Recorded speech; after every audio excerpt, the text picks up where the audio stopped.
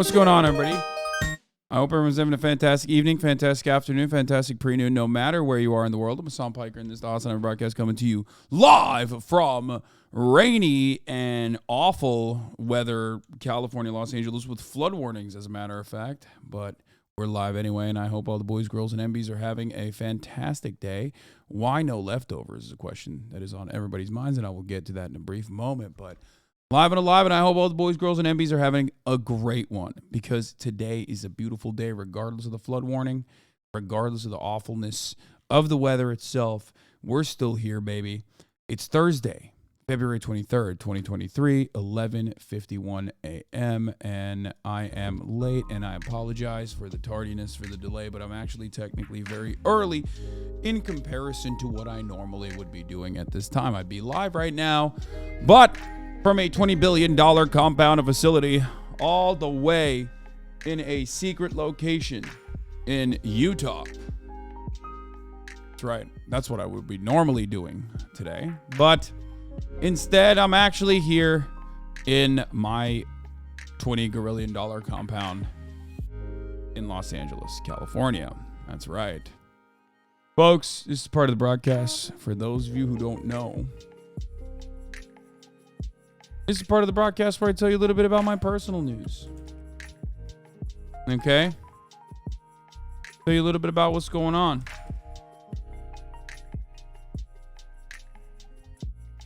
Utah is just Western Ohio. Yes, it is. It's the truth.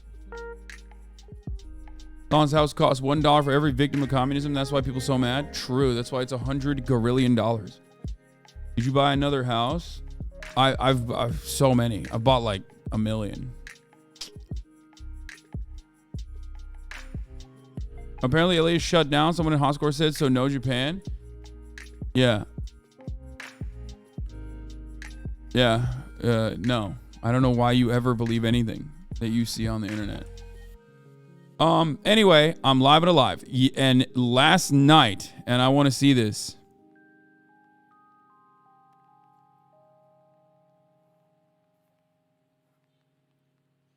Last night I played basketball with some friends, and it was a wonderful experience. I had a great time. And honestly, for me, it's like, even if I play poorly, it doesn't matter ultimately because it's still cardio. So that's my goal. And it was great. And I hope you guys appreciated it. I did a lot. I did a journey. Do we have some? I made bank, doubters lost. Yeah, don't doubt me on the courts. You know what I'm saying? Don't doubt me on the pavement, baby. But do we have any clips of the fun that we had or no? Will y'all play again today? No, man. It's flooded out here. Will gonna get smoked in the next game day tourney, I fear. Well,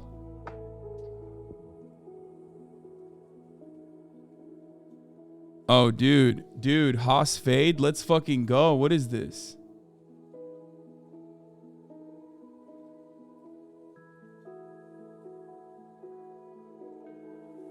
Oh, dude, I'm totally using this. I'm using this GIF as a blast off. I'm sorry. I'm sorry to the other people that made blast off memes, but that GIF is fucking fire. Update on a video from yesterday. What is this? You guys know, right? Oh, you found the fucking Nazi guy? Nice. Hasanabi clip from last night from Wendy. What is this?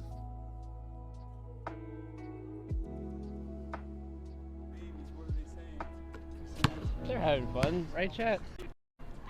My babies, what are they saying? They're having fun, right, chat? Oh, it's because I said, let me look at my babies. All right, I got the update from the video yesterday. Do you know if this is the issue that of the King Kong magazine that you're in? Body Politics Volume 1? Yeah, it's not out yet. So obviously it's not that. And you can see the contributors on that. That's an older issue. So no, I'm not in that issue. I just did my interview with them earlier. That's why I'm late, by the way. Anyway, I played some ball, which was fucking fire. Okay, thank you, Themasius, for the fat playlist. We got 36 states on alert as winter storms move in, and Donald Trump is back, baby. Donald Trump is so back.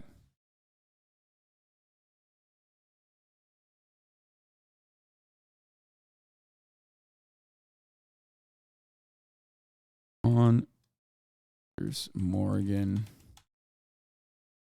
Storms are coming. Us and more reacts gaming. Else get in now.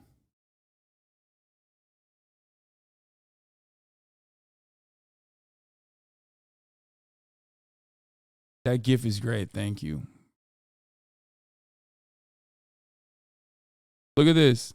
The ball last night. We're going to talk about that right now. I'm already blasting off early as fuck, dude. I'm getting right into it. You know what I mean? Getting right the fuck into it. You already know it.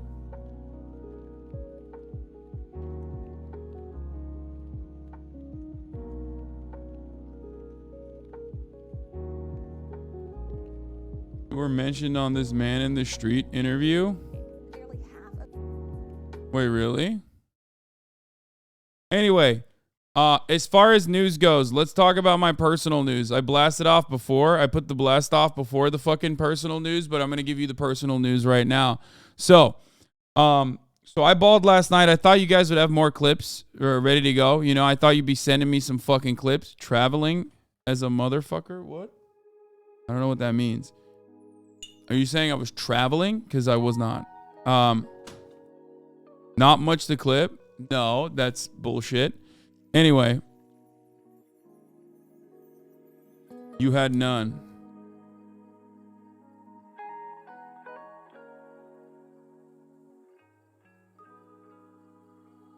Dude, you were way better than I thought you would be. Okay, I was actually Brick City last night, so I assume you thought I was really, really bad. That's bullshit. There were lots to clip.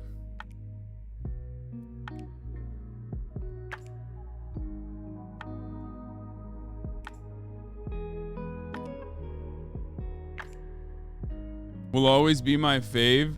Oh, come on, dude. This is so whack.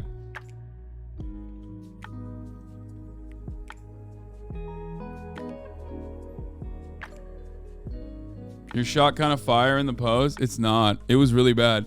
I usually I usually have a much better jumper, especially from the top of the key. And it wasn't that good. Will's shot form had me crying, laughing. Your fadeaways were clean as hell. You just need repetition to bank more of them. Your form was insanely good. I thought my form was ass. I'm gonna be honest with you. Like that was actually that was way worse than I usually am. Because it's too cold.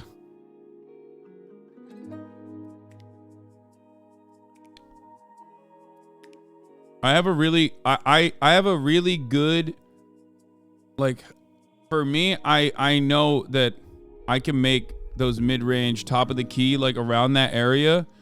I have a decent shot there for sure. Damn, dude, is your chat OPEC? Is they really gassing you up? No, your shot is def ass, but your baby hook is low-key goated. Your shot is def ass? Okay, bro.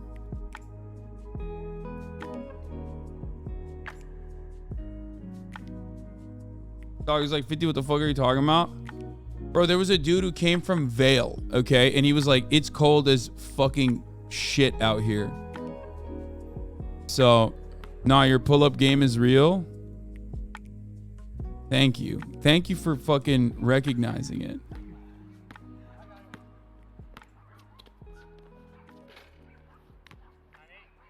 Thank you.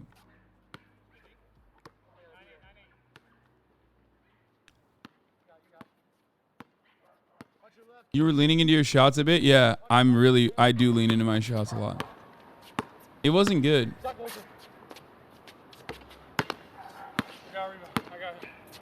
I mean, my ass cheeks is, if you want to actually criticize me, you got to criticize me on how little defense I play.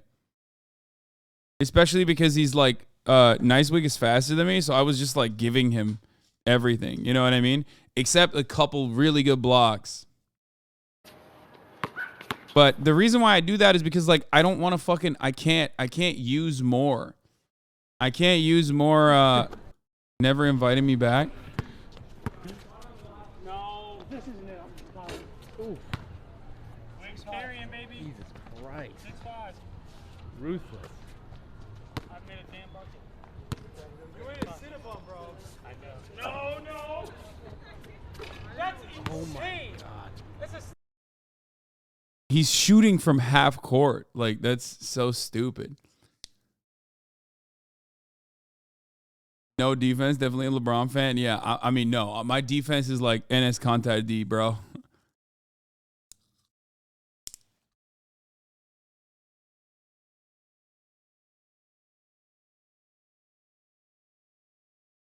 Anyway, bro, you were gassed when it was 3-2.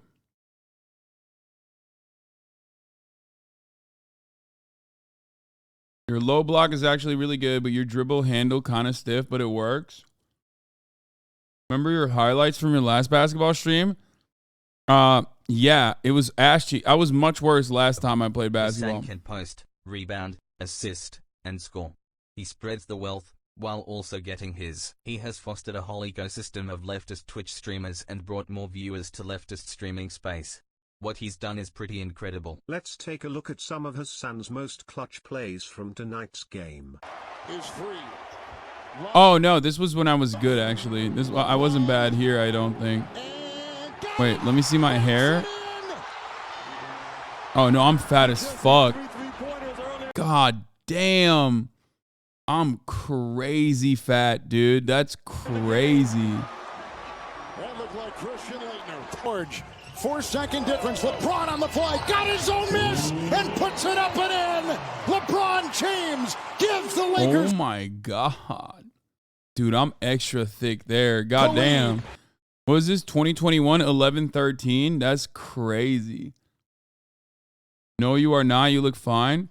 No, I mean, this is insane progress for me. GD played a clip from ShitCon and you've lost so much weight since then. LeBron fades away over Oh yeah. The fattest I was when I was at, dude, the fattest I was when I went to ShitCon, not Shit Camp, ShitCon. Like, what was that? 2021, right? ShitCon 2021. I mean, look at this. Bro, this was like the first time I was out of my house. I don't know why. Look at that. Oh my God. You can kind of see me back there. Ready? Are you ready? 3, 2, 1, charge! Go, baby! Go, baby! Go, baby! Let's go! That's it, that's it. Come on. Like there, I'm like 275 or something. I am right now. Right now, I am. I'm 247 as of last night, which is the lowest I've been since I started losing weight and like gaining muscle mass again. And my midterm goal was 245, so I'm very close. Even though I got to 247, and then I immediately went to this place, which I'm going to talk about now. I went to Safi's, this restaurant called Safi's. It's owned by a Israeli couple that also owns Bavel and Bestia. These are two fire fucking places.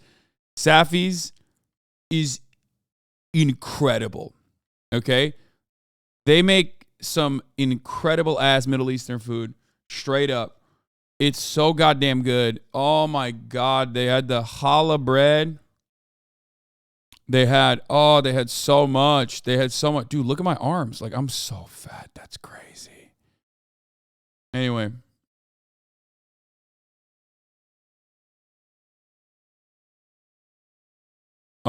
It was incredible. It was incredible. I will say it's probably the best. Isn't Bestia from Bestia is a actual restaurant in Los Angeles. Wait, what other restaurants do the Safi's couple own? They own Bavel, which is also Middle Eastern, and excellent. The pitas. Oh, the pitas. It's the best pita. It's the best fucking pita you've ever had in your entire life. At Bavel. And you got that fat phobia in them? Yeah, of course, dude. What do you mean? You know who's the most fat phobic people on the planet? Fat people to themselves, okay? Internal. That's why it's so stupid when you do fat shaming. It's like, you think fat people don't fucking know? You're silly. You're out of your fucking mind. There is no one that hates their own fatness more than fat people, okay? That's like kind of, I wouldn't say the most. No, for me at least, the most, 100%.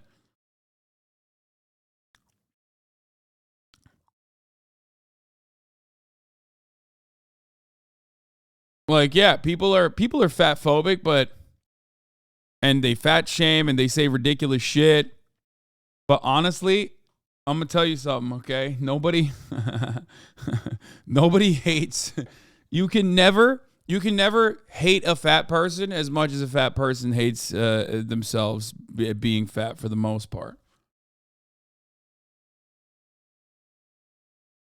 I don't like how you talk about women. Okay? Get in line.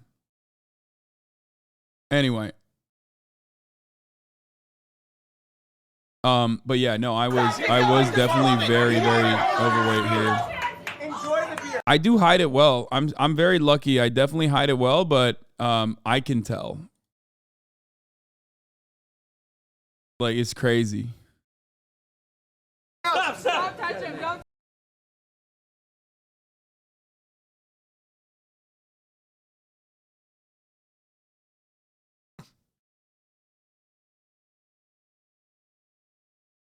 I'm not sure why, but I'm mad at you for something. Yeah, I know. Thank you.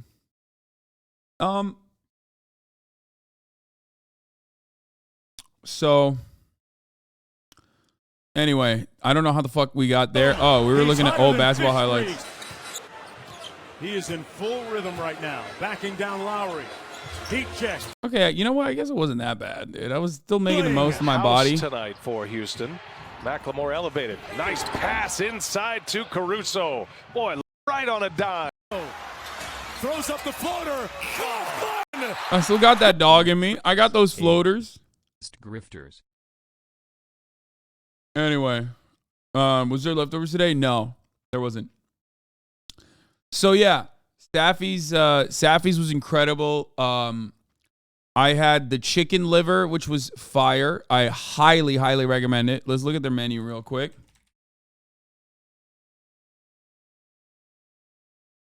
Okay. So we had the lamb kebab, which was fine. I think it was a little too juicy. I think they needed to reel that in. The chicken kebab was all right. It has the skin on it, so that's cool. I don't eat the seafood, but the table was saying the oysters were decadent. The hummus is incredible. The hummus is absolutely fucking incredible. That's the challah bread, which you got to order extra of every time you go to one of their fucking establishments. They always are. This is Arabi food, not Israeli. Bitch, this is also Turkish food. The fuck do you mean? I know. But the couple that also make Italian food are Israeli. I never said it's Israeli food. I said, wrong, it's Arab food. Man, shut the fuck up, bitch. It's Arab food. Suck my dick. It's doner, motherfucker. Doner, okay? Doner. Doner. Middle Eastern. More Turkish than anything else. Anyway, all the Arabs and all the Turks can at least agree that it's not fucking Greek, okay? We can all agree on that. Anyway, so what the fuck does too juicy even mean? It was too fatty.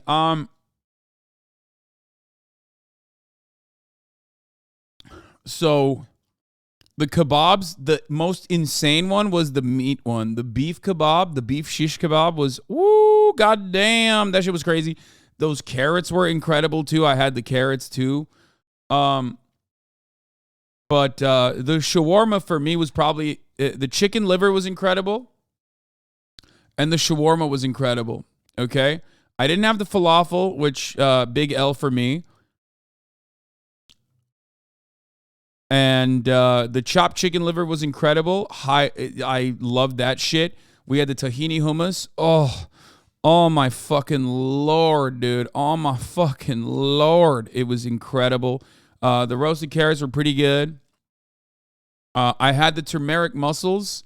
I don't eat the mussels. I just had like the taste, the sauce, and the sauce was pretty fucking solid too. As far as the large plates goes, we got the wood fire shawarma plate. Oh my Lord. It was a ride. It was a journey. I was like literally fucking my mouth was watering as I was watching this fucking as I was watching this shawarma spin right in front of my eyes. And you know, it was definitely solid. I really wanted to try the Safi's dish kebab, but I couldn't, unfortunately, because we had ordered too much, so I can't speak on that. But next time, I'm definitely getting that shit. My mouth is watering while I'm talking about it. We did not get the pork shishlik, so I can't speak on that. The lamb kebab was all right. I think we had the habanero one. The chicken shishlik was decent, pretty good. It might weird you out that the chicken is it's a chicken thigh, basically with the skin on it too. And so that was. Do you usually like lamb? Of course, bro. I'm Turkish. I love lamb. The beef shishlik was the best though. As far as like things that really stood out to me, beef shishlik, shawarma, and the chopped chicken liver. Oh my Lord, the chopped chicken liver that sits gently on top of a challah bread that is toasted. It's too much. It's too much. Jesus Christ, you can go to Westwood, get Persian food for half the price. Jesus Christ. Dog, I literally lived in Westwood, and I had the Persian food, and I had it for half the price. Also, if you live in fucking Turkey, it's literally not even a fraction of the price of this food, okay? So shut the fuck up. I know. I mean, we ordered a lot of stuff off the menu. Their desserts are kind of mid, but the creme caramel is not that good. Their soft serve is like the famous one, I guess. They don't even have baklava, which is crazy. Just say challah. No one says non-bread, lol. I mean, I say non-bread. People need to stop hating. Yeah, I know. It's so fucking annoying. Shut up. How dare you? I'm the dessert chef. Well, that could be the case because apparently there's another place in Silver Lake called Pija Palace. This is a very famous new restaurant in Silver Lake called Pija Palace. It's like Indian fusion. And my friend was there the other day, and you know, he fucking talks about. I mean, he told him like he's friends with me, and the guy was like, "Oh my god, I'm a big fan. You know, bring him in." So.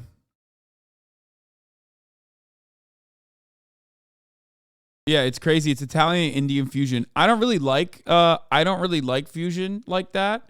I'm not a big fan of fusion like that, but yeah.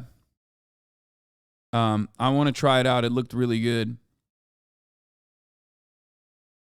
Saying non-bread is like saying chai tea. Yeah, I know. You guys are so cultured.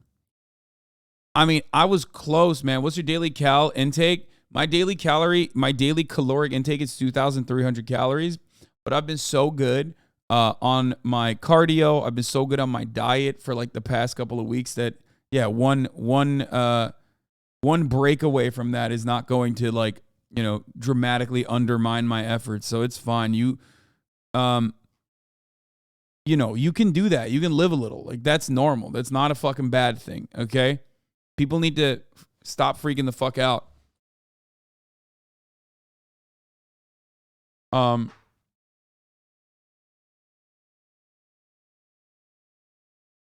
So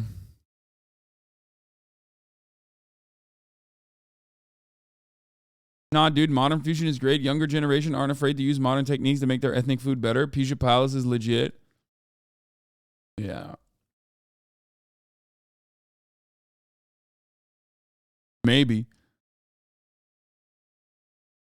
Damn, that's insane. As a 120-pound powerlifter, my calorie intake a day is 2,000 law. You are 120 pounds.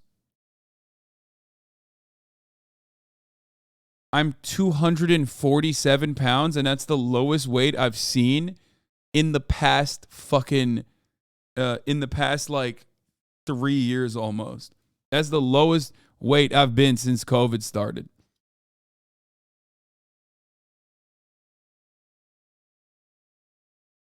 £120 powerlifter isn't a thing. Yeah, first of all, yes, it is. That chatter is a woman, okay? 100%. You motherfuckers are so, hard stuck in your own worldview that like,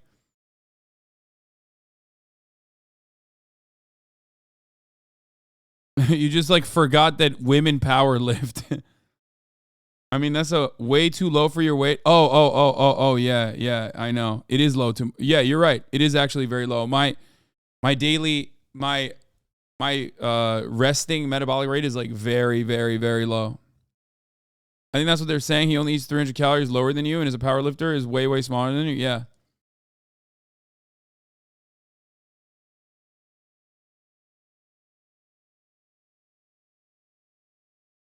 Hopefully I did not misgender this person, by the way. But I just assumed because her name was Allie.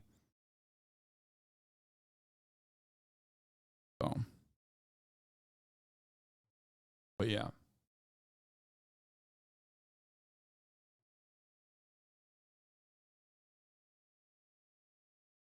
Not like Ali, but Allie.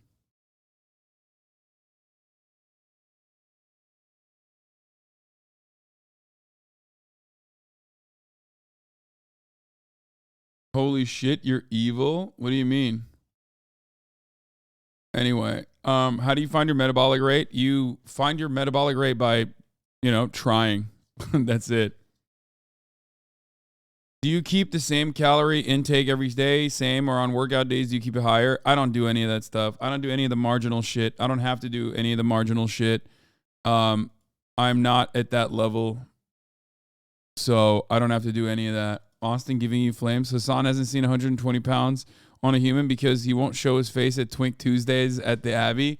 That's true.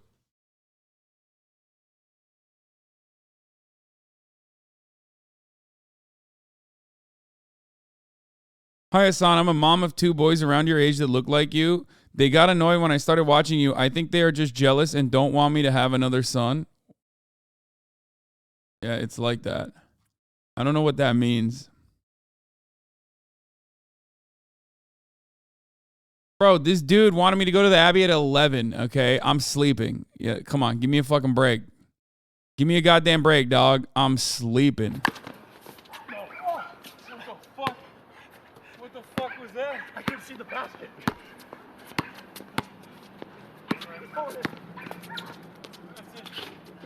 Easy. 9.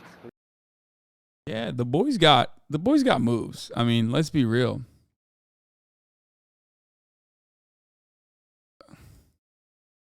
Look at that. It's just solid fundamental basketball, dude. Look, step by step. Just get up. Look at that. Travel? No, it's not. Will has the funniest shot ever. Will has not played that much recently. That's what it is. Dude, my vertical is nothing.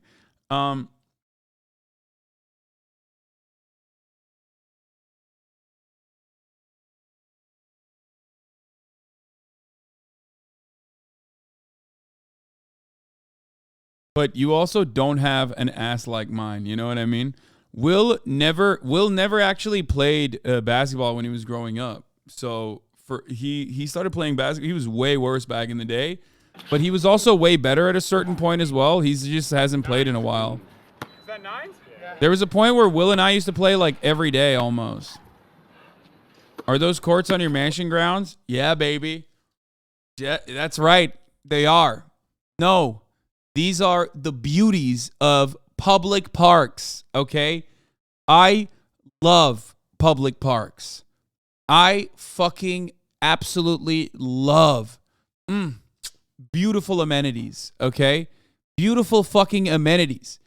You don't need a mansion with a backyard with a fucking basketball court if you have public parks, okay? Just like you don't need cars if you have a adequate transportation in your city, okay? Public transit. God, I love public parks, though. Oh, my fucking Lord. Ooh, I love public libraries, too.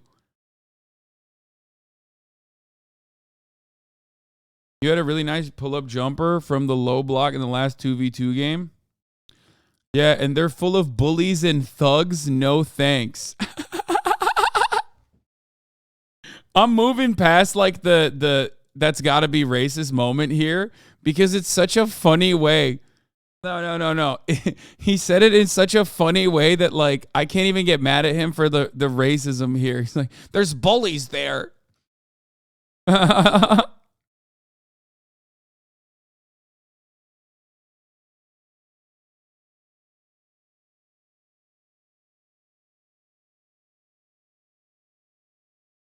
How do you get bullied at a public park, dog? What the fuck? Anyway. How do you get bullied at a public park? That's so sad. Yeah, it's sad. There you go.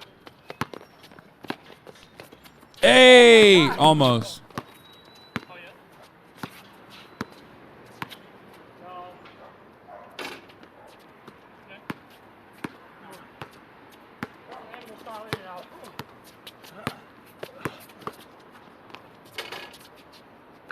That was the worst rim, by the way. That rim was just awful.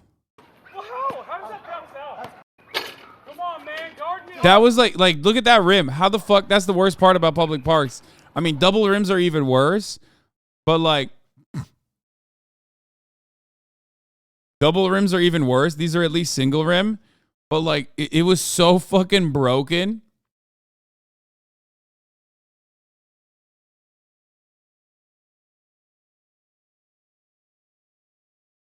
Anyway. Come on, man. Like, Guard that's me. a Oh, crazy, that's defying the laws of physics. I know. I'm so happy you said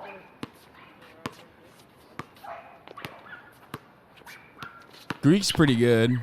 He's pretty decent. So is Nice Wig. Alright, I'm going back to reading chat. Sorry, I was just trying to focus on how frozen my fingers were.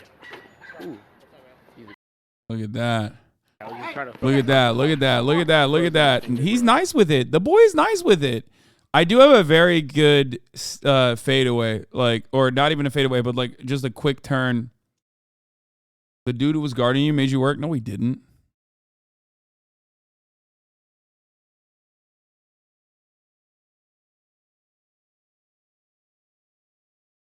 2 things about your shot. You should try to keep your lower half a little more in line with the basket and jump from a slightly wider base to give you a little more stability. Also, you should play more like Jokic or Doncic. That is your ideal comp.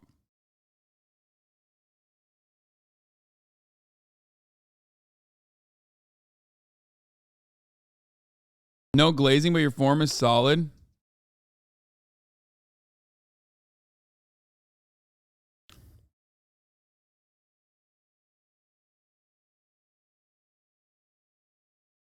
Dude, I do want to, this is not a joke. I do want to do like an NBA coach like Drake.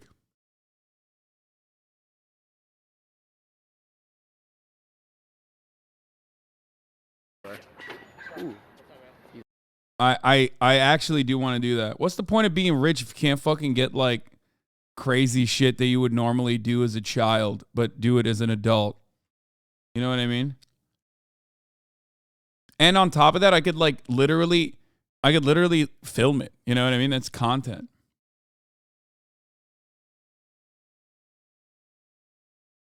You should get some streamers in LA and do a one-day basketball coach to train y'all. Yeah, that could be fire. Next time when you ask for the ball, put your butt in on the defender's hip and your left hand on his hip too, and your tight hand straight up. That way, once you get the ball, you create a separation with your butt and left arm, either fade or square up your shoulders. Thanks, man.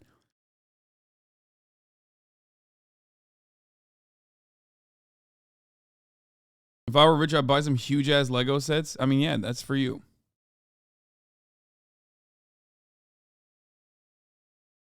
Because, like, I'm sure Drake was fucking ass. But, like, when I see Drake play basketball, that is good advice, yes. When Drake plays basketball, like, he's actually good now. Like, he's actually good. His form is really, really fucking good. And it's absolutely because he fucking got training from a bunch of different people. Damn.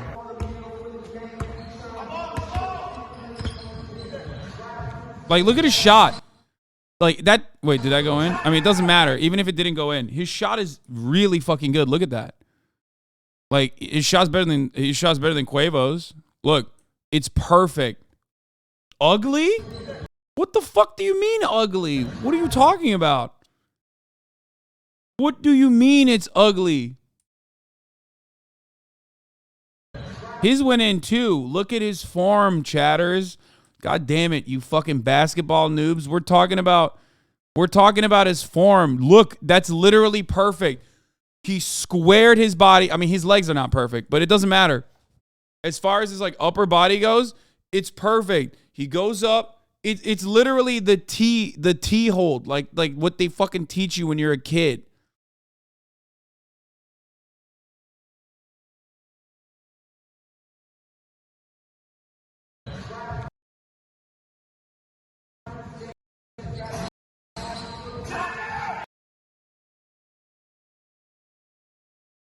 Listen, I played college ball. You really have no idea what you're talking about? Yeah, okay.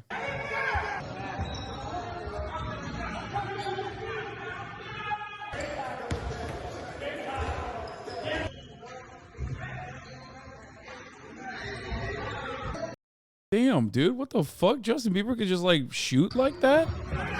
And so can Quavo? What is happening? These guys actually ball? I did not realize.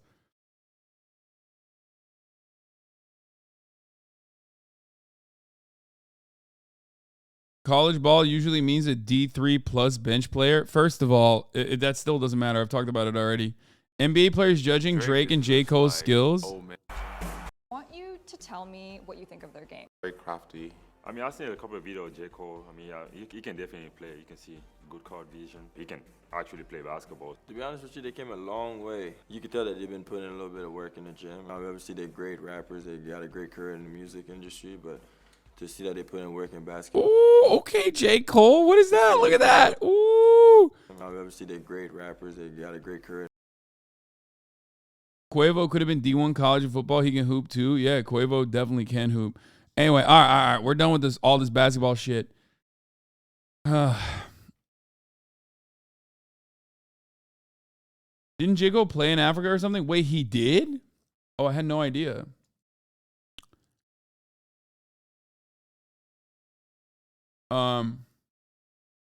Drake is much improved from the shot at Kentucky. Oh, this is like way back in the day. Yeah. I mean, the lows were low during the regular season, and I think that battle tested this. Oh no! When you whiff it like that. Yes, his shot is definitely worse here. Like,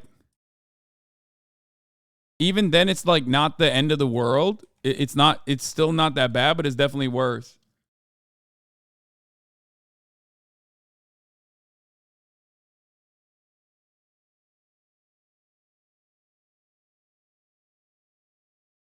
Did you get a leftovers update? I was looking forward to that one. Yes, we're not doing leftovers today because Ethan texted me last night and he said he's really tired and he's been getting headaches and he's not feeling well, so he doesn't want to. He asked if we could not do leftovers today. So I was like, yeah, fine, that's all right. So we canceled it. He's been fucking going crazy with the streams and the interviews and stuff. So I think he was just like, he didn't have it in him, which is fine, you know. Okay, now that I gave the sports weebs their updates, time to give the fucking One Piece weebs their updates as well. Might be my favorite arc so far. I really loved Eni's Lobby. I think I feel like I keep saying that with the exception of Thriller Bark. I feel like I've said every new arc has been my favorite. But honestly, shit is so good, dude. The Archipelago, oh my lord, dude. It's so good. It's so good. The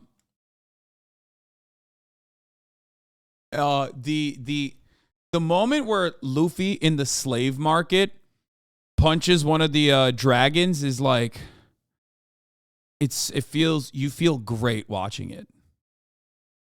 Didn't it get too woke for you? Wait, what? Yeah, it's really woke because it has an anti-slavery slant. You know, the thing that like pretty much every single human, unless you're the worst person on the planet, agree is bad. Punched him so hard it turned back into a manga. Yeah. It's so great. It's so great. It is really so satisfying. You're in the Saba Odi arc? Yeah, exactly. Yo, is this angle and lighting is different? You look good. I just raised the camera up a little bit, but yeah, I changed the lighting. As a non-piece watcher, this sounds chaotically unhinged. Yes.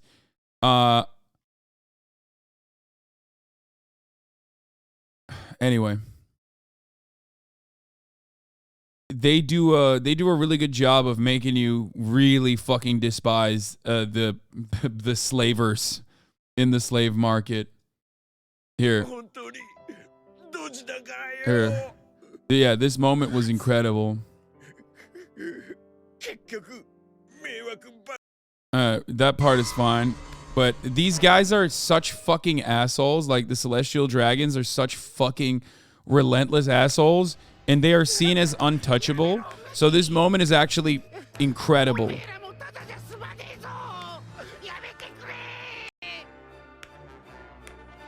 I'm glad I'm watching it dubbed. I would hate that little starfish's voice if I was watching it subbed.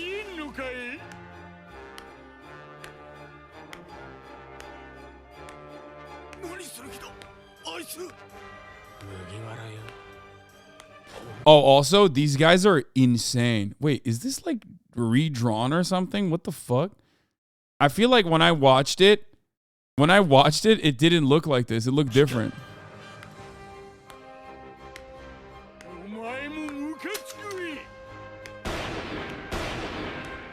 Dude, this part is so good.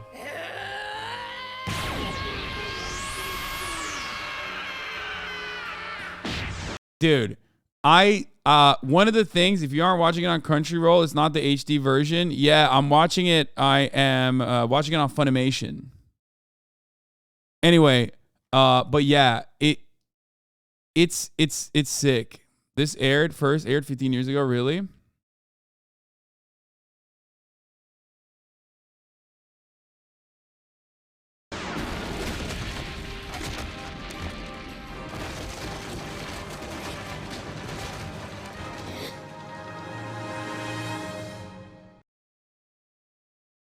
So this is a very rewarding moment because these guys who are like untouchable and do like unspeakably awful things regularly, it's like the first time they get punished.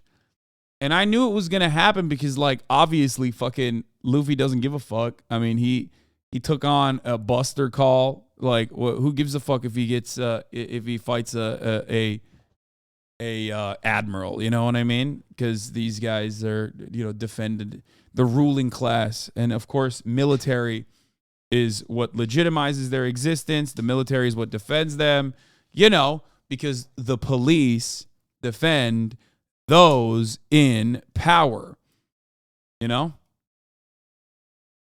the capital owners. Anyway, so it's great. It's fucking fire. Have you seen the admirals though? Yeah. I mean, I saw the one guy.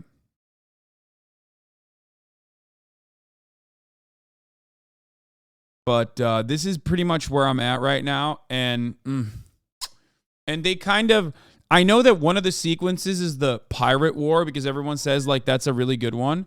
And I think that I'm at the precipice of that possibly because like they allude to it because they talk about Ace, who's up for execution in this episode or one of these episodes. And I feel like that's, you know, I'm excited for that. I think Buddha said it was like his favorite arc that I would love more than anything else. Anyway, this is really good though, and that's my One Piece update. I'm very excited. I'm very excited for things to come. All right, let's get into it. Let me blast off one more time. I didn't really fucking blast off well. I did it in the first 12 minutes, and then probably annoyed the shit out of people by talking about not my, not my news, but instead personal news instead of like real world news. And I know people can't fucking stand that, but here, let's do it again. It's for you guys. You guys enjoy it, but not everybody does.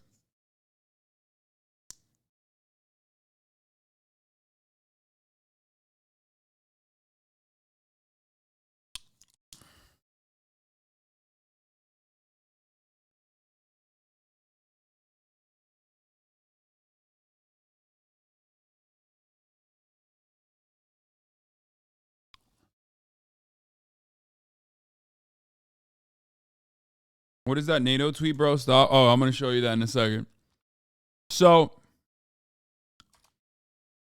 anyway, retweet this, like it, interact with it.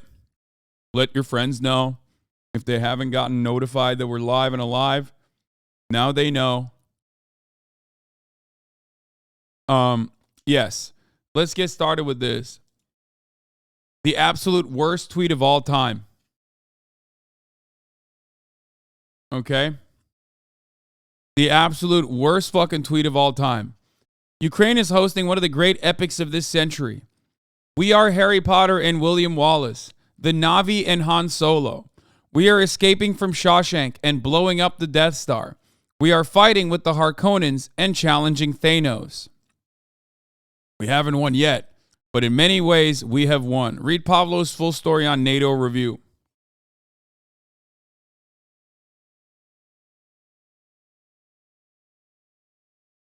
It's like there's no greater representation that like we in the West have developed this like neoliberal monoculture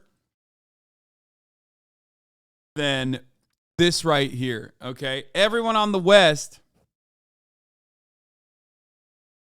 like everyone around the world just consumes the same shit.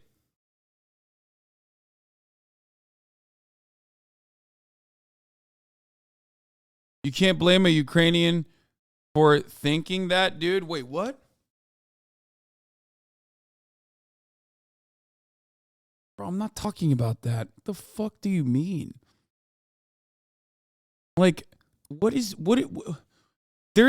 this idea, and this actually is a good segue into another story that I'm going to talk about. There's this idea that like, if someone is being attacked by a larger superpower, or if someone is like oppressed, or if someone is from a marginalized background, for example, right? I will be talking about the NB.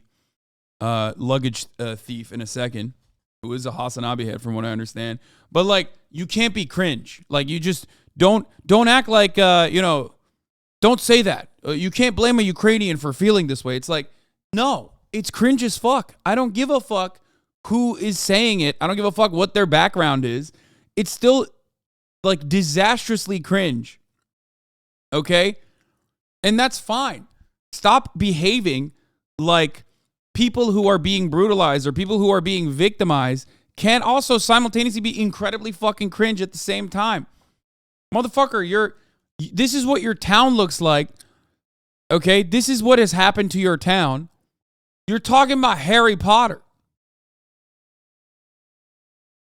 Like, what the fuck is this?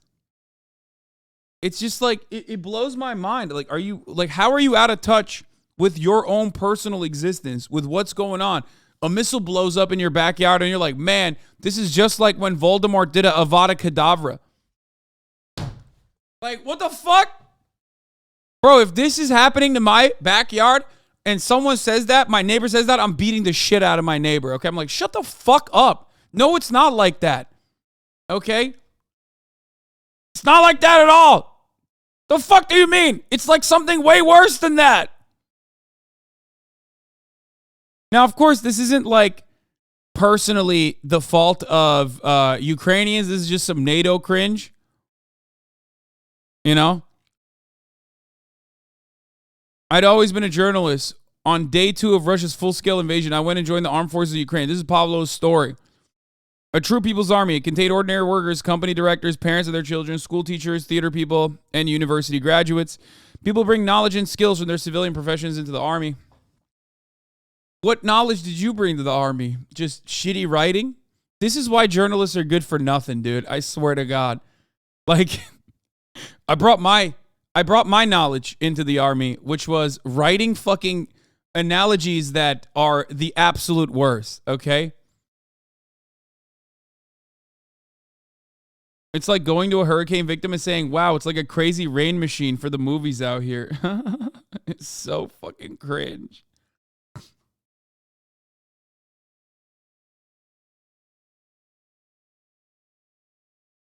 People bring knowledge and skills from their civilian professions into the army, as no one had got round to telling them it cannot be done. They said about creating new ways of solving problems.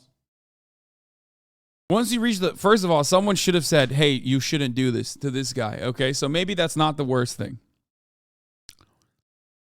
Once you reach the front line, you come to an important realization. Whether you survive is mainly a matter of luck. Training can improve your odds. So can practice and experience. So far, so good, by the way. None of this is an issue so far. I'm just going to say. Okay? Russia continues to mobilize and does not count its losses. Ukraine is left playing David to an aggressive Goliath. Okay, fine. Moscow tried to divide Ukraine, but achieved the opposite. Fine. If Ukraine loses, Moscow gets it, and Moscow gets his way, the domino effect might be felt around the world. Differences become secondary. There are hundreds of thousands of soldiers in trenches, millions of their friends, relations at home without power. In these circumstances, it doesn't matter what your language is. Ukraine is losing. Ukraine is hosting. This is where it fucking falls off of its hinges. Also, yeah, I don't think we count Ukraine's losses either, but that's besides the point. Who cares? He's like trying to fucking...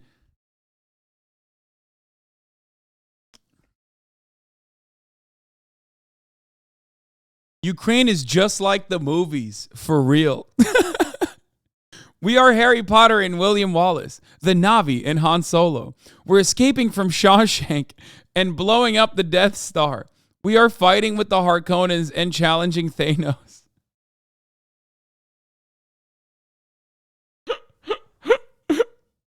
I did not know. I know that NATO has nukes ostensibly, but I did not know they had nuclear cringe, okay? This is nuclear grade uranium cringe. So, turns out maybe Ukraine does have nukes. This. We haven't won yet, but in many ways, we have won. Read Pablo's full story. It's like, oh God.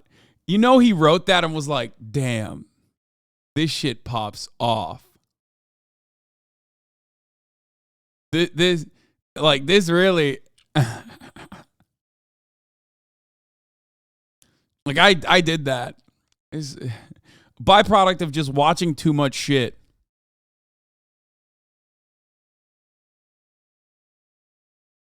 I love this. What is this? I did see a quote tweet of this where it was like, I think it might have been this one. Yeah, I was just thinking about that. Yeah. Are we supposed to take out Spider-Man and SpongeBob? Iranian cleric mocks US and says Tehran can't strike back at targets of Soleimani's stature because America only has fictional heroes.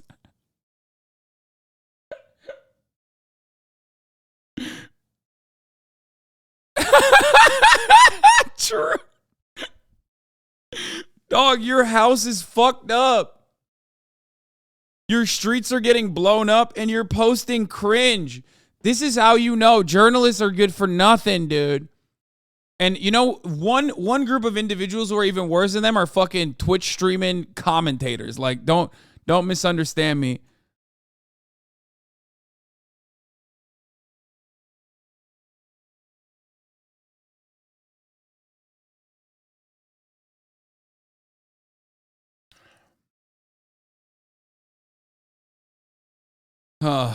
If Vladimir Putin single-handedly gave the greatest existence for NATO to continue, growing, these guys are literally doing the exact opposite. They're doing the most out here. They're like, I know the fucking odds are stacked against us and things are not going great, but honestly, maybe you shouldn't give us $111 million because, or $111 billion in arms because this is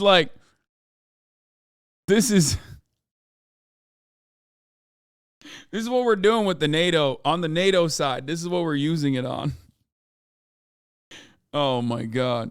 Putin is NATO's biggest support. NATO is NATO's biggest enemy. Exactly.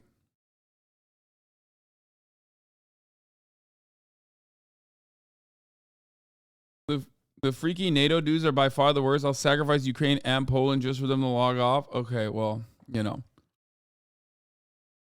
don't think that most of the NATO dudes are also on board with that, for the record.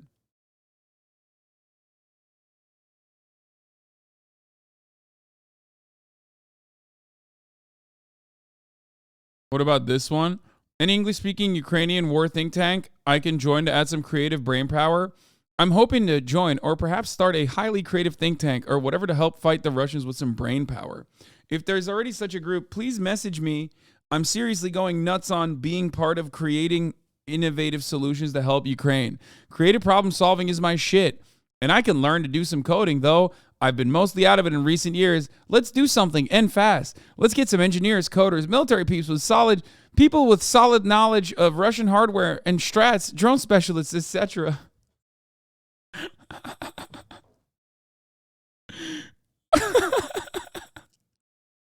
This is the most Reddit war, dude. What is happening? If I caught Zelensky in bed with my girlfriend, I'd ask him how many sugars he took in his coffee, then tuck him in.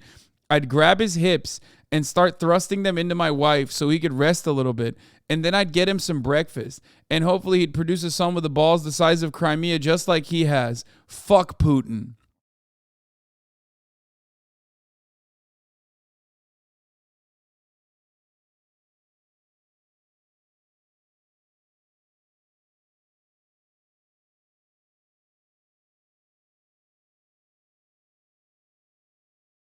I do feel like the Western, the anti-libertarian bigotry on Reddit's r/New Hampshire has gotten really bad in response. The mod stepped in and pinned NBC's Free State NH documentary trying to combat anti-libertarian extremism. What?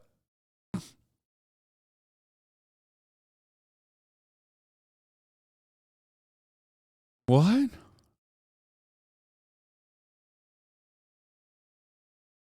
Political beliefs. There's nothing anti-libertarian bigots hate more than science. This guy's joking, right? Political beliefs are substantially more heritable than sexual orientation. Do some searches on heritability of political beliefs and sexual orientation if you doubt me. Libertarians really are #born this way. Okay, he's not wrong. No, he's right. He's right. It's ableist. It's ableist to say Listen. You're being ableist if you make fun of libertarians. Like, come on. He was born that way, okay? Yeah, oftentimes we talk a lot about TikTok and its devastating impact on American society, but we rarely ever talk about how bad Reddit is. Possibly because, like, you know, Twitch and Reddit is unfortunately linked in a way that is really devastating for me personally. But I do think that Reddit needs to catch more strays. I think it's like too insular overall. Like, enough normies don't know how bad Reddit is, or how truly bad Reddit gets.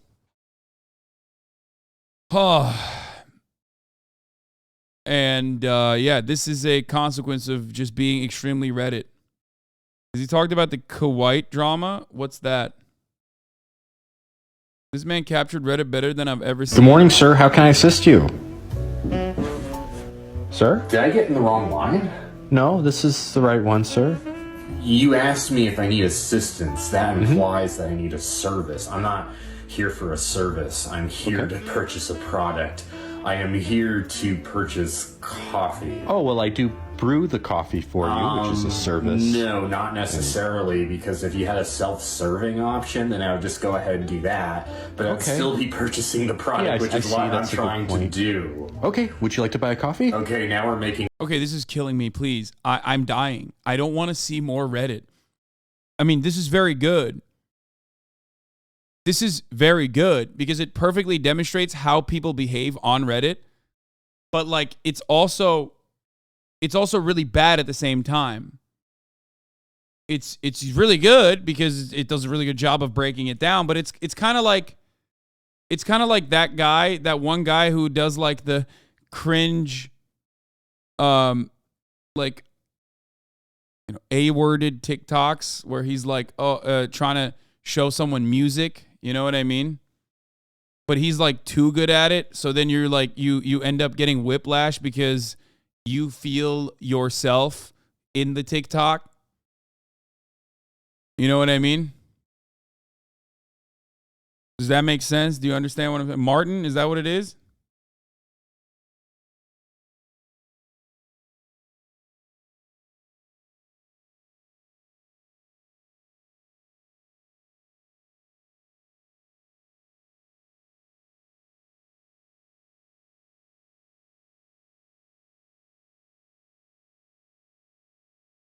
You can literally write anything and it gets a fair bit of traction. You will inevitably have a dozen dorks in your inbox nitpicking every word you said.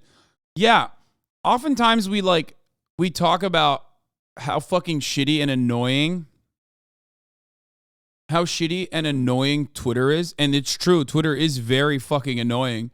But we always forget how fucking awful Reddit is. Making more sense. All right, I'll have the Robusta. Okay, great. Do you know where that's from? This one's from Gambia, sir. Okay, all right. You're redeeming yourself a bit. So happy to hear that. And I'll have that at pH 6. Oh, like pH level? So you want milk or? Yes, that's what that means. Oh, God. Right. Anyway, people can go on Reddit and find validation to do a murder. I mean, there's like decent spaces on Reddit too, but like there is a Redditor ass attitude. There's a archetype. Of Gen Zers actually go to social media platforms, so we're talking Instagram or TikTok, and that's to get their information. This is apparently they did a man on the street for the Chinese spy balloon, and one of them was a Hasanabi head or something. Super fascinating. Where do you think you get the majority of your news from? So unfortunately, I think that I do get a lot of my stuff from social media. Mostly TikTok and Instagram. Hassan on Twitch, that's the homie right there. Yeah, let's go! Woo! Hasanabi is in the fucking wild! I would say that I actually sometimes go to the Wall Street Journal. Yeah. I watch the news, I don't trust them niggas though. My man! Valkyria Hearts. Thank you for the 5, get the subs. Okay, that's all I needed to see from that video. That's it. That's all I needed to see, baby. Let's go. Let's fucking go.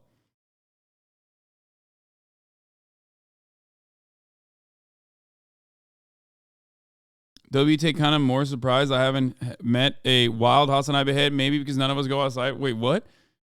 I fucking go every time I go outside and meet Hasanabi heads. It just means like you're not going to places where there are other Hasanabi heads, or at least like how the fuck are you gonna figure out that someone watches me? Bro, it's because you're literally Hasanabi. Oh yeah, that's true. I guess that's part of the reason why. Oops, I didn't think this through, okay? I did not think this through. Yes, that is probably the reason why I see a lot of Hasanabi heads out and about. Wait, did you have these on your new playlist too? Oh, you do. Nice. Let's go. Okay. The Macius. Doing the Lord's work. All right. 36 states are on alert as winter storms move in. This winter storm, 60 million Americans are on alert for extreme weather, and it's the first blizzard warning for Los Angeles County in more than 30 years. Let's go to Trevor Alt. He is in snow-covered Minneapolis. Good morning, Trevor. If you read the if you wore the merch in public, you'd probably meet a lot more for sure. I suspect that like a lot of people. I mean, dude, the funniest thing is like, it's literally you meet a lot of people who are fans or who are in this community when you're at your place of work, like the Chipotle in Lansing, right? Where the dude was, I think, reading Mark Fisher, and the other person that walked up to him was like, "Do you watch Hasanabi?" And then they fucking unionized that Chipotle.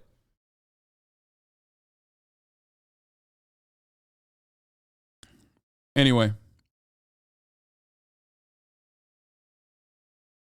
Good morning, Robin. Snow covered is absolutely right. Overnight here in Minnesota, we were absolutely pummeled by the snow, and it's really coming down heavily right now. But it's not just how much snow we're getting, it's also the kind of snow, too. I mean, look at this. Look how powdery and fluffy this snow is. This is exactly the kind of snow that's going to get blown across the road. It's making visibility really difficult. The driving conditions in some spots are almost impossible, to the point they shut down several highways overnight. But this is not just a Minnesota problem. There is severe weather happening all over the country.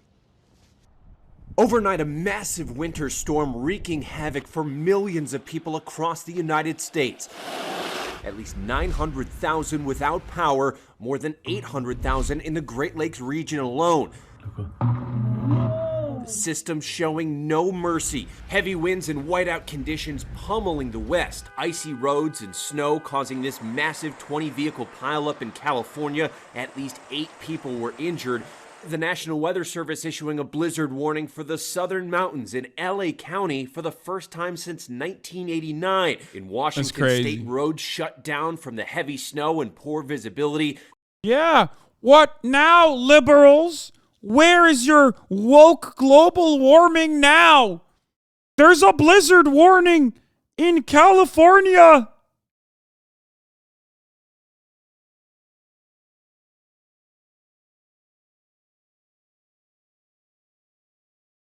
This school bus stranded, and a major snowstorm threatening central Arizona with winds as high as 72 miles an hour. The Midwest also getting pummeled. Already hundreds of flights canceled today because of the weather. In Michigan, a volunteer firefighter killed by a fallen power line after ice snapped a tree branch. Winter storm battering Minnesota, with the National Weather Service also issued a warning for near impossible travel conditions. And in Illinois, rain and ice damaging the power system. All of a sudden I heard a big boom and a big red fire came up. In the South, authorities in Arkansas saying 5 people were killed in a small plane crash in Little Rock. While the cause is still under investigation, wind gusts were reportedly 40 miles an hour when the incident happened. And in the east, a tornado touching down in New Jersey. This video showing a trampoline flying through the air amid those strong winds. And now in Minneapolis, we're in the final throes of this storm. Officials have said this morning could actually be the most difficult time to drive through the morning commute. We could still get another 1 or 2 inches of snow per hour. Michael? All right, Trevor, be safe out there. Thank you. Hi, everyone.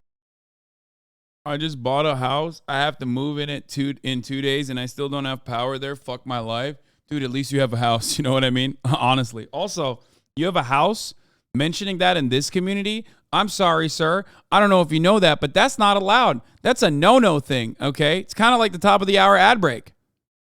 And skipping the top of the hour ad break is an absolute must. If you want to do that, all you need to do is subscribe, which you can do for $5 or for free. If you want to cancel the top of the hour ad break, like I just canceled that chatter who just bought a fucking house, all you need to do is subscribe. We're going to move on to the motherfucking Trump is back train, baby. Because he's back. Choo-choo, okay? And that train is not derailing at the moment. Matt NLT, thank you for the 5. Get the subs. Allowing... What is this? The Quiet situation is Quiet is a new generation YouTuber, and dude came out about how Quiet raped them and abused them is really heavy. What the fuck? Dude, I don't know what that is. I don't even know. I don't know anything about this. I feel like there's, shit going on in mainstream news that I need to be covering than yet another YouTuber doing some unhinged, insane shit. Matt NLT, thank you for the 5. Get the subs. What was that whole missing luggage thing? Oh, we're going to talk about that in a second.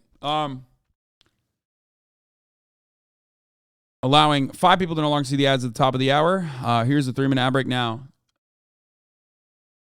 Yeah, we'll do the reporter that got killed covering an earlier shooting, which is surprisingly not like, I don't know what the fuck's going on there. I feel like there isn't a lot of coverage on that.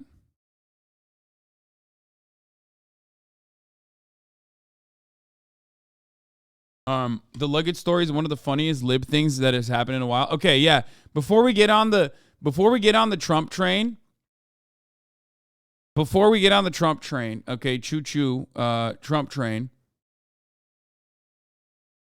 Let's talk about this. This is one of the funniest fucking stories I have seen. So, this is a fashion designer. And a lot of like this slipped through the cracks for me. I didn't hear about this at all because like it didn't get, understandably, it got no coverage whatsoever on mainstream news, on like the liberal side of mainstream news.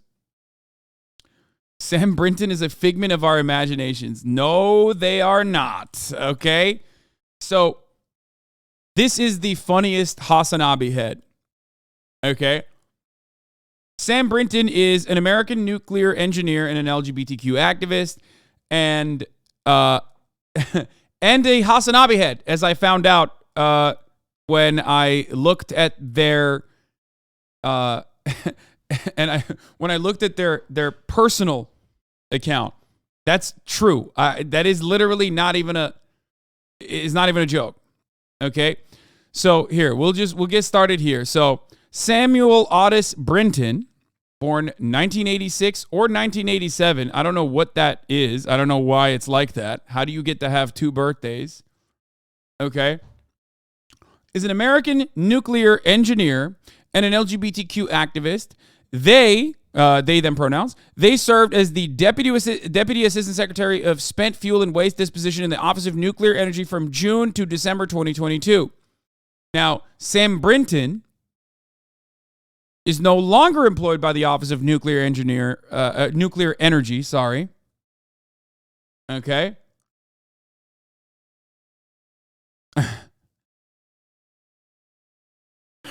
Because they have a passion. Okay? And that passion is stealing luggage. That's right.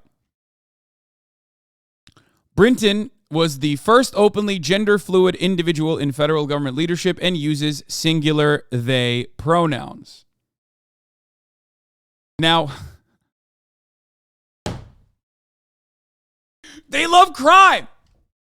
They love doing crime. Okay? But the funniest crime, like, definitely the worst type, too, because it's like, it is such an inconveniencing type of crime. Because if you've ever flown and your luggage has like gotten lost or whatever, it's just one of the worst things. You're just like, oh, fuck, man. It's like at least if you're at your house and someone breaks into your car or something, like, you know, that shit sucks. But you're not as like, I guess, anchored. Like, you're still at your house. You know what I mean? You still have all your shit for the most part. Like, but when you lose your luggage, even, you're like, what the fuck am I supposed to do now? There's like personal shit in there. And it's not going to be, I'm not going to be able to like immediately replace it. Right? So, bro, stealing luggage is like getting a free loot box. You could get a laptop and it'd be like getting a knife in CSGO. Yes. I think there is an element of that as well. So, Brinton was raised in Perry, Iowa, okay, and was the child of 2 Southern Baptist missionaries. Brinton came out as bisexual to their parents in the early 2000s. According to Brinton, their parents disapproved of Brinton's attraction to a male friend from school and sent the then middle school student to conversion therapy. You know, I'm going to skip all that stuff. So originally, people were very upset at the Biden administration for hiring Samuel Brinton because Samuel Brinton goes by they, them pronouns.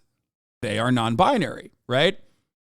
And that, of course, was, you know, a big no-no for a lot of conservatives. But, you know, fuck them. Who cares, right? However, it's not the non-binary. Yeah, it's not the they-themness of Sam Brinton that was actually a problem for the libtards over in government. It's the fact that, like I said, Sam Brinton, a Hasanabi head, also loves stealing luggage. How do we find out? I believe they were caught originally stealing luggage. And then it came out that they've been doing this for a minute. Okay? This happened like a while back, and it kind of like wasn't really covered all that much. Fox News alert. It wasn't really covered all that much in liberal media for obvious reasons. But now there is actually a face to one of the victims of Sam Brinton. Okay? A female Tanzanian fashion designer based in Houston alleged Wednesday that clothing worn by former Department of Energy official Sam Brinton had been contained in her luggage that she reported missing in Washington, D.C. in 2018. Asia Kamsin, who has designed and handmade her own clothing line for years, said she recently saw a report that Brinton had been charged with stealing multiple pieces of luggage across the country and noticed that the former official appeared to be wearing her clothes in several photos. Kamsin said she had packed the same clothes in a bag that vanished on March 9th, 2018 at Ronald Reagan Washington National Airport.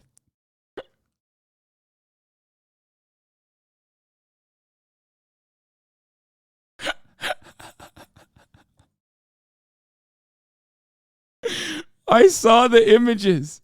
Those were my custom designs, which were lost in that bag in 2018, she told Fox News Digital in an interview.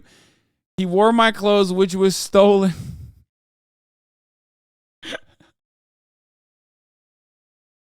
She posted about it on Twitter. She's like, what the fuck? All right, ladies and gentlemen, hold on to your luggage. Sticky Fingers Sammy is flying. Biden's old nuke guru flew back to Minneapolis today for a court date after snatching $2,000 worth of designer ladies' luggage. Rebecca Brannon caught the baggage burglar coming out of court. The Biden administration loves to brag about its diverse. Mr. Brinton, do you still have a security clearance? Are you going to plead guilty today? Did you steal any luggage today? Did you steal any luggage today? Who are you wearing? Why would you want some lady's dirty clothes?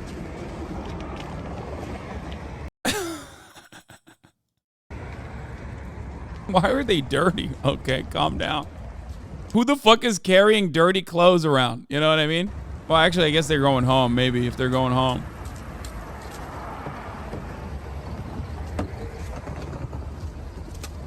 Someone said, "Who are you wearing?" The looter was released without bail and ordered to not contact the victim.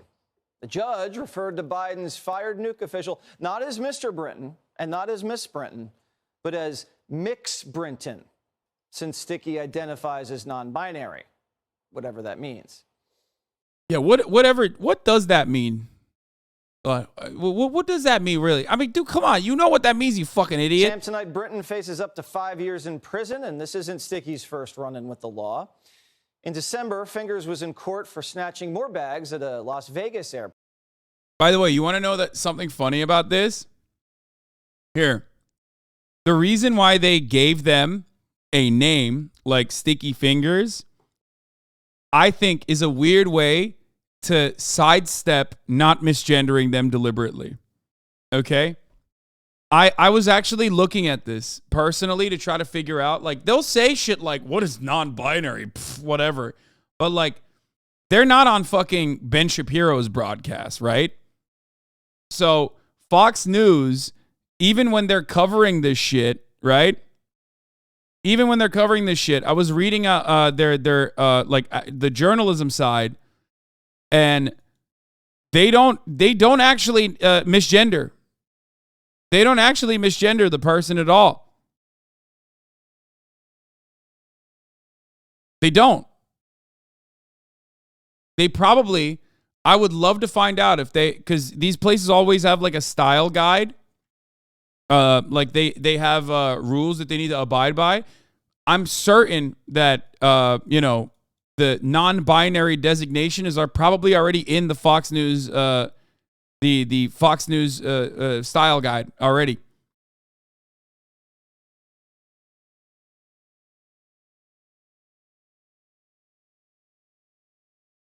They constantly say, like, whether Brinton, why Brinton is on leave. They can't use they, them pronouns. Like, they're not using they, them pronouns. But it's clear that, like, instead of using pronouns, they just keep saying Brinton, whether Brinton continues to receive government paychecks. If the DOE's revoked Brinton's security clearance.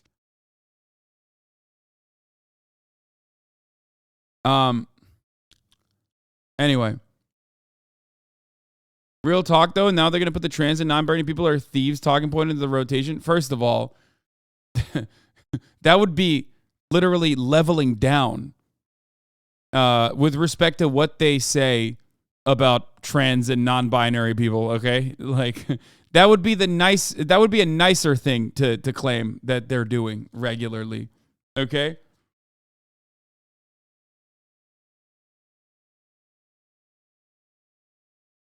Yeah, instead of saying that every trans person, every queer person is a pedophile groomer, they also steal luggage? Like, what do you mean? So yeah, they're stealing genders. I don't know, dude. It's a common thing in journalistic writing to use the person's last name to just refer to them, you know? Yeah, but not throughout the entire fucking article. Sometimes they'll say he or her. Like, sometimes they'll use pronouns.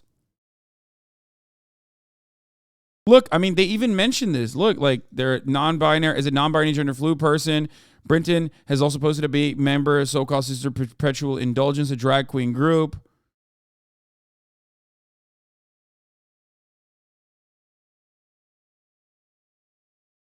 Anyway, yeah, they'll use Mr. or Miss often as well when they're referring to people. So, anyway. Why do they actively try to discount being non-binary but still actively go through the effort not to misgender them? It's just yet another indication that it's, like, not real. That's what it is. It's another indication that, like, the resentment and the attitude is just, like, pure inconvenience at most, and it's not, like, real. They're doing it because it's, like, they're doing it because they almost have to. I'm sure they personally have resentment too. But, like, it's performative. The outrage is always performative. It's Ben Shapiro going, correctly gendering a trans woman and then stopping himself to then misgender. It's like that. You know what I mean? Because as human beings, no matter how fucking evil or awful you are, when someone says, like, oh, well, my pronouns are they, them, like, sometimes you fuck it up, which is understandable, and everyone understands that you sometimes fuck it up, right? But, like, you would never, like, it takes effort to just straight up go out of your way to just like deliberately, consistently misgender someone. You know?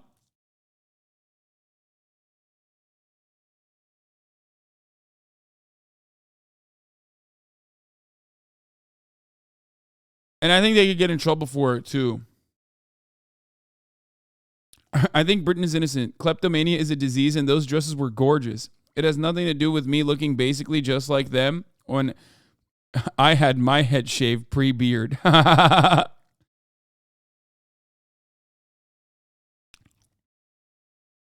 Anyway, I do love this story though because it's so funny. Like it is. Come on, this is a fucking insane story. Former Department of Energy official Sam Brinton could be in even more hot water regarding stolen bags. This time, a fashion designer claims she saw Brinton wearing an outfit from her missing suitcase. So this was the tweet that started it all. My name is Asyak Hamsin, Tanzanian fashion designer based in Houston, Texas, USA. I lost my bag in 2018 in DCA. Recently, I heard the news on Fox News about Sam Brinton luggage issue. Surprisingly, I found his images wore my custom-made outfits, which was lost in the bag on 2018. And then this boomer-ass, like, teary-eyed laughing emoji. And what do you know? It's real. That happened. Drop all the pics you have of your clothes. Let's see if we can find Brinton in them. Lamau. So I looked at this guy because he follows me. Okay? And the first thing he did was, I think, defend pedophilia or something. Oh, yeah, here it is. I looked at this guy. I was like, who the fuck is this guy? He follows me. And the first thing he's doing is defending pedophilia. Right-wing freaks and losers are so insane. Right-wing freaks are so out of control. From the left-wing perspective, what's wrong with this? If all sexual relations are equal, ... Thanks, man. Yeah. Statue PFPs are basically as, hate watchers. Yeah. Statue Twitter is just so fucking disgusting. The only group on Twitter that's worse than anime avatars, dude.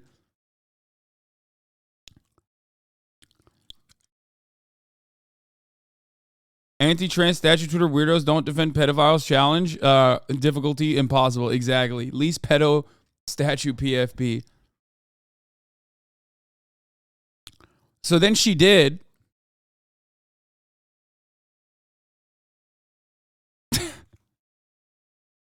I mean, homie was just using it. Like, that's crazy that they stole this luggage and then wore it out to red carpet public events. Is this yours? Yes, that is also my custom made and it was on the lost bag. Is this your necklace?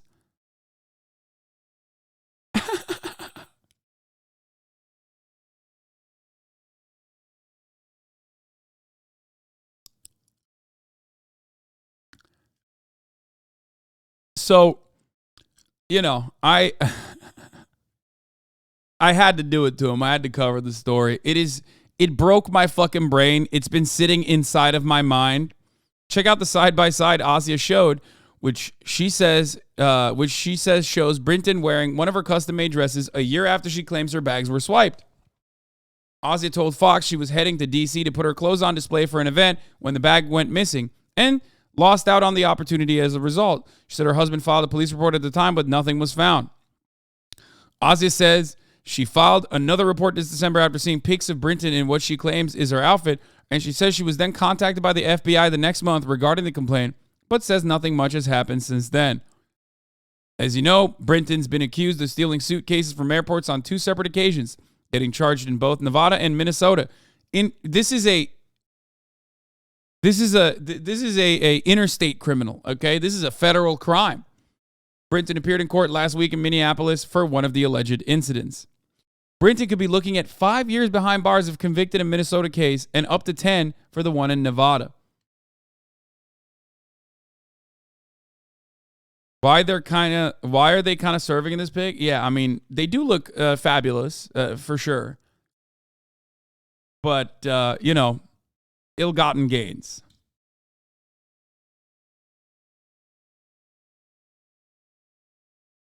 People were trying to defend them, saying they bought them at an unclaimed luggage thrift store, even though they were caught doing this like 7 different times.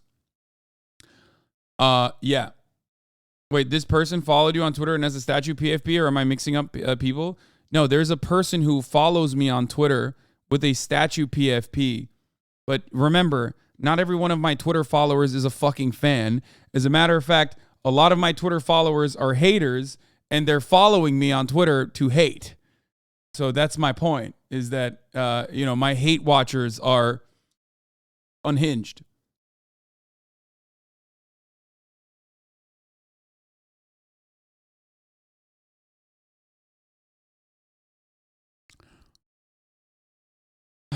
Anyway.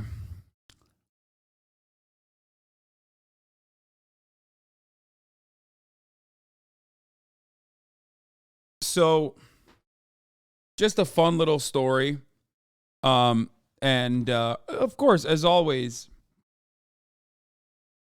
a fun little story. As always, you know, this doesn't mean that, like, NBs are out here fucking stealing shit. You know what I mean? That's not like a real thing. And one NB's crime does not reflect on the entirety of the non-binary population. I mean, after all, Ezra Miller comes to mind. Because, you know, when you think about NBs doing monstrous shit, you got Ezra Miller. And they're out here doing wild stuff. So, I covered this, and I wanted to cover it because it's funny. I mean, it is objectively a hilarious story. And someone, when I said not exactly Demper behavior, not going to lie, someone responded and said, I would appreciate if you didn't signal boost the right-wing hate mob. I said, this person is an international criminal, luggage theft.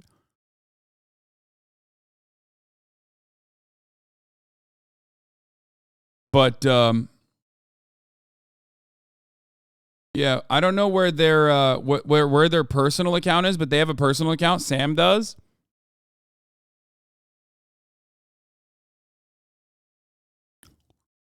And they follow me.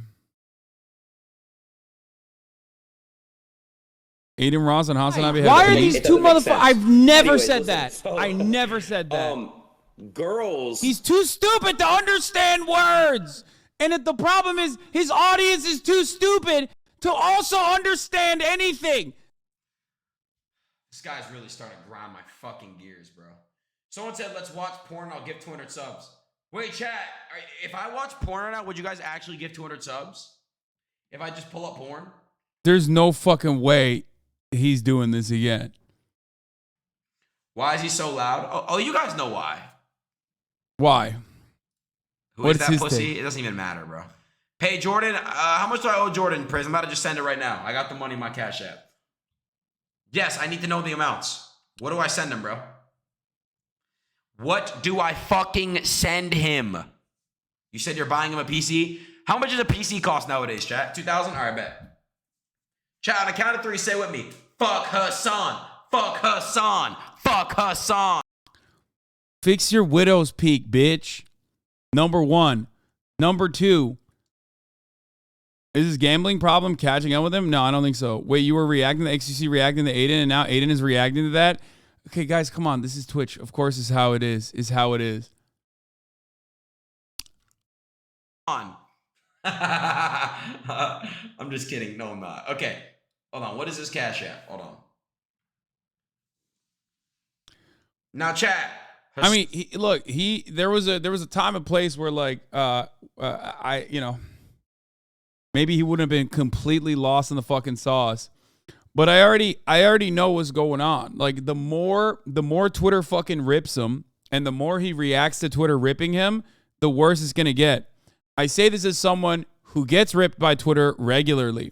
Okay, he's cooked. He's 100% cooked. He's like going down a dark path.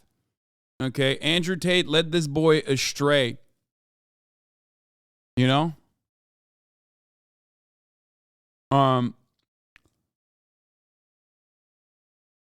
It's just it's sad to see, but Hassan is trying to push this agenda on you guys. Chat, be honest, yes or no? Would you guys ever catch a Hassan like viewer like outside? Yes or no? Let me know right now. Like chat, like would you ever catch like someone who watches Hassan like outside, like in the real world? Okay, $2,000 sent to my boy. Jordan, I got you. Okay, the funniest part is like, yeah, XQC's been criticizing Aiden for this Tate imitation rabbit hole too, but like XQC is well liked by Aiden's community and everyone by the W community. So like, you know, when he says it, it's fine, which is fine. I'm happy with it as long as someone is saying it and it's like reaching out to someone. I'm happy. Chat, what do they look like? Like, what do Hassan, like, what do they look like? What do they look like? Like, what do Also, why are you asking 10-year-olds and 12-year-olds that want to watch porn what my fan base looks like? Yeah, they're older. So, yeah, I don't think they're seeing my fans at the fucking playgrounds, okay, when they're going goo goo gaga, okay? Hassan viewers look like? Jordan, I sent you $2,000.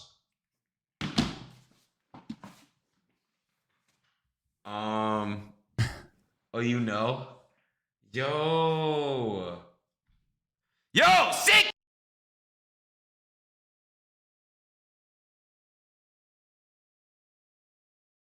He's gonna say the blue hair septum piercing thing, ain't he? I mean, probably, maybe.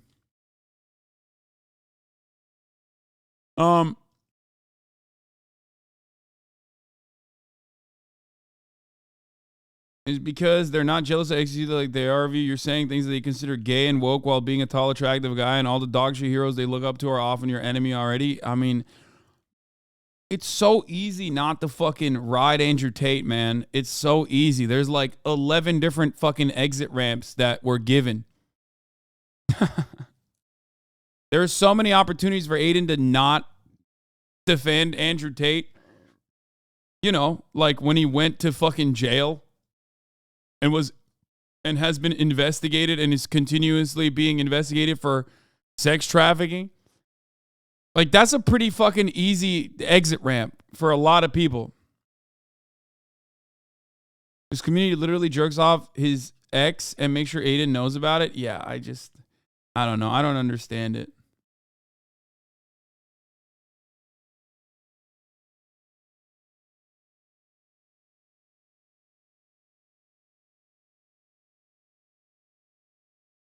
What? These are Aiden's fans, by the way, little children. We know what Aiden's fans look like.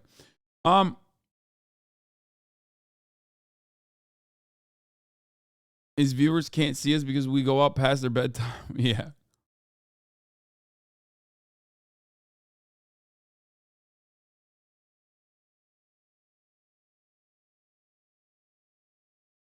It sucks, man. I don't know. Sucks. It sucks to see. Mostly because like it sucks when you have like a large audience of children that look up to you. Like I'm all in favor of the whole like workout, you know, better yourself lifestyle choices.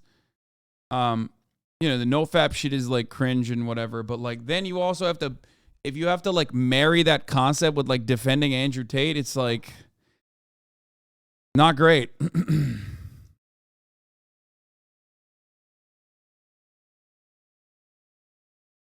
Yeah, this is extremely my kind of shit. I love that like fucking CNN is covering this. You know what I mean? We'll talk about that in a second.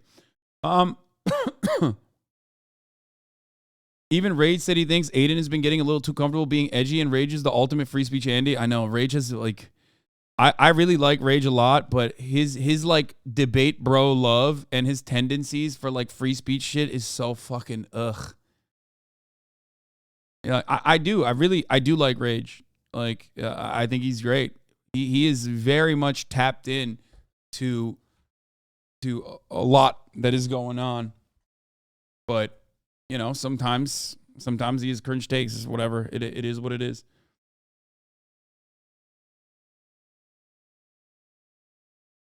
He is very Reddit, yes.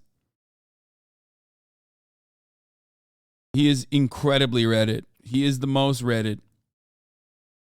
Why is he great? I mean, he's smart. He's very good at fucking video games. He's funny. What do you mean?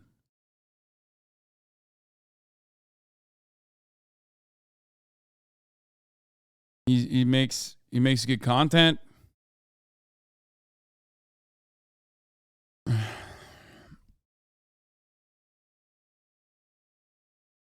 Did you hear about Kai Cenat getting a hand job on stream the other night? I did. Brother, listen. My man is live 24/7, okay? Sometimes you got to fire off a nut, okay? Sometimes you got to... How is he supposed to do it? How is he supposed to fire off a nut when he's on camera 24/7, dude? What's he supposed to do? From experience? No, I'm not live 24/7, but if I was, I'd have to figure something out.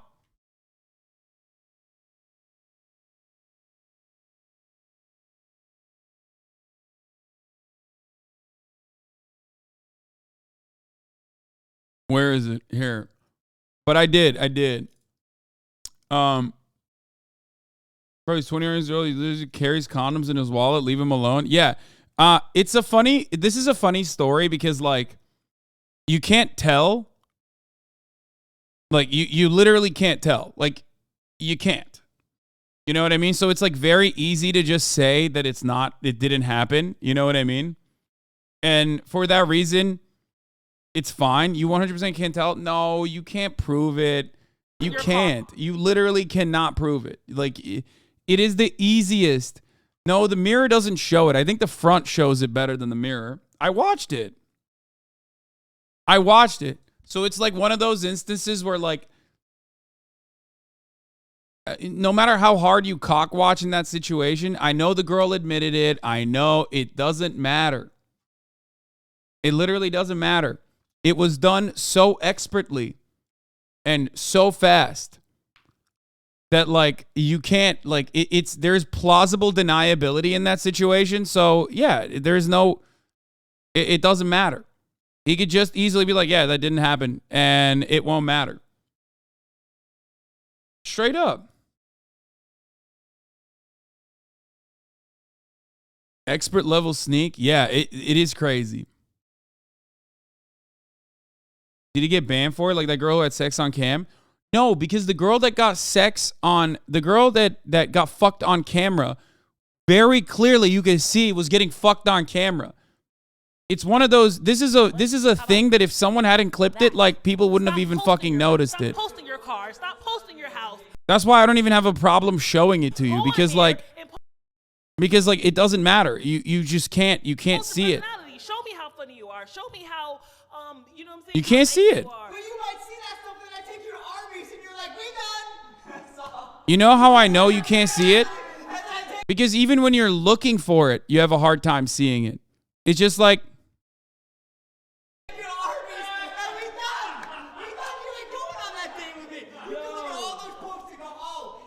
what is that? That rub in the back. That's the funniest part.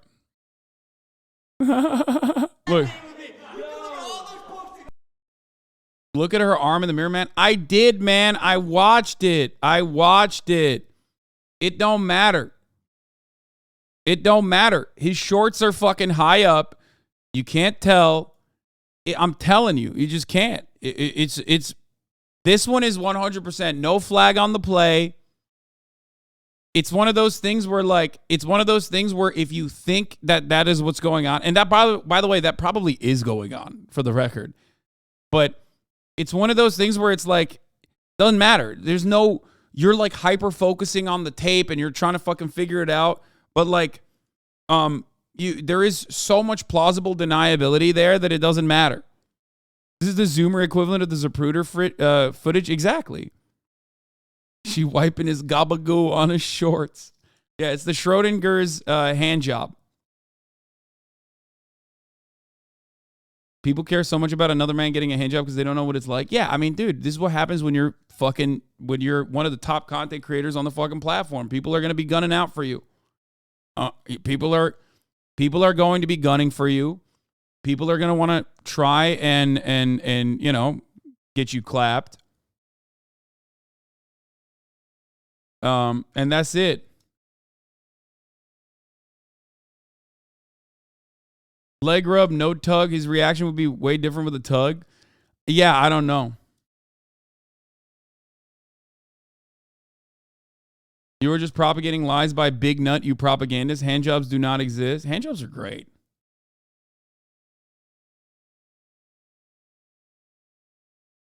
Who's the second jerker in the grassy knoll? Yeah. We need to analyze the footage to see.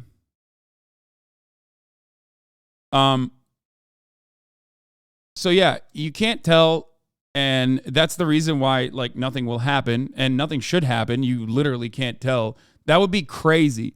If that was a precedent, that we set for like literally getting the most like unhinged stalker ass motherfuckers to like analyze every clip, then everyone would be banned all the fucking time because it's not as clear cut, as open and shut as you think it is. Okay. And I am literally of the mindset that there probably was a little bit of rubbing down going on. Okay. The girl didn't deny she did it either. Kai is wild. Yeah, the girl literally.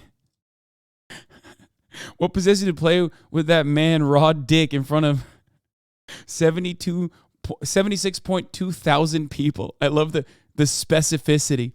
And then she just did this. Okay, she just responded with this. When does it look like someone's getting a hand job when they aren't? What do you mean? Like when someone sits next to me, okay? Maybe because I'm a streamer and I don't really actually. Did you see Rage's message to you yesterday? No, I did not. But maybe it's because I'm a streamer and I have a lot of fucking psychotic stalkers. But there are plenty of instances where like I interact with female Twitch streamers and psychotic stalkers will literally turn around and like hyper analyze every piece of that footage in almost identical ways to be like, oh, they're fucking holding hands actually, or they're rubbing up against one another. I've seen it happen to my friends. I've seen it happen to me. People do not have the capacity to be normal. And if that was the,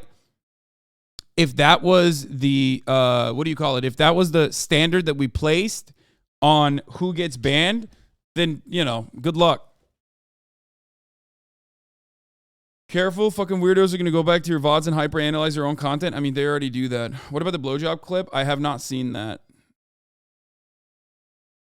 But yeah. This discourse is only for incels and dumbasses. I'm so sick of hearing you talk about this kind of shit. Okay, well, calm down, man. It's like a big fucking, you know, this is a dude who's been doing a fucking subathon. He's reached over 200,000 subs at this point. It's like a, you know, site-related thing. JoJo's popping off against Aiden. W Aiden, facts, bro. W Aiden, bro. W Aiden, because you know what, bro? He owned up that he was wrong for streaming porn to his audience. W Aiden, man. That was the main point of my shit. W Aiden. I'm very proud of you, bro. It's fucking fire. And I hope you can learn from this, bro.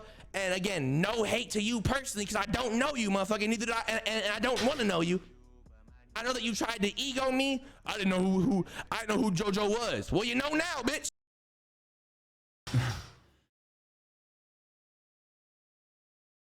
Do you think best stream sexual act should be a category on the Streamer Awards? I agree. It should be. This is why Kai solos Ludwig. Yeah, Ludwig didn't even get a hand job.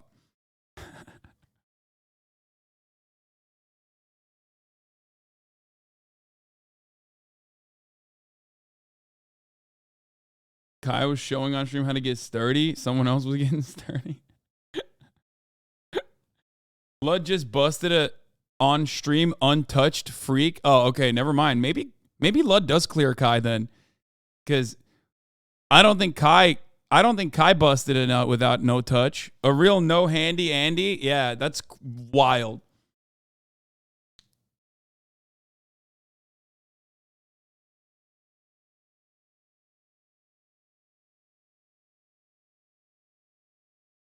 Lud admitted he has some wet dreams. That's funny.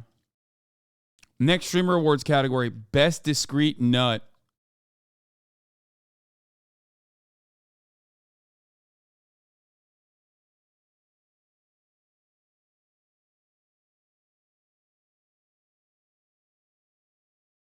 Yeah, I mean, subathons are fucking weird. Aiden Ross, the decision. Oh, this is so funny. Okay. What is this? Demon mode? What are you talking about?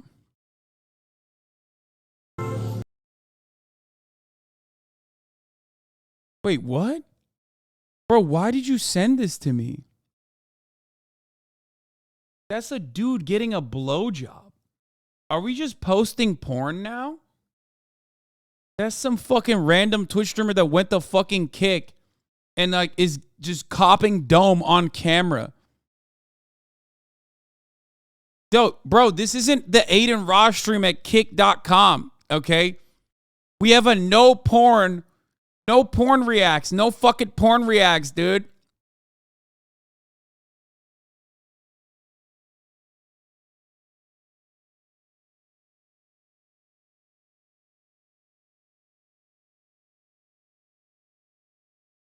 What the hell are you guys doing? We're not cock watching, okay? But anyway, yeah, as far as the Kai thing goes, like I know it's like fashionable to want to get the, you know, whoever the fucking new like popular streamer is banned or whatever. But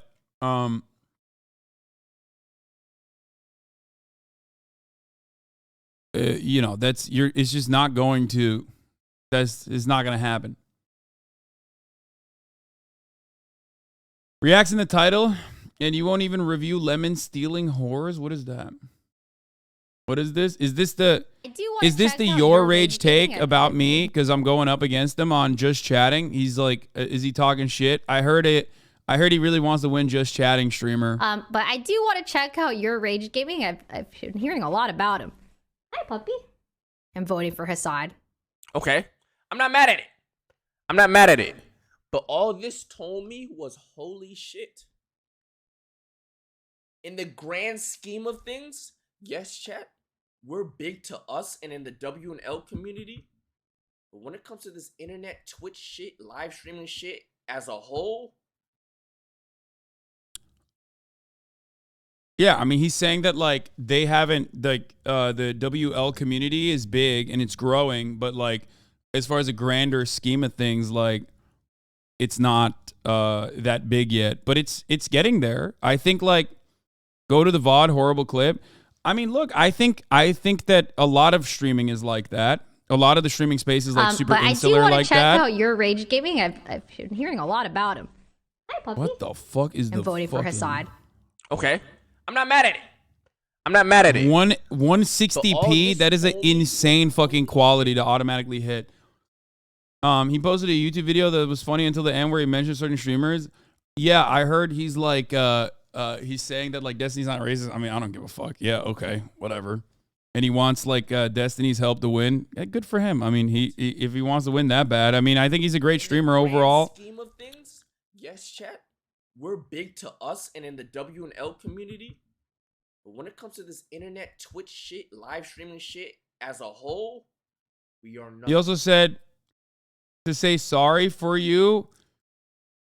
He'd play Valorant with you. Look, I mean,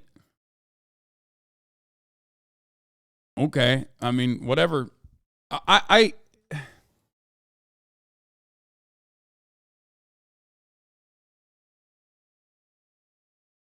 How do you win with what? How do you win with 800 votes? What do you mean?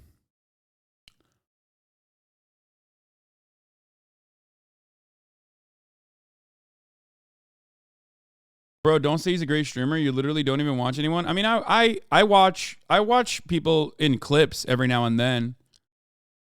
Nothing. But it's not. This isn't drama. This is not serious. Nothing, my nigga. Not nothing. But this isn't drama. This is like not a serious thing. So everyone getting fucking mad at him is being ridiculous. Raid said he's a competitive guy and isn't going out without a fight. I mean, if he wants to fucking duke it out. If he wants to duke it out, let's take it to the fucking courts. Okay? Let's take it to the fucking courts. Fix your knee and let's see. Let's 1v1. You know what I'm saying? No, not fucking, I'm gonna sue him. What? Basketball, you fucking dumbasses. Oh my God. Everyone in the chat's like, what? You're gonna sue him? Yeah, I'm gonna sue him. No. Hasanabi is suing Your Rage Gaming. Take it into the courts. Clip it. Rage is literally a 15 to 20K Andy. You can say he's a great streamer without ever seeing a clip. Yeah, I mean, he is one of the top dogs for sure. Even with his busted ass knee, he'll still win. We'll see. Noah San, fuck your knee up so you're nerfed like him. Nope.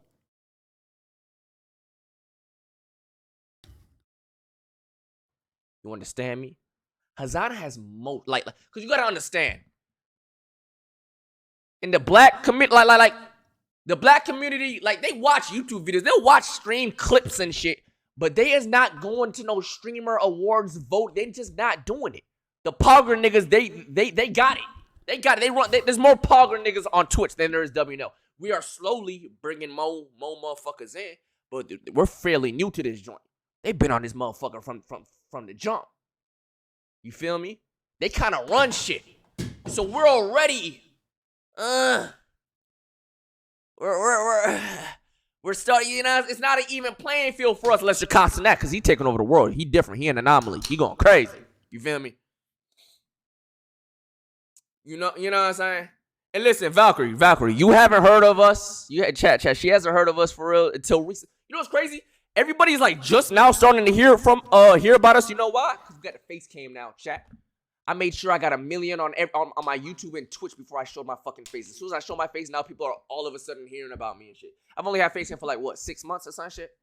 6 months, 7 months. Now niggas are just hearing about me and shit. I made sure I accomplished certain shit without face cam, and that's one. Hey, that's one. You know what I'm saying? One little thing I want to give it to myself.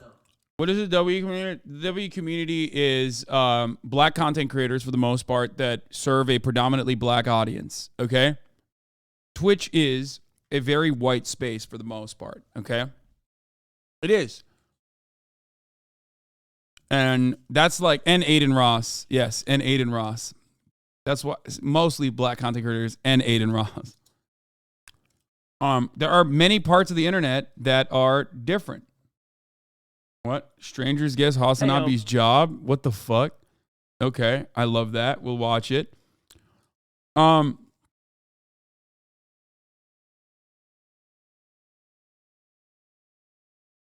audience, isn't it mostly white 12-year-olds? No, we're not talking about Aiden. No. You guys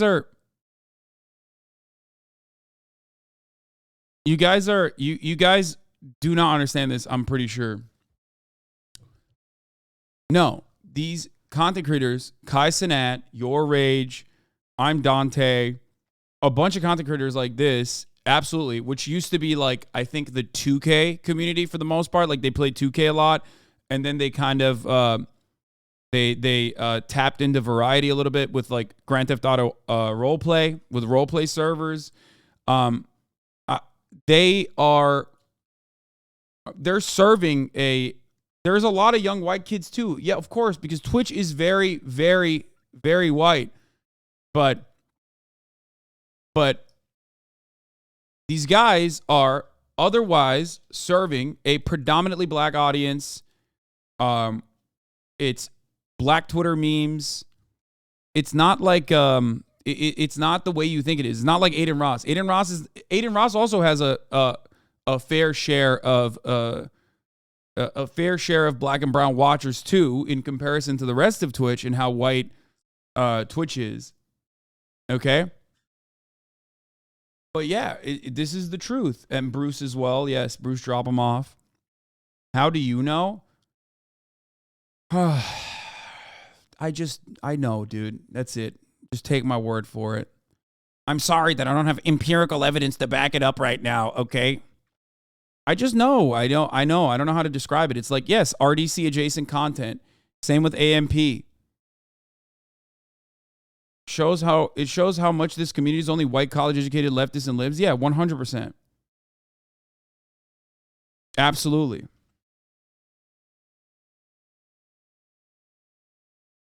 They also have black artists and celebrities on more often than the non-WL crowd. Well, that's also because like it's not like fucking I wouldn't have, or excuse you wouldn't have like, you know, black artists and celebrities on. It's just like black artists and celebrities don't know about us and probably don't want to come on our streams or anything like that. Bro, white artists and celebrities don't want to come on our streams either. Anyway, so I like how there are exceptions to the whites of Twitch are infuriating to the black spaces on Twitch. Wait, what do you mean? Yeah, black Twitter only knows streamers like Kai and Your Rage. The biggest problem with the internet is that annoying nerds can get one good locker stuff to teach them to shut the fuck up. What? The shit corny people would call urban? Yes, exactly. So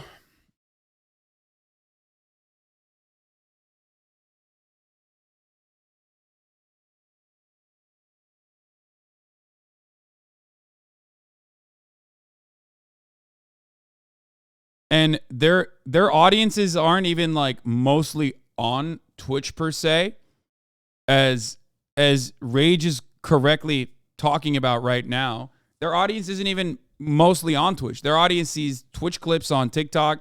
Their audience watches YouTube clips on their audience watches on YouTube. Their audience basically watches all around and never usually on Twitch. Okay?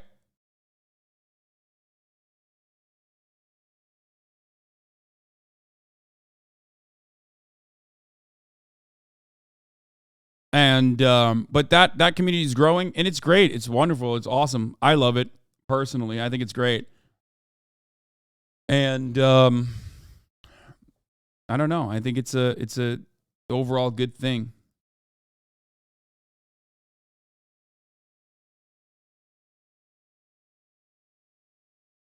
Kai gets like 70K viewers. What do you mean they don't watch on Twitch? This is like saying Twitch is a communist platform because I'm one of the largest Twitch streamers. Kai is a relatively new exception to the rule. What the fuck are you talking about?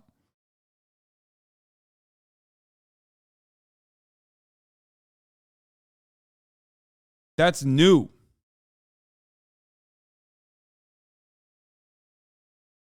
It's like thinking that, you know, Twitch is a platform primarily for political news content because you only watch me.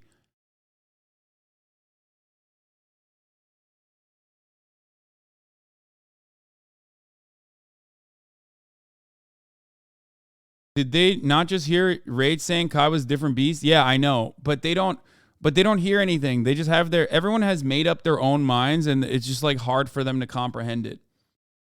Anyway, so that's where we're at. A million followers and subscribers, no face cam, literally just chatting. You literally have to be a just chatting demon to go that far with only using your voice. Talking about shit, my nigga. What the fuck are they looking at? You feel me? You know what I'm saying? I added the face cam now so people could put a face to the voice and shit, and that's why we starting to get a little bit more motion chat. But we new to this shit right now. Okay? You feel me? But at the end of the day, it's still tough. But chat.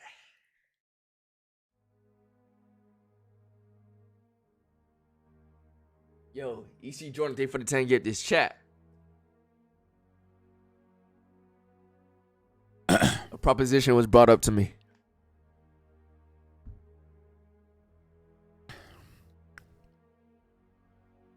A proposition was brought up to me.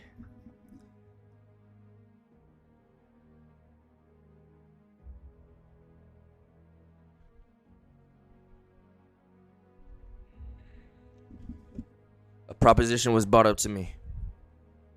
Listen, hear me out. Kick, hear me out. Hear me out, chat. Let me tell you about it first. Yeah, I mean, he's memeing around, dude. Yes, he's gonna say what? Destiny's not racist, and and that's it. Like, it doesn't even matter. His audience doesn't fucking believe that. You know what I mean? He could say that all day, every day. He's just fucking around. Who gives a shit? He's memeing. He wants to win, and he's getting a he wants to win, and he's getting a, what do you call it?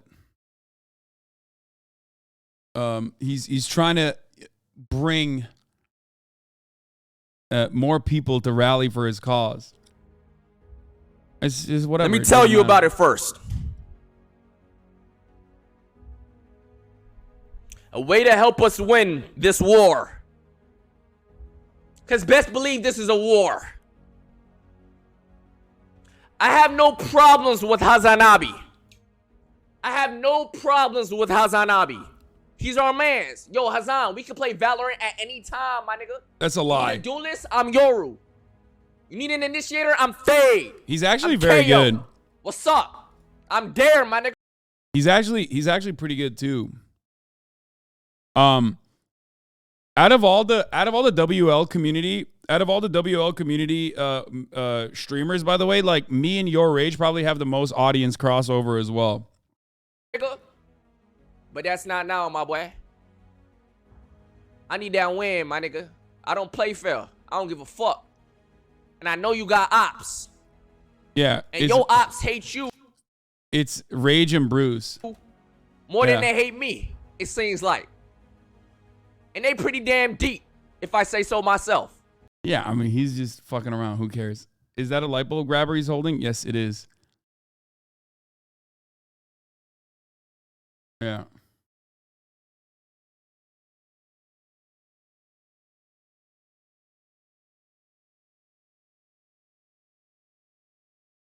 It's just that Pepela is very good at tricking normies that aren't class conscious that he's a real leftist. Yeah, I know.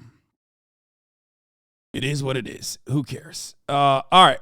So yeah, he's like RDC too. Believe it or not. Yeah, I got Hasanabi heads in RDC.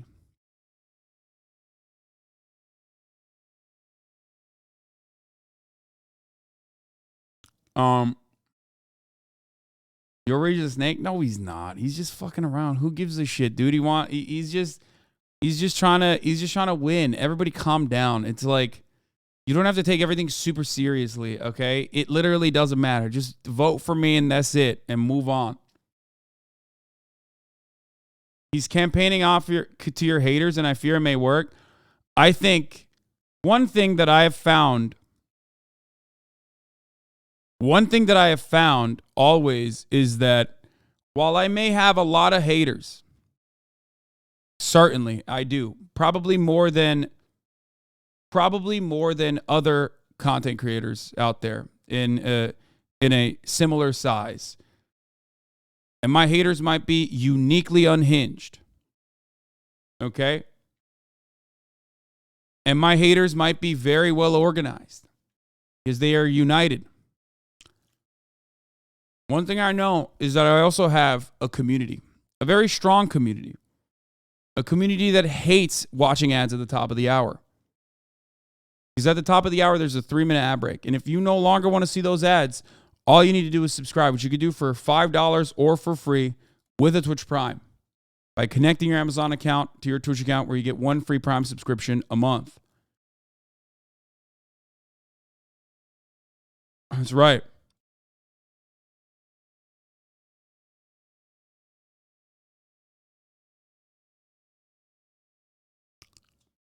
You can also get gifted a sub if you no longer want to see those ads. Not only your community, but all your friends' communities, Offline TV, Ray, and the Roomies, Targ, all voted for you. Yeah, I mean, okay, all jokes aside, I destroy the heartfelt moment once again, as I often do. It's not the end of the world. I am no stranger to losing popularity contests or whatever. I'm very happy with where I'm at. I'm very happy with where I'm at, and also very happy with my community, like I said. And I do think that overall, we do have a very sizable audience, a very sizable, very powerful community. Is Goofy award shit? It doesn't matter.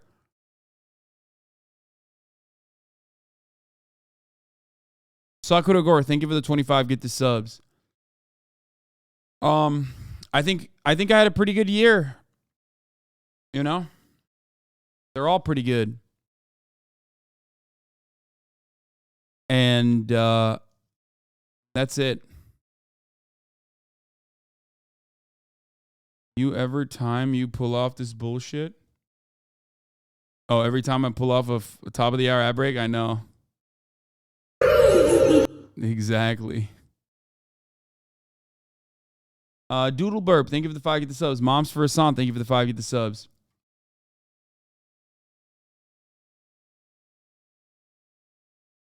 Remember, you have shooters. Call in the voting mules and we'll win. Yes, we need the mules.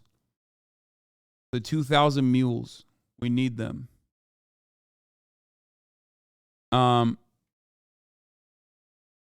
So yeah.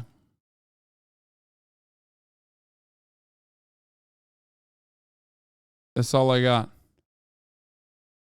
Let's see where this is at. Let's see. Aiden Ross, The Decision. Well, everybody's on pins and needles across the country, particularly those platforms who are in the running for Aiden Ross. You ready to go, Aiden? Where's the powder? Powder? What are you talking about? So what's new? What's going on this year?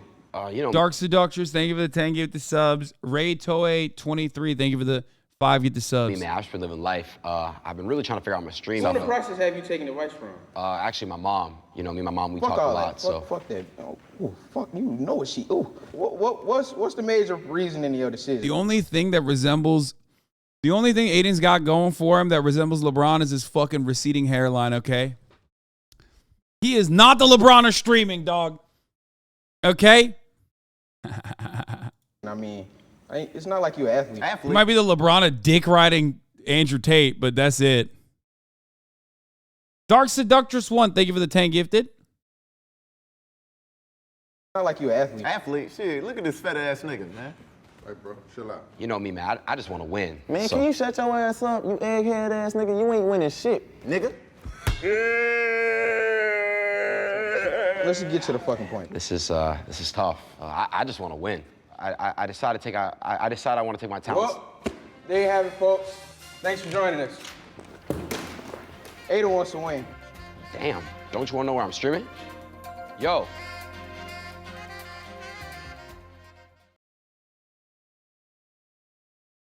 I mean, he's not even going full time, I don't think. I mean, I don't fucking know. Who knows? Who knows what the fuck he's up to? All right.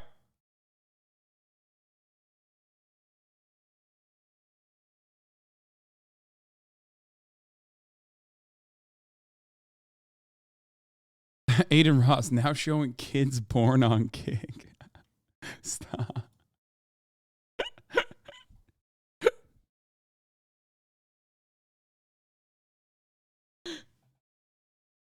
Okay. All right.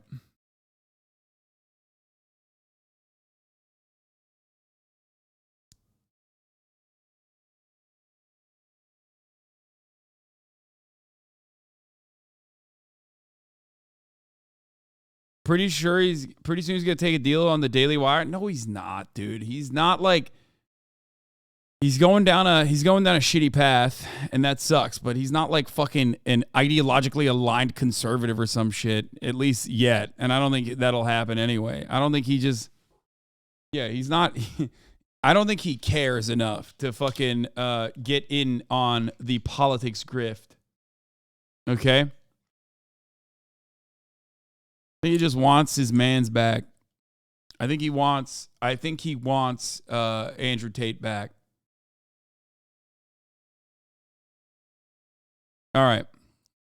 Let's watch. All right, we're going to move on for now. Trump is back. Eastern Ohio, where people from the town of East Palestine had the opportunity to confront the CEO of Norfolk Southern over the company's handling of the train derailment in that town. Oh, fuck. Former President Donald Trump also spent time in the area yesterday and took the opportunity to criticize President Biden, who has been overseas, of course, criticizing Biden for not visiting the community.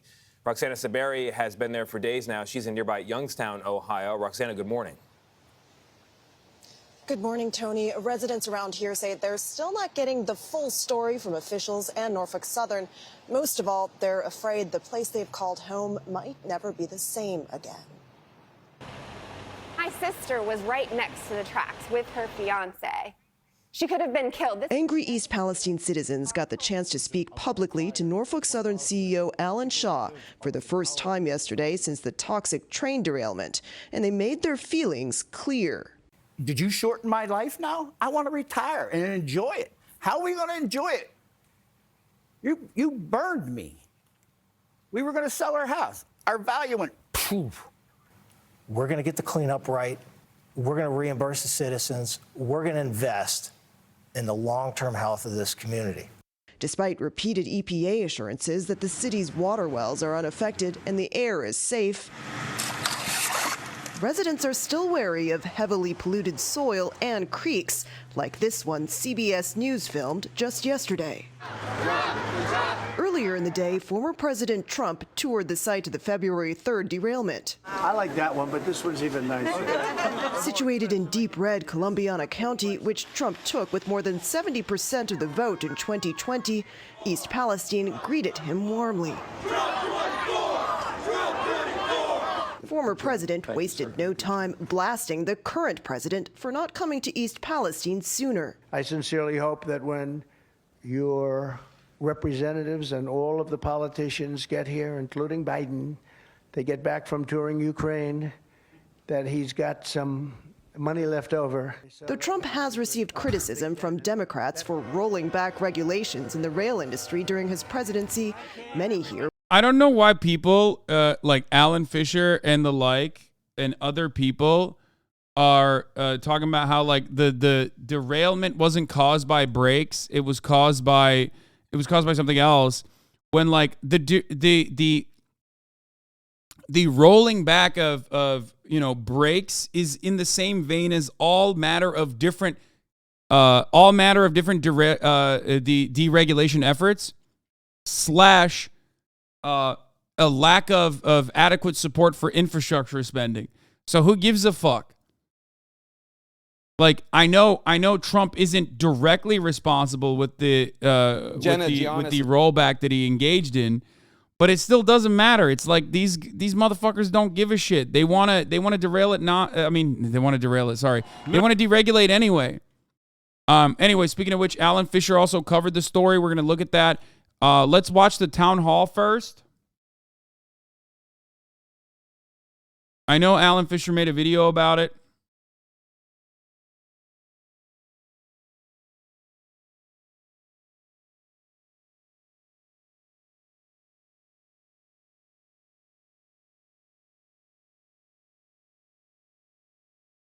Is also here and has a question for you. Hi, I have a two-part question. So the first part of my question is if you could walk us through that decision of not digging up the soil and just rebuilding the train tracks over it. And second, it's been roughly 3 weeks. What new safety measures do you have in place since then, regardless of the investigation that's going on? Clearly, there are some things that need to change. And if you haven't come up with them yet, when can we expect to hear from them? Because this isn't the first. This won't be the last. People need to see change in a big way. And yeah, those are my questions. Yes, ma'am. We believe that we had an environmentally sound remediation plan for the soil under the tracks. However, as I noted, as I continue to engage with members of East Palestine in one-on-one meetings and small group meetings. Can I interrupt you? What made you believe that that was an okay resolution? That's what I'm looking for. Like what goes into that decision? Yes. Our independent environmental experts. So as I have engaged with, when you dump 100,000 gallons of chemicals and oil. You're not talking about the oil. 60,000 gallons of oil. When you dump that into the ground and you don't take that out of the ground before you put your tracks on and you run your train on it. You need to hire some new That's an okay experts. decision. The oil, Ma'am, the oil is going to cause us the long-term effects. Everybody's talking about the chemicals, and while I do think that's important, it's the oil that's seeping into our ground that you chose not to dig up and just put your tracks right over top of it. She's asking you specifically. Dude, this is pretty sick. Oh, it's like you always say about the power white women have. Yeah. No, this is pretty fucking fire. Like, having a CEO wearing his fucking Patagonia fit, like this is his casual fit, you know what I mean? Have to sit there and listen to like some of the victims. Goddamn, it's cool. I love that, dude. You don't see that every day. I'm a fan of what's going on in front of me right now. I mean, it should be way more than that. Like, jail could be fun. You know what I mean? Like, that could be cool. Like, legal repercussions. I like stuff like that. Big fan of legal repercussions. But, you know, it's not going to happen. So this is what we got in the process. This is what we got instead. And I'm on board with it. I like it. The ground before you put your tracks on and you run your train on it. You need to hire some new. That's an okay experts. decision. The oil. Ma'am. The oil is going to cause us the long-term effects. Everybody's talking about the chemicals, and while I do think that's important, it's the oil that's seeping into our ground that you chose not to dig up and just put your tracks right over top of it. She's asking you specifically, what led you to that decision?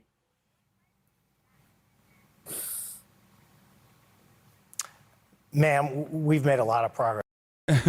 He has a "Are you done?" ass face right now too, like the "Are you done now?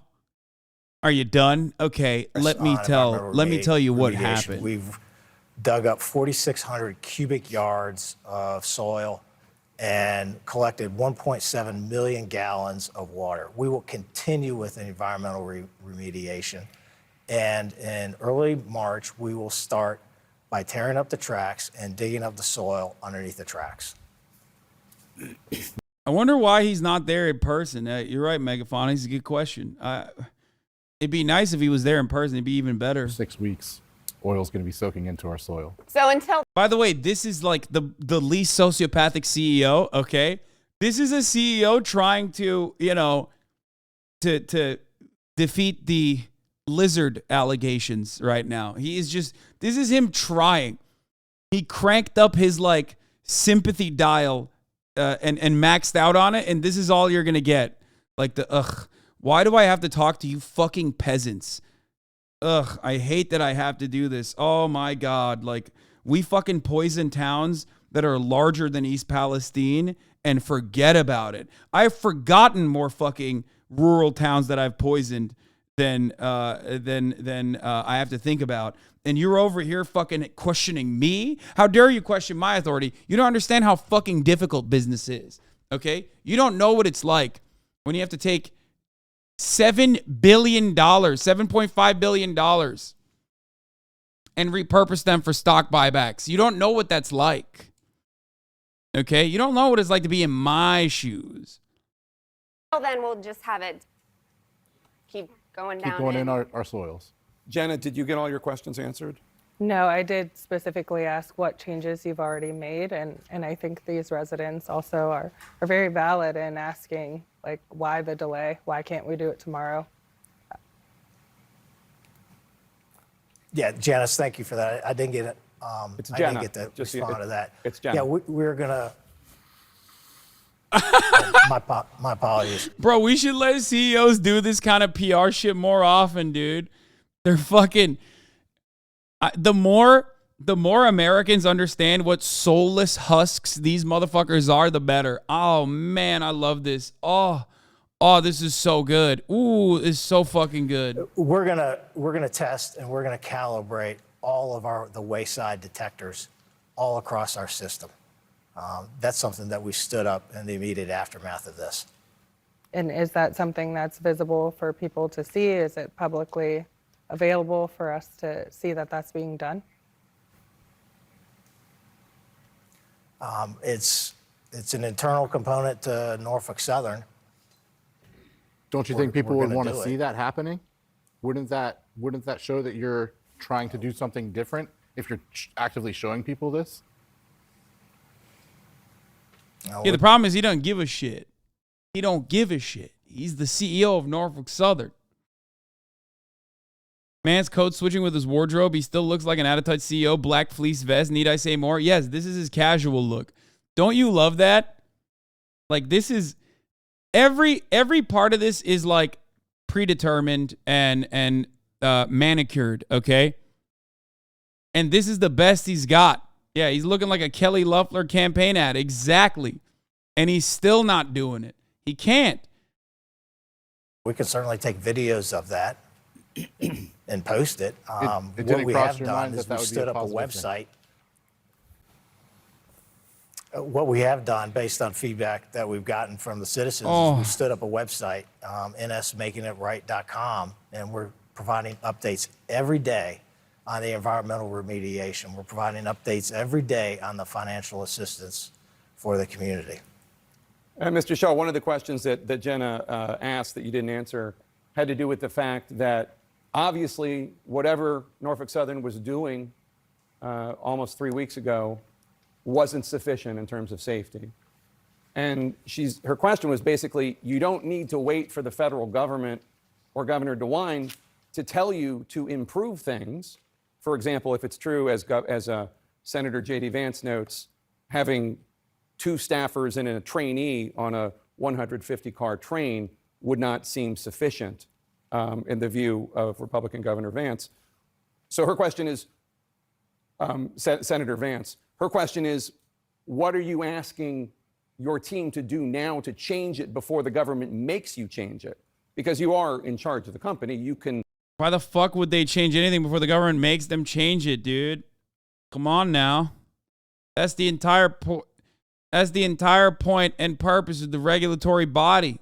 Because these motherfuckers never do anything out of the kindness of their hearts.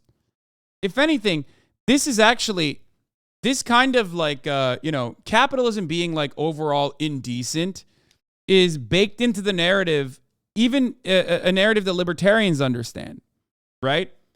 Because libertarians, what do they always say?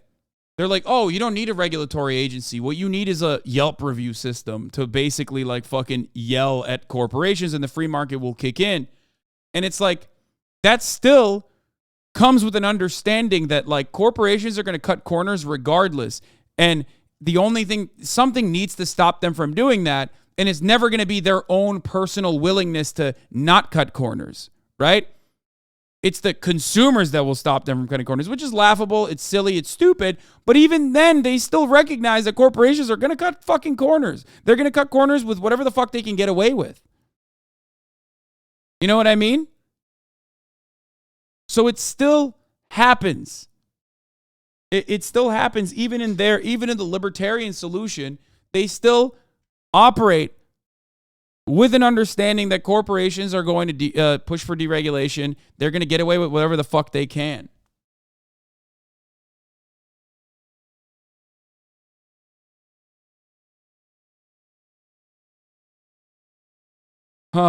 Make those changes. And yes, if you spend $1 billion on safety, that's great. Of course, your profits are in the multi-billion dollars every year.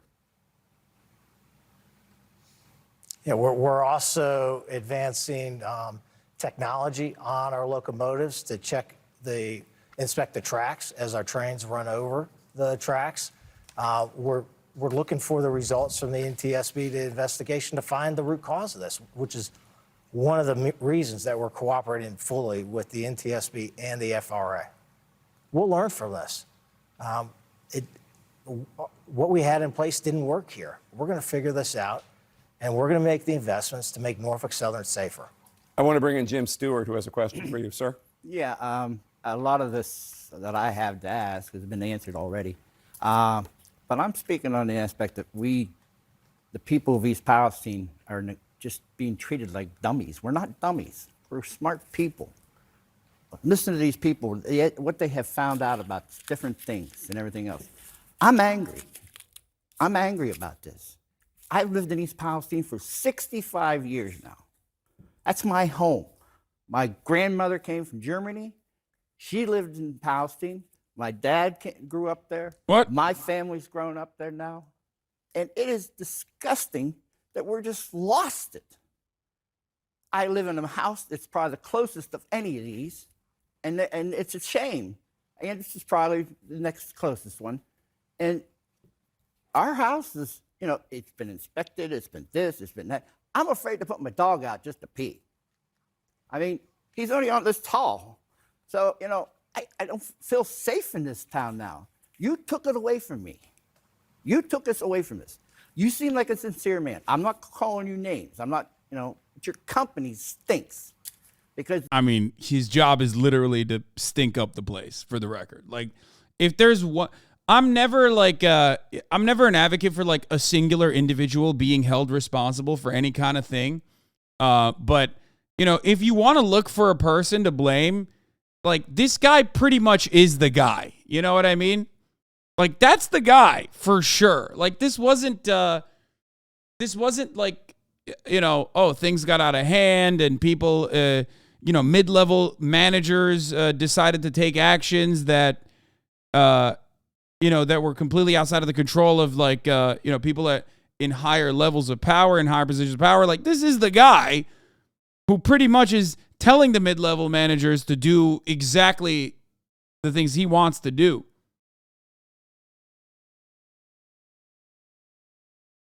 You know what I mean?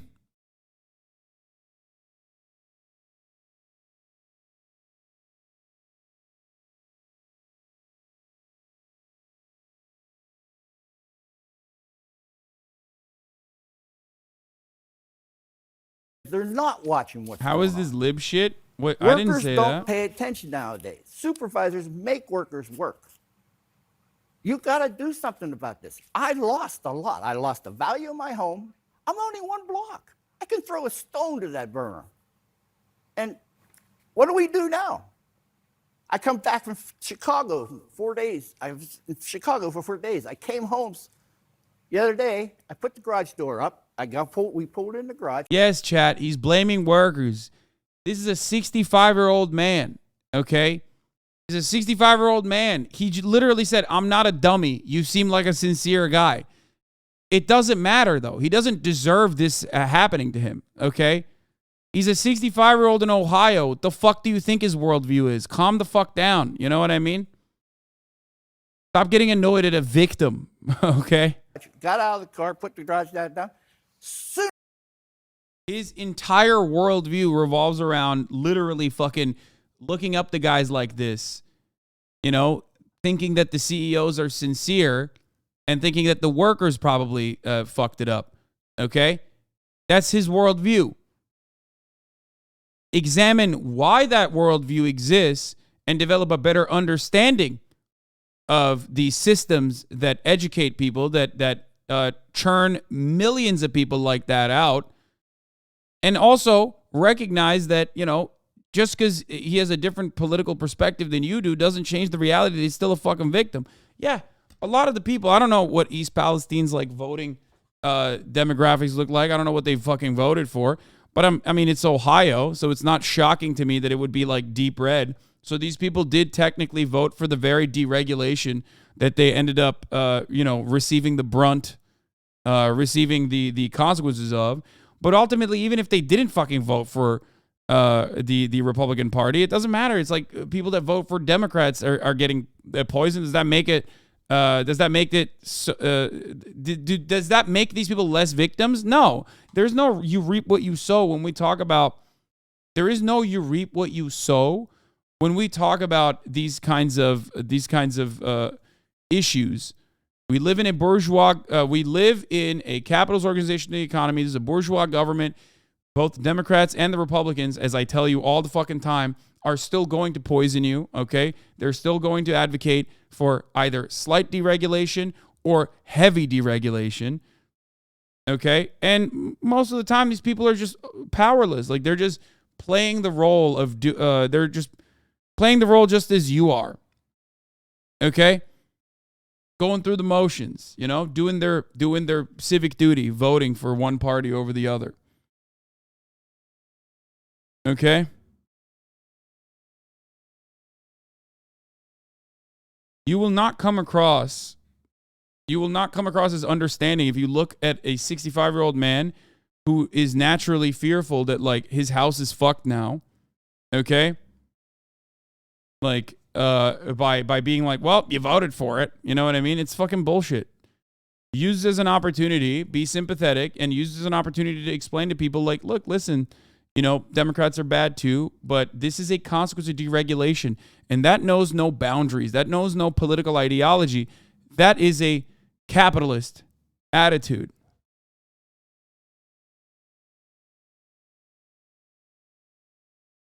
I hate that, like, oh, red states deserve it mentality. Ohio voted for Trump. Trump removed safety regulations on trains.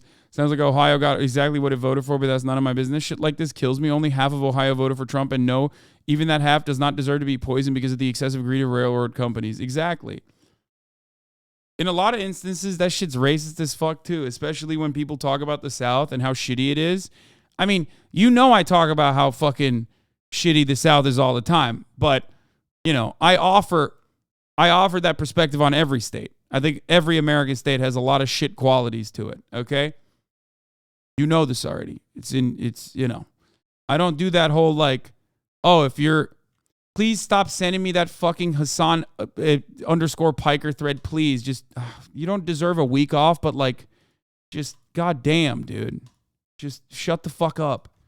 Yeah, I got it. Oh, here, you want to know the soy-ass fucking Reddit meme that this guy keeps sending? Hold on, I'll show you. Hold on, here. You want to know? This is the fucking, just stop being so fucking soy and so Reddit for one day. Massive fucking coalition. Working class right, progressive left.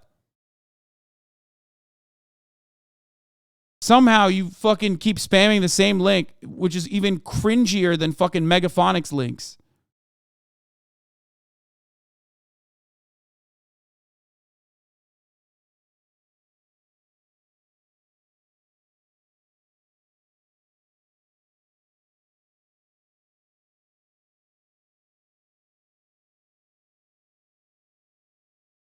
I don't give a fuck about the politics of individuals.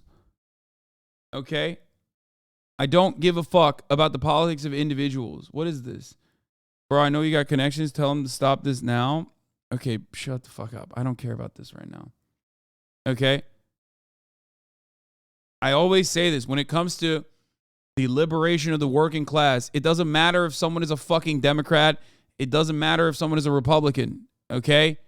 When it comes to the emancipation of workers, there is no politics there other than class politics, okay?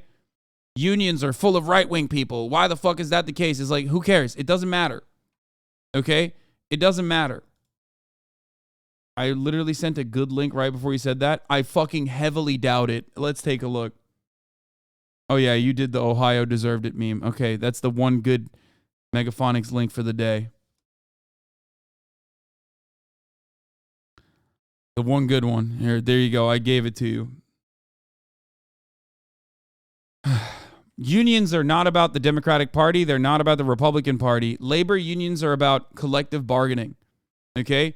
It's about what is fair. It's not about left or right. It's about what is fair. Okay? That's why they're not the end-all be-all. It's not the fucking solution.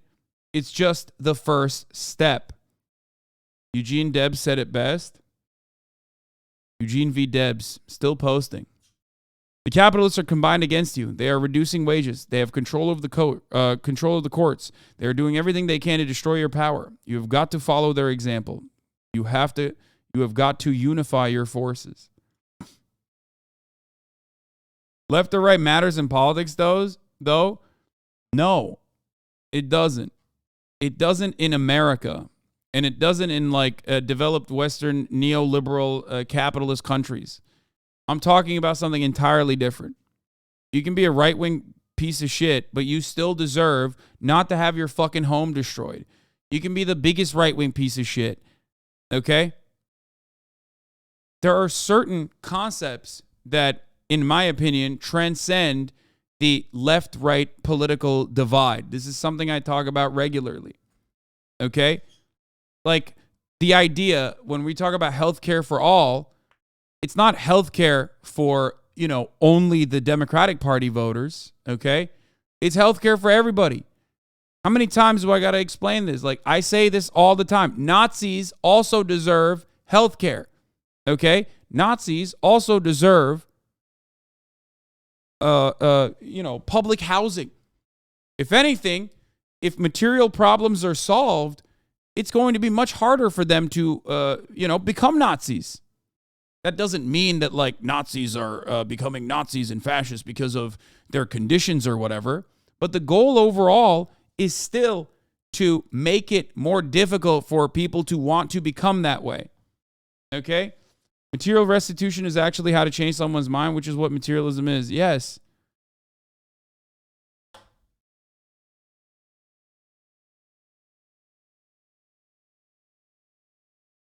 Fuck that. Nazis deserve to die. I know, man. I know. You're like an awesome LARPer. I know. But we're talking about something that's larger than that. Okay?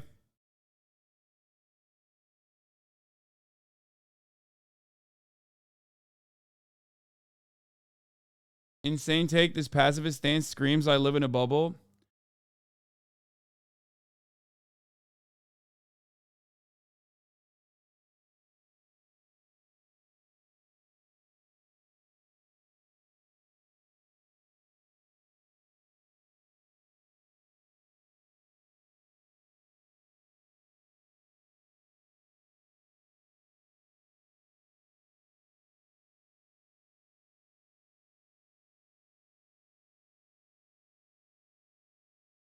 Okay. How do people miss the point so fucking hard? I don't understand, especially long-term community subs. I get it, dude. You're epic. You're based. Okay. You're epically based. You are the most based. You are the most like Nazi punching guy out here. Okay.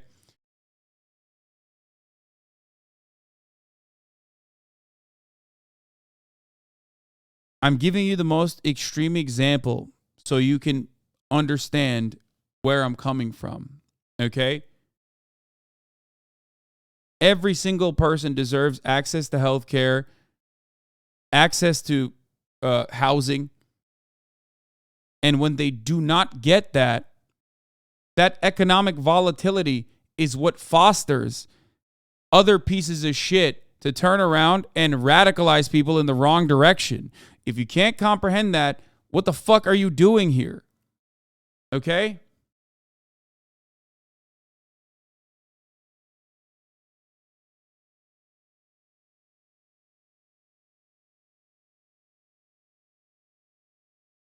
There's no understanding or common ground or uniting with Nazis. No, I'm not saying find common ground with the Nazis, man. What the fuck? This is entirely removed from how you personally deal with this shit, okay? That's not what we're talking about. That's not the point at all.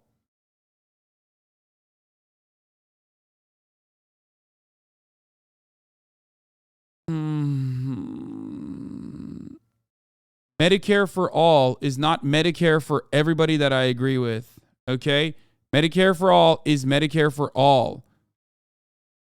If you understand that everyone's fucking politics comes from their social conditioning, and if you understand that our social conditioning is a product of our material conditions, then you understand material restitution is what will eradicate big chunks of people who become white supremacists, fascists, okay?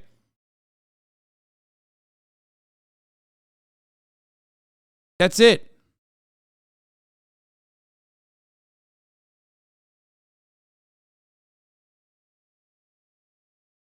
Chat is so uneducated, they aren't even listening to your points and getting mad at a straw man. I know.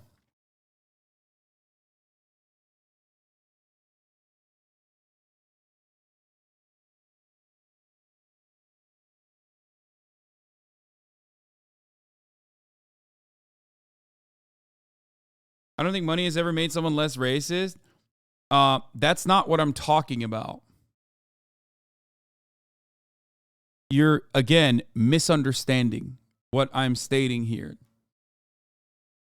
Your material conditions are not just how much money is in your pocket. That is incredibly reductive. It's access to amenities, okay? And it's not like in other countries where they have better social safety nets. They don't, where, you know, they don't have Nazis or whatever. Of course they do. They have them in Germany, AFD, right? Education is a component. Workers' rights are another component. Not being fearful of where your next meal ticket is coming from. Having more autonomy in your workplace. That's where a lot of this stems from.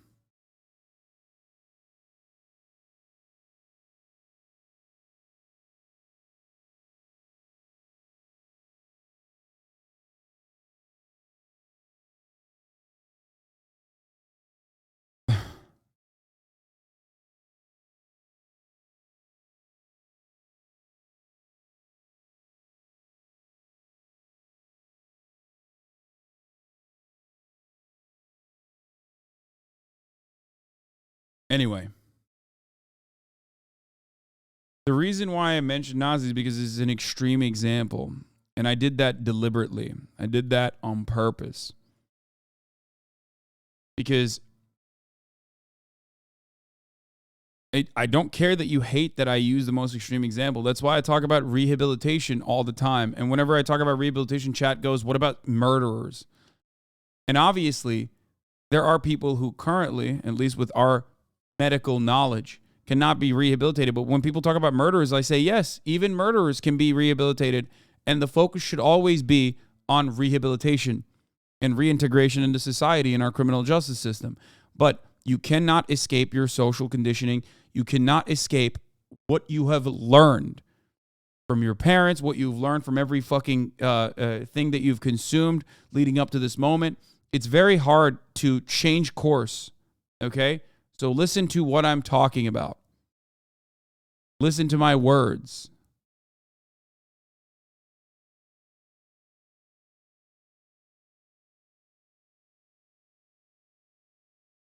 It's those extremes that people often use as an example to justify the normal parts of denying people health care, or the other people who are imprisoned for minor offenses for the rest of their fucking lives, okay? Stop doing this reactionary politics bullshit, okay? When we talk about an attitude, an unflinching attitude and support towards lowering recidivism through rehabilitative means, we talk about every single person. There's no like, well, this guy individually deserves it. Fuck that guy. You can't say that. Medicare for all means for all. It means right-wing Republicans too. You're really going to sit here and say if someone killed your mom and brother, you should get some time off? Come on, man.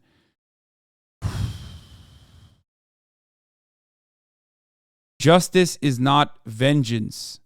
The goal of a criminal justice system is supposed to be about lowering the recidivism rate and reintegrating every single person back into society. Okay? Please try to understand what I am saying. Yeah, man, I get that. Okay. Even if I have an individual weak moment where I personally believe, like, fuck this guy, you know, I'm going to be hyper personal and hyper specific. If someone murders my parents, I want to fucking kill them. You know what I mean? It doesn't matter. That's not how systems work. Okay? That's not. That's why they don't put victims' families in the fucking jury. Even in our currently fundamentally flawed criminal justice system, we don't do that, right?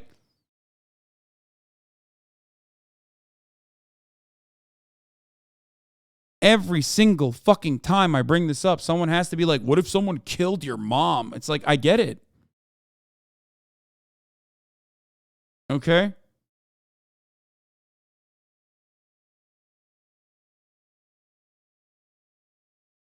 But the reason why people feel this way, and so many people feel this way, especially so, is because they're American. And America is very draconian. Okay? Americans love operating off of the Hammurabi code, an eye for an eye. Forgetting the second part of that, which is that, an eye for an eye makes the whole world blind.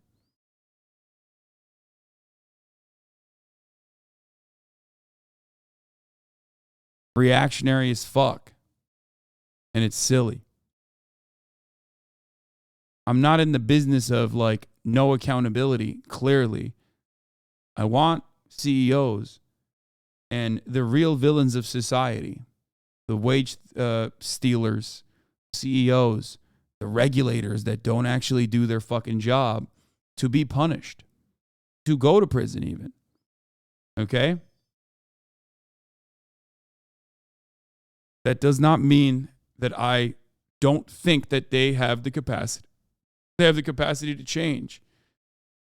My goal is not for them to suffer and feel bad. It might make me feel a little good to think about a bad person suffering and feeling bad. But my goal, and I hope you understand that as well, and that this should be your goal as well, is to make sure that they become better people. Okay?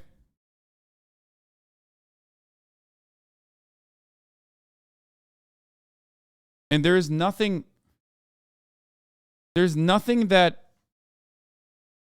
shows that this attitude has failed, especially in America, than the way that our current criminal justice system works.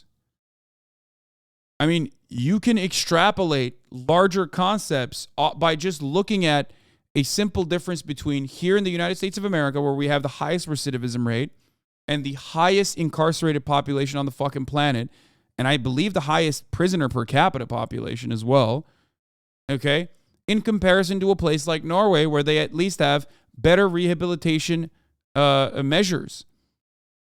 We house 25% of the entire world's prisoner population. Okay? The United States population overall is 4% of the entire world population.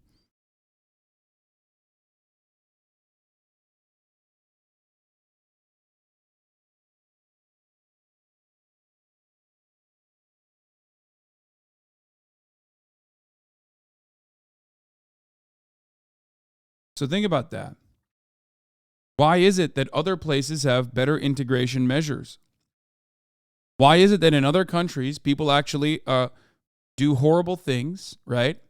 And then can actually still reintegrate into society?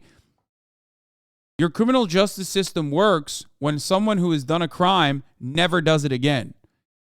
Your criminal justice system does not work if someone does a crime and is mistreated, okay, in the prison population when they become a convict, okay? And when they get out, they have no job opportunities, so they return to crime again.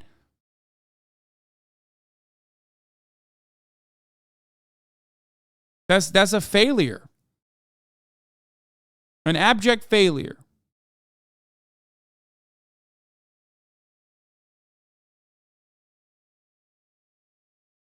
Because they have less diversity and racism? That's not true. What the fuck? That's literally you're talking about like cultural hegemony, and that is an inherently right-wing argument, for the record. That's literally a Ben Shapiro talking point. That's a Nazi talking point as well.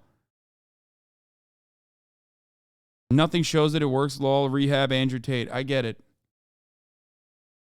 Yeah, no, totally.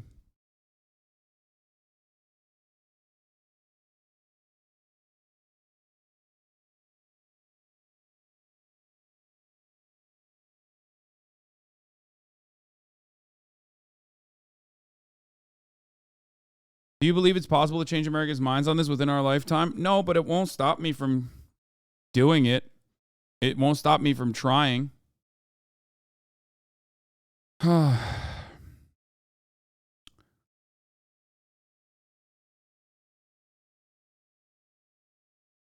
Anyway.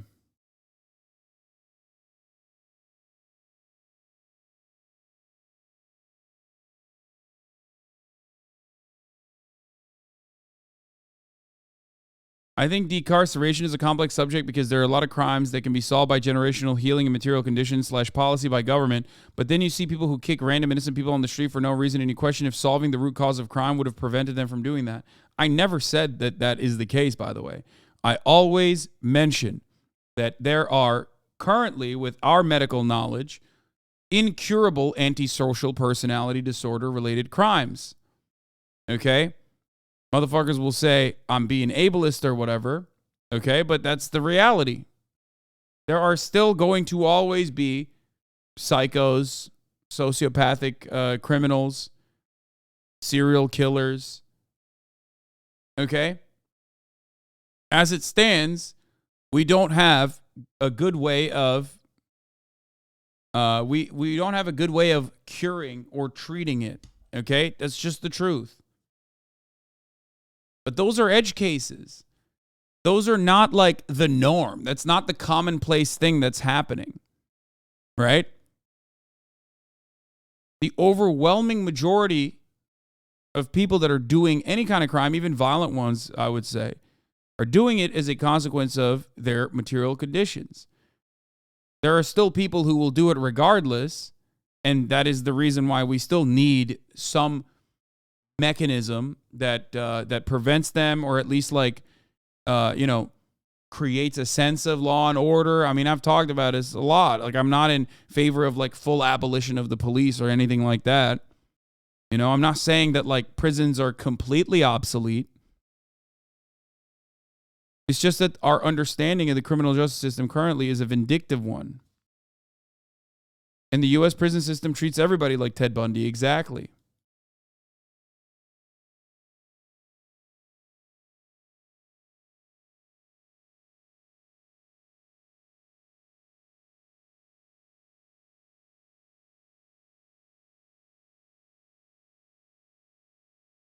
Anyway.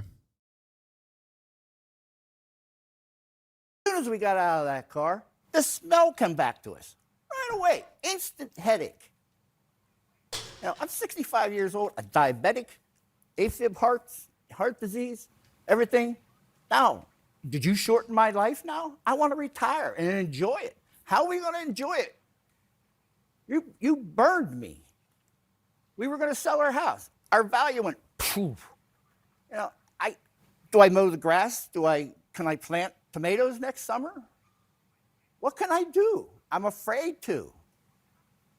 You know, and it's in the air. Every day I cough. A little cough here, a little cough there. I've never had that. You know, I got rashes on my cheeks and all my arms from the derailment. I don't call it a derailment. I call it a disaster. It's Norfolk's disaster, not a train derailment. I'm an honest. I shoot from the hip, just like the governor just told us. I tell you the truth. You seem like a family man, a great guy and all, but you know what? Like I said, your company has to do something. How are you going to make it up to him, Mr. Shaw? How are you going to make it up to Jim Stewart and all the other families? Jim, thank you for those comments. I hear you. I'm terribly sorry that this has happened to this community. What I can do and what I will do is make it right. We're going to get the cleanup right. We're going to reimburse the citizens. We're going to invest in the long-term health of this community. I'm going to see this through, and we're going to be here. And we're going to work with these community leaders to help it thrive. I think you heard the mayor talk about, making this community even better. And that's what I'm picking up. It's kind of shit right now. The community leaders and citizens. We're looking for ideas from the community on where we can help and things that we can do. Well, would you be willing to buy their houses? That's why we have somebody. Yeah. Will you buy them out of their houses at the property value so Jim can retire? That's making it right? Step up. We're gonna. I'm sorry. No, go ahead. I interrupted you. You're good. Jim wants to hear your answer. We're going to do what's right for this community. Well, that's what's right. But did your derailment, did it change me now? It's made me an angry man. I'm a Christian. I love the Lord. But you've made me angry. And I don't want to be like that. I want you to respect me like I respect you right now. And like I said, I lost everything now. I worked hard. I'm still working. I'm my 44th year at my job. I wanted to get out. Now I'm just stuck. Wait, that's it?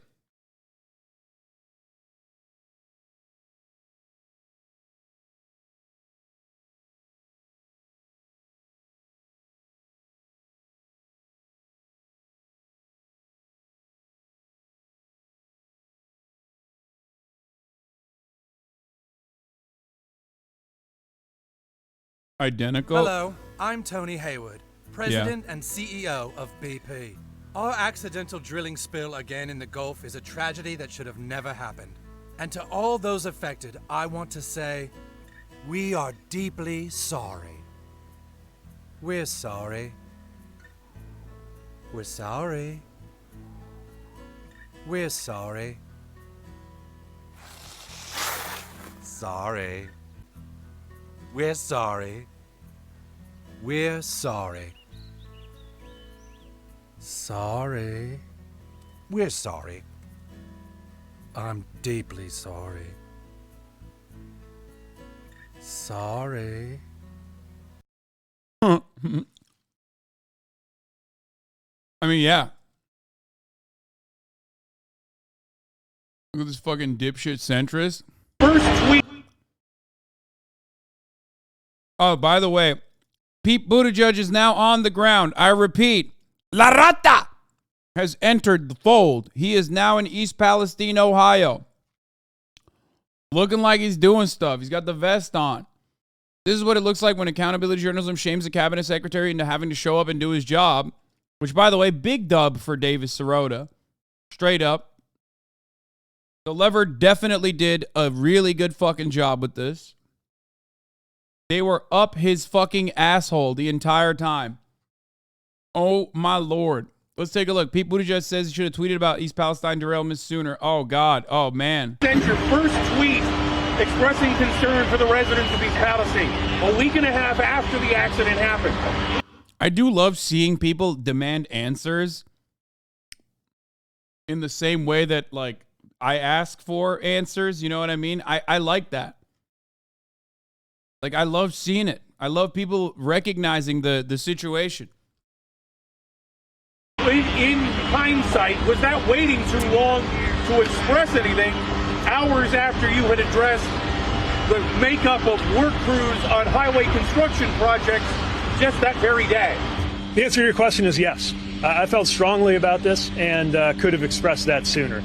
Again, I was taking pains to respect the role that I have and the role that I don't have, but that should not have stopped me from weighing in about how I felt about what was happening to this community. Send your first tweet.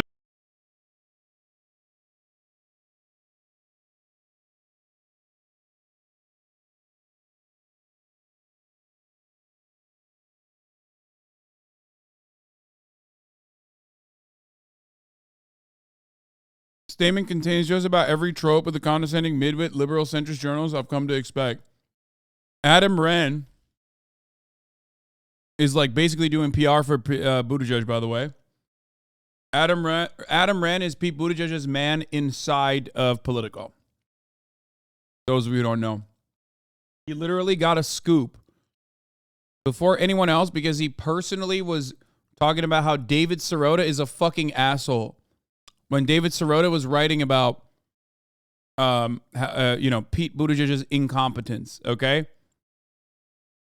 So just know that. Anyway, he's a big suck up. It is exceedingly rare for a transportation secretary to visit the site of a train derailment, especially one that resulted in no fatalities. Even though this crash has resulted in unusually heavy national media attention, partly driven by the televised image of the accident's toxic black plume and residents' anger over the safety of their air and water. About 1,000 train derailments occur each year, according to federal data. I love that.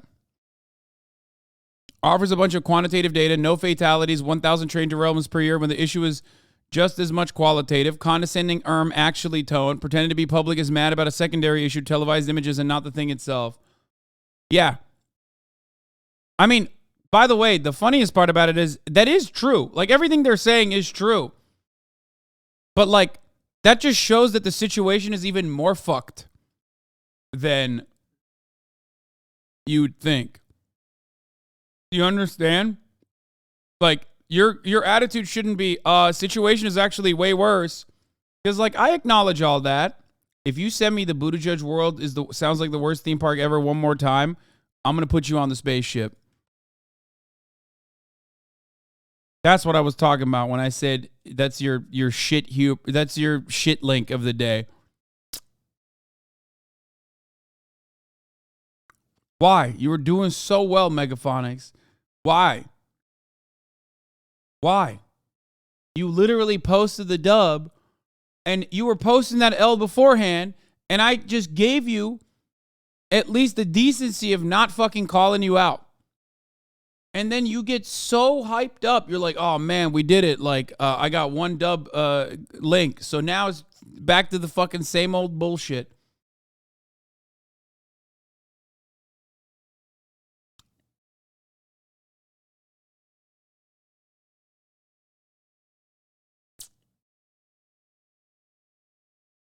Anyway.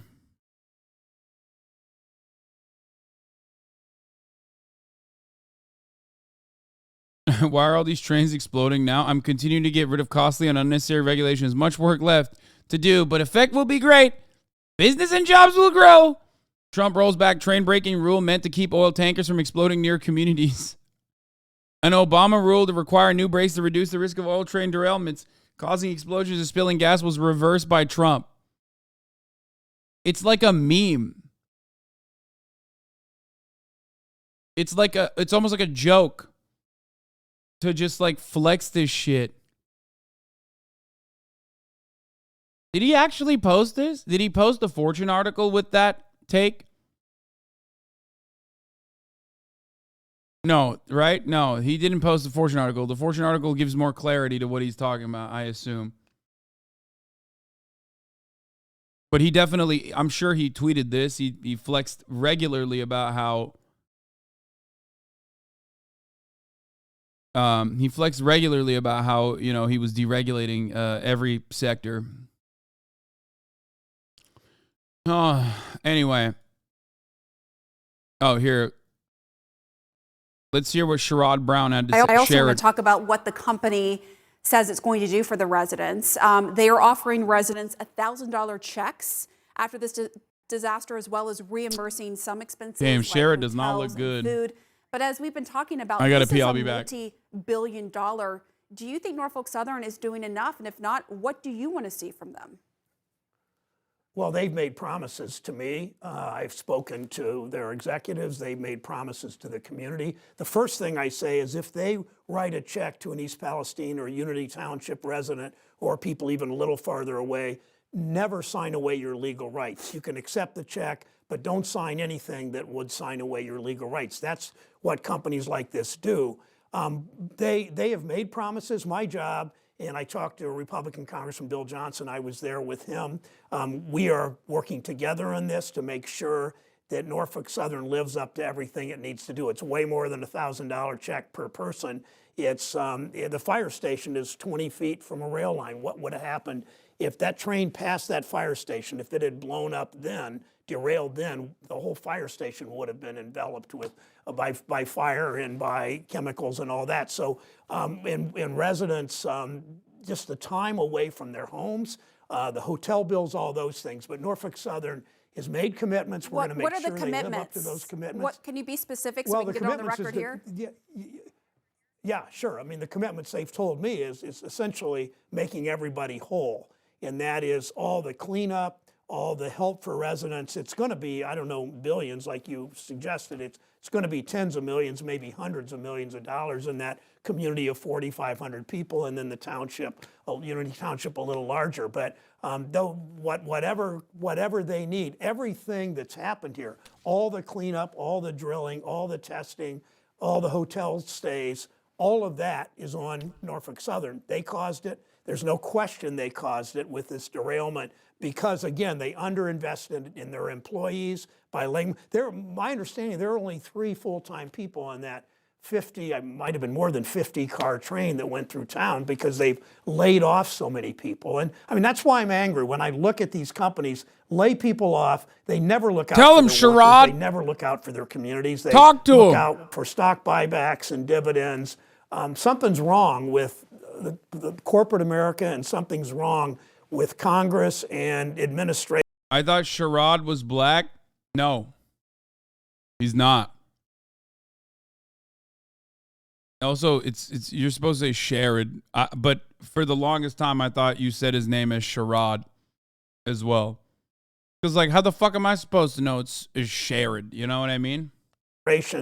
Listening too much to corporate lobbyists. Okay, so And let's talk that's about gotta that. change. I mean, that's the fight I make. We'll see. We'll see Microsoft has added new.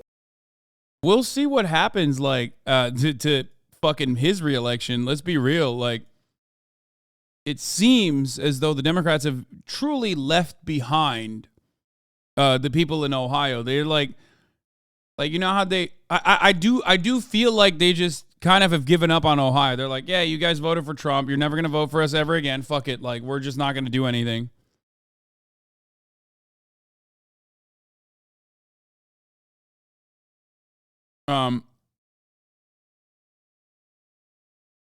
Sherrod Brown is a Ohio institution. I mean, he is unapologetically pro-labor.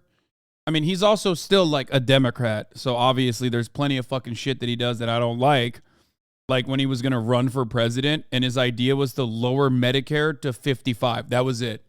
Medicare eligibility being lowered to 55 was his main goal. It's like, come on, really, dude?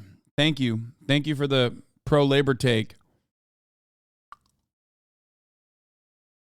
Anyway, but I do like that they're talking about billions being billions to shareholders. Norfolk Southern announced a new 10 billion share repurchase plan. Its latest annual financial report, filed just hours before the derailment this month, shows that it still had 7.5 billion available to buy additional shares under the repurchase plan as of December 31st. The company also returned an additional 1.2 billion to shareholders in the form of dividend payments in 2022 and 1 billion in 2021, bringing the total payments to shareholders to 4.6 billion last year and 4.1 billion in 2021. The shareholders did much better than the company's 19,000 employees. Total employee compensation came to 2.6 billion, up from 2.4 billion in 2021. That is crazy.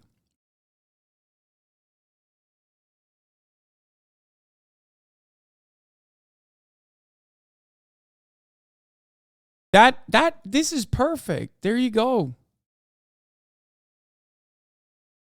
Like, there is no better representation of like profits over people than this.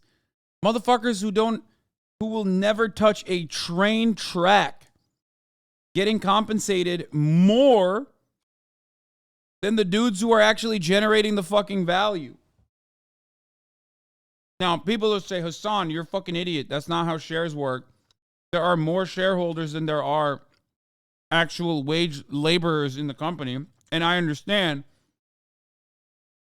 But as a whole, it still demonstrates that it demonstrates what they care about more. Okay?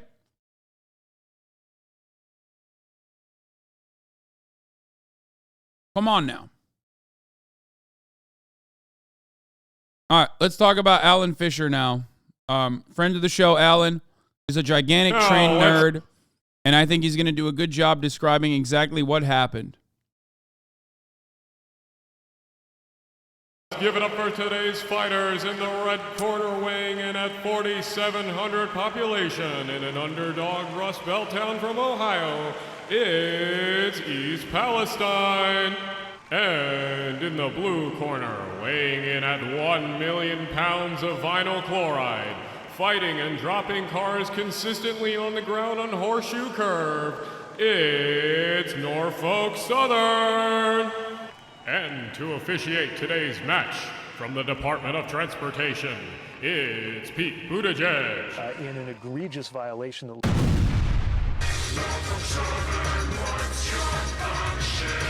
Hooking up the country, helping business run.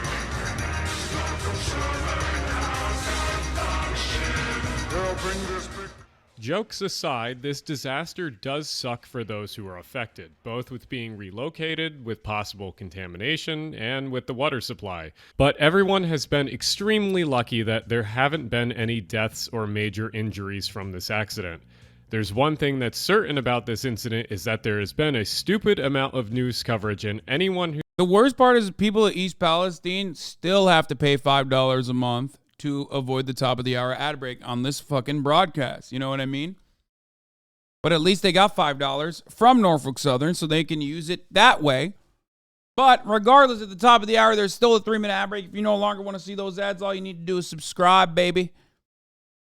For $5 or for free with the Twitch Prime or by getting gifted a sub. You know it. Here's the 3-minute ad break now. who says it's a cover-up is a bit goofy at this point. The reason why it wasn't big news in the first place was because derailments usually do not warrant a lot of news coverage. They happen more than most people think, and they're usually pretty mundane and boring for the average 24-hour cable news viewer. I just think that they weren't expecting this one to really blow up as much as it He's right about this. did, so coverage was slow at first. Since it did make it into the major news cycle, there's a lot of interesting and bad coverage from journalists that never talk about trains that suddenly now have to talk about trains. And for people like me who talk about trains... I mean, I gave you Alan's perspective ahead of time. I told you because he was like tweeting about it a lot. He likes trains a little too much. Obviously, he's going to be very fucking nerdy about it.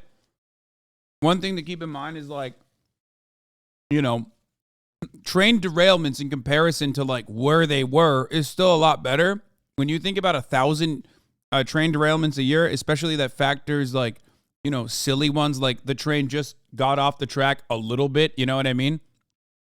All of those are still a part of the train derailment number. And even with everything else, like 1,000 is actually fairly, like incredibly small in comparison to where it used to be. Still terrible in comparison to other countries, obviously. But just, you know, keep things in perspective. America, you know, multiple decades ago was way, way, way worse. Alan praised the USSR for its railroad successes compared to America at the time, so yes, he's based. No, I know. He just loves trains too much. Trains a lot. It's been a painful process to read through these articles and takes about what happened. So for clarification, let's take a quick breakdown of what happened with this derailment in basically chronological order. On February 2nd, Norfolk Southern Train 32N left the Terminal Railroads Association's Madison Yard just outside of St. Louis. Allegedly, the train crew that departed from the yard with 32N reported hearing unusual noises from a part of the train that would later have issues. The train then made its way through Illinois, Indiana, and finally into Ohio, being on the move for roughly 700 miles. At 8 p.m. on February 3rd, the train was making its way through Salem, Ohio, 20 miles west of East Palestine, Ohio. Here, flames were spotted coming from one of the axles of one of the cars. And the video on your screen now shows that the train appeared to be on fire. This is interesting. 20 miles before it reached the site where it actually went off the tracks, derailed. Now, the footage on your screen is captured by a security camera at an equipment plant in Salem, Ohio. At 8:54 p.m., the failing axle finally gave out and caused the train to derail in East Palestine. From this point, there's a lot of politics, mismanagement, and generally bad communication on all fronts. But I'm not here to talk about that. We're here to talk about the train. So was there any way to prevent this? Yes, actually. One of the tools that U.S. railroads use to make engineers aware that something is wrong with their trains are devices called defect detectors. Detectors, you have all sorts of types of detectors. You got dragging equipment detectors, detectors for hot bearings. You have line side detectors that do non-safety stuff like telling where the car is. But the most common ones are hot boxes, detectors, and dragging equipment detectors.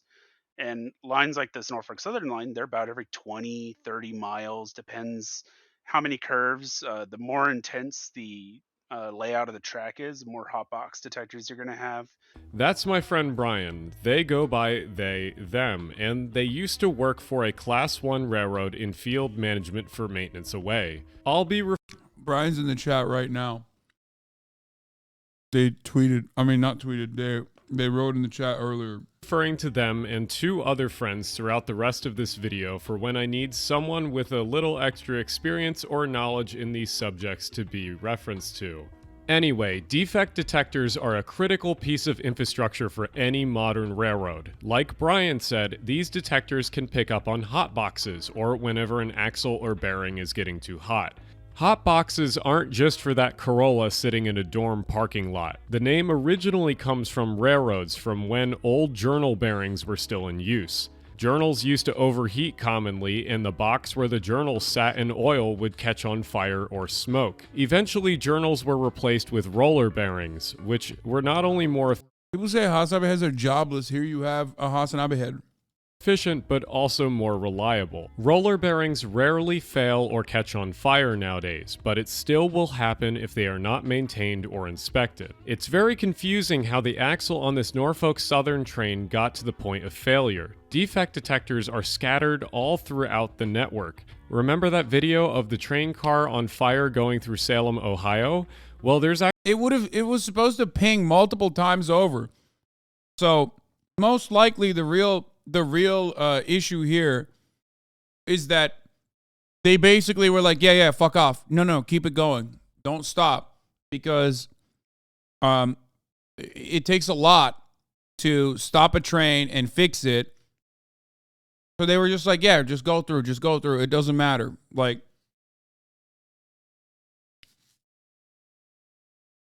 especially from what I understand, long trains with a fuckload of cars, like 50 cars, when they have to stop at a train stop, they are even more difficult to maintain.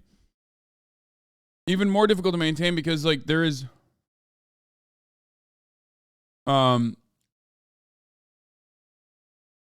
bro, a long train like is 300 cars. Okay, what are you working for fucking Norfolk Southern? Why are you saying this? That's what they said. They literally said, bro, it used to be double the size, you fucking dummy.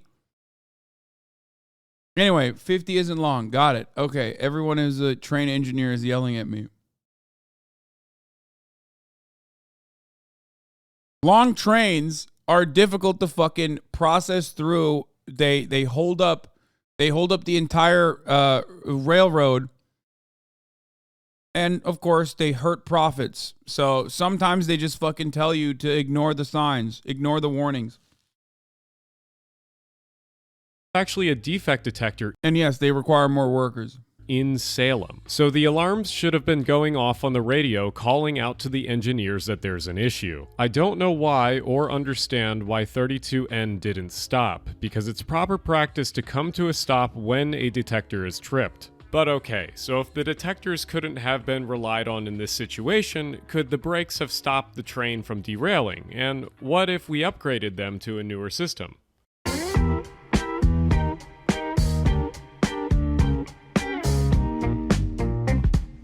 So if we're going to talk about brakes, I first have to teach you all how train air brakes even work.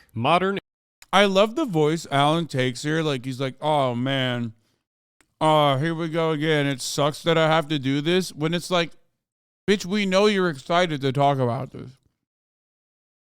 Like,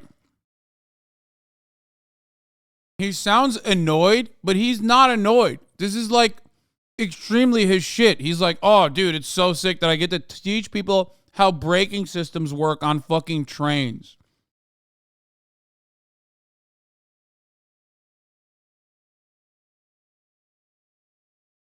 You know what I mean? Air brakes on trains work with a pretty simple concept. Compressed air lines on the train are one single system, so when the pressure drops at the locomotive, the pressure will drop throughout the train, causing the brakes to be applied. When there's a drop in air pressure below the normal, the brakes will start to apply.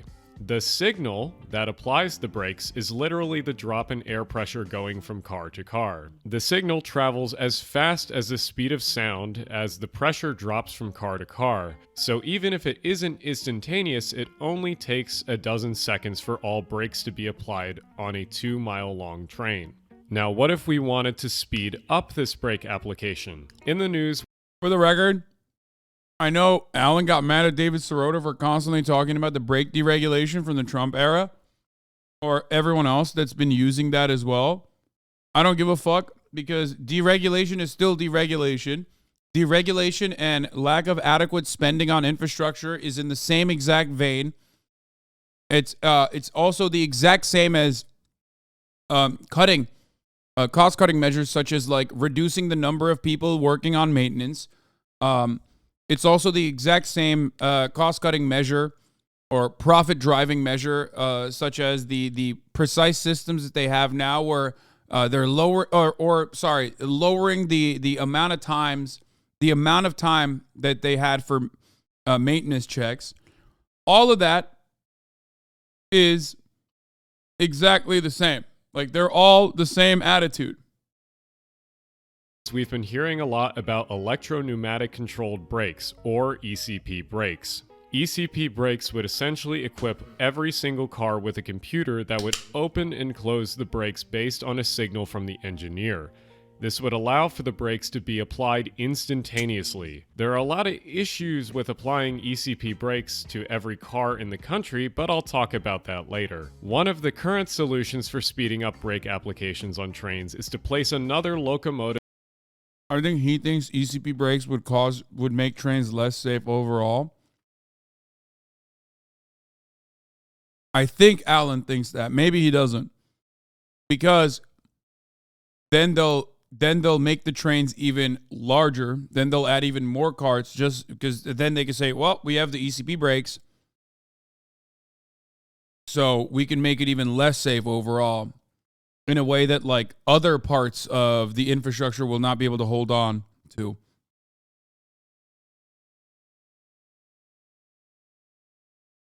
David Sirota, however, he thinks they wouldn't make a difference in this situation either. Yeah.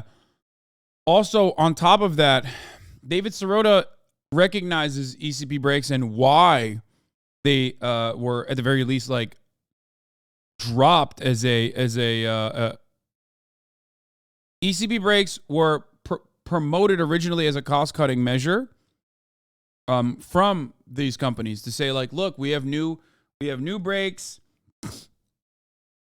Yes, it'll make them less safe because it'll mean you can go coast to coast without an inspection based on the original DOT rule.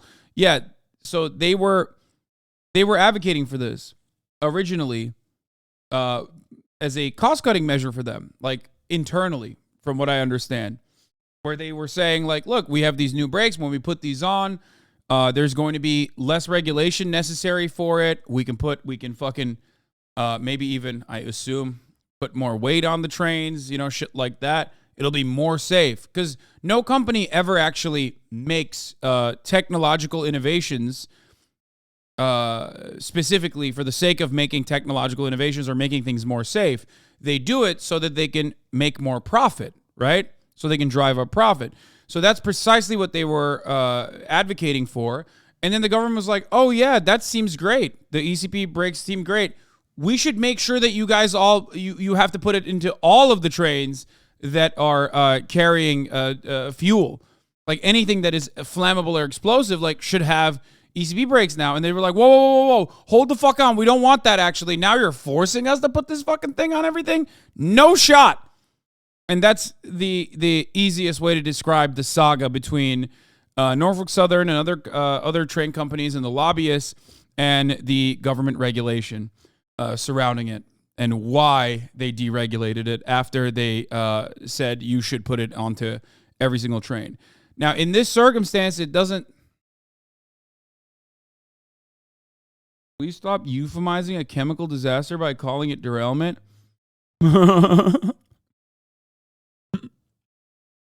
The hyper-specific pedantic Andes are in the chat. We got it, man. You got it. Now you're forcing us thing? No, well, the now you're forcing us means that, like, if they were asking for that, that means that they're going to have to spend a lot of money on all of their fucking trains, even ones that they didn't intend on putting ECP brakes on. So that's why they didn't want to do it. That's why they were advocating against it. Somewhere in the train consist or at the rear. This remote-controlled locomotive controls air pressure the same way that the lead locomotive does, essentially doubling the speed of the brake application by being another air control point in the train. Multiple people either working in the industry or part of regulatory agencies all agree that the Norfolk Southern train would have still caused a major incident regardless of whether it had normal brakes or ECP brakes. Here's Jennifer Homendi, an NTSB chair member, responding to questions about brakes and the derailment. Her main point is that if the suggested rules for ECP were even in effect, this train wouldn't even have been affected by the mandate for this consist. Even then, once you derail a car, no matter the braking system you have, you're going to have an issue. So here's my friend Alex, a 5-year engineer on a Western Class 1 railroad, and his opinions on the subject. And what happened with the Palestine derailment when they say the train went into emergency, I can't say this without having been there myself, of course, but from what I've seen of the bearing on fire and just the accident, I'm betting that the bearing melted off the axle point, the car went on the ground, and as soon as that hose breaks off from the rest of it, it will put the whole train into emergency. Where it broke, we'll send it both directions for emergency braking. However long that may have taken, I can't remember how much or how long 32 Nacho was, but I believe it was somewhere around 8,800 feet, according to a friend who had it. So that would have taken maybe 3 to 4 seconds going each way to reach the train. Not long. ECP wouldn't have done anything within that given time frame to do it, especially if the car is on fire. So if brakes aren't the thing to go after, then what should we be advocating for so something like this doesn't happen again? But before we go on to policy, let's close out this section with some words from my friend Justin Rosniak. I sort of feel like we're going through this rigmarole again, where it's like, well, we could do basic maintenance and slight upgrades to existing systems, but instead, we're going to go way ahead and say, use this new thing that no one's ever used before. So I don't want to make this section too long because policy is always a bit difficult to listen to. But sometimes when people are talking about Pete Buttigieg online and how he can't really do much, they're sort of right. You see, under the DOT, there is an agency called the Federal Railroad Administration. And unlike the airplane version, which is the Federal Aviation Administration, the FRA is very underfunded and doesn't have as much power over the industry that it oversees as the FAA does over its industry. There are two reasons for this, and one is easier to fix than the other. The first is that the FAA controls a lot of publicly owned airports and can easily deny companies the right to use those airports, where the FRA has to deal with private companies and private infrastructure mainly. And it's literally because it's longer. It's been around for longer in our dog shit fucking country, and therefore they have more time to have eviscerated any kind of nationalization efforts. That's it. And the more private the ownership is, the less the amount of hands that hold it. That's it. It's really fucked up, but it is precisely the reason. I mean, railroads historically, and even the building of railroads historically has been fraught with monopolists and the awful fucking capitalist barons.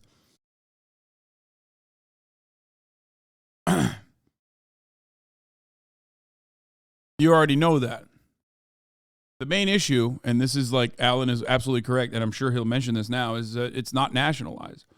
The government has limited regulatory power because, they don't even want to do the subsidy part of the regulation. They don't even want to do the fucking bully pulpit part of at least like advocating for certain things and wagging the fucking finger. But when all else is considered here, you still have, you don't have the actual, power to, you know, stop railroads completely. Stop these 4 fucking railroad companies from completely dominating.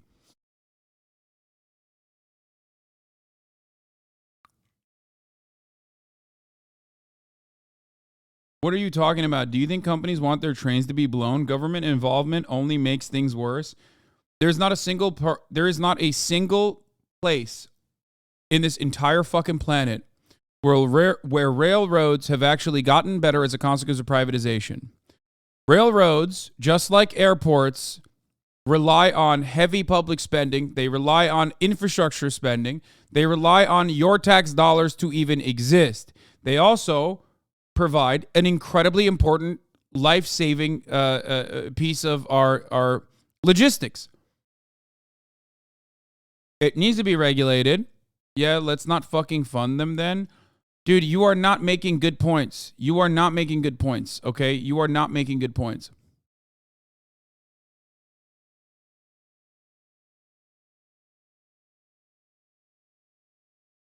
Let's not fucking fund them then is an idiotic measure. I just gave you an example of public ownership being better. Even the American Enterprise Institute's own study that was trying to show that Amway is dog shit in comparison to other countries actually still showed nationalized railroads and publicly owned railroads as infinitely better than the American ones. Okay? Or I say Amway, fuck Amtrak. Fuck you. Shut up. God damn it. Why? Why do they sound so similar? I'm fucking ESL. Suck my dick. Shut up. Yeah, sure, let's heavily regulate them to the point they will ask for more money so you can bitch about them. I want railroad executives to be at gunpoint, put in jail. Okay? I want you to also at gunpoint go to jail for being an annoying little fucking libertarian dipshit who doesn't understand a single fucking thing about the issues that he's talking about and and is just trying to fucking do Reddit Lord, debate Lord shit. Okay? I want railroad executives, I want railroads to be nationalized, okay? That's what I want. That's what I think is the right thing to do here. Okay? And I want you to go to jail for being fucking annoying. That's what I want. It's not about regulating them. It's about nationalizing them, okay? Even regulation falls short in a lot of instances. There are still things that even our current government could do, okay? Cutting off subsidies, saying that you're going to tax this industry out of the fucking ass, okay? Yeah, you want to spend more money to buy them out? No, I'm saying use guns, okay? We're the government in this situation. Just use guns. You don't need money to buy out a railroad. You could just use guns, I think. That's what I'm saying. Just take it. It is on your soil, okay? It relies on you spending money on the infrastructure. It could not exist without any of that shit. I don't want to spend more money on it. I don't want to spend more money to buy them out. I want to use guns. I want ownership at gunpoint and then collective ownership ultimately, because, you know, that's what it means to nationalize it. Do you understand what I'm saying? Which guns? Ones that we should take from the people? Okay, you're moving on to a completely different subject matter. And you're also a fucking idiot.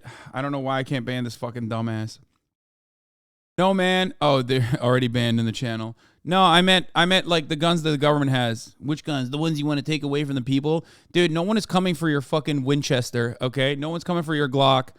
And when the tyrannical government knocks down your fucking door with the 80,000 IRS agents that are going to, at gunpoint, forcibly make you into a trans bimbo woman, okay? They're going to bimbify you. You're going to not be able to do anything with your little fucking pea shooter, okay? And we're coming for you. We're coming for you, motherfucker. That's right. We're coming to your house. We're knocking down your fucking door. And your little fucking granddaddy's Winchester is not going to do shit, okay? Government has better guns than you. Mandatory forced feminization is coming to you, okay? With the 80,000 IRS agents that Joe Brandon recently hired.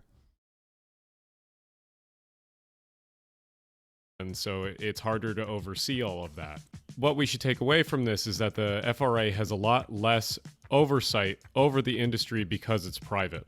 And then the other thing the FRA can do is we can just give it more money, because part of the problem with the FRA is that they don't have enough money to hire enough inspectors to actually go out and check all of our infrastructure regularly, and all the cars and rolling stock and all that too, of course. Next thing to fix is labor. The first thing you should do is you should make it a law that you should have two-man crews. Two-man crews is not only safe, but has subverted some disasters that were going to be worse than the Norfolk Southern derailment. The BNSF Castleton derailment was going to be insanely worse if it wasn't for two-man crews. Part of the train was broken apart after it caught on fire after derailing and taken away from the rest of the train so that the other... I think another part of this is also that, like, the airlines, or at least people that work on airlines, have stronger unions maybe than the railroad union, I feel like. I might be wrong about this, but that's like the last remaining fucking point of defense against this kind of ridiculous, that's the last remaining point of defense against this kind of ridiculous, like, profit-seeking attitude. Especially because they're trying to do this for airplanes too. Like, they're currently, remember, we talked about this. Yeah, Reagan gutted the unions, but the remaining unions are still stronger, I think. And what I mean by that is, as it stands currently, American Airlines are trying to do the exact same thing that they're talking about with one pilot planes.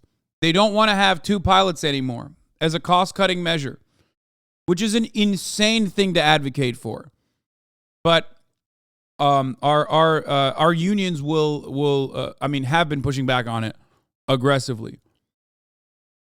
Ethanol cars would not catch on fire. There are other obvious labor policies that you can enact, like forcing the railroads to actually hire enough people to do inspections and keep good schedules instead of forcing people to work way overtime or way too many days in a row. Other than labor, another piece of legislation that's probably needed is a standardization of defect detectors. Defect detectors do not have standards, and they are actually different for each railroad. They just happen to be similar because companies make them similar when they buy them. And lastly is PSR, or Precision Scheduled Railroading. The problem with PSR is that it makes trains double or triple the length that they used to be, and this compounds a lot of problems that already exist, including the fact that if you have a problematic car, it's hard to dig out of the train if there's an issue with it in the first place. So, if you want some rules and policies to fix the industry, here they are. Here's 5 good ones right here. I do like that public ownership idea. That might come back around, or I have a few other videos that might mention that concept. But I don't know. Norfolk Southern is a pretty terrible railroad, and I'm not saying that Conrail was perfect, but I'm just saying that they never put a train on the ground because of a hot-boxed car.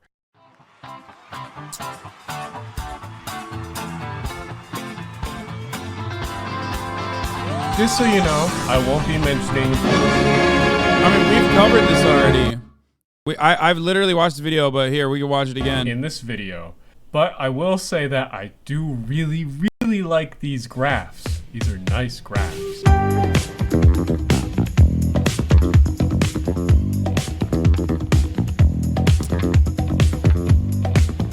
The FAA is one of the few remaining regulatory agencies that can actually fuck shit up at will. That's why aviation is still so safe. If you want to see what aviation with poor regulation looks like, check out the accident record from the 70s to the early 90s. So many major disasters.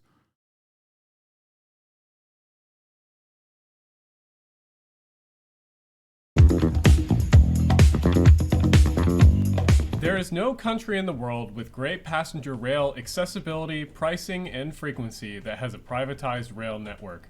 All of the... Whoa, wait a minute. What? That's crazy.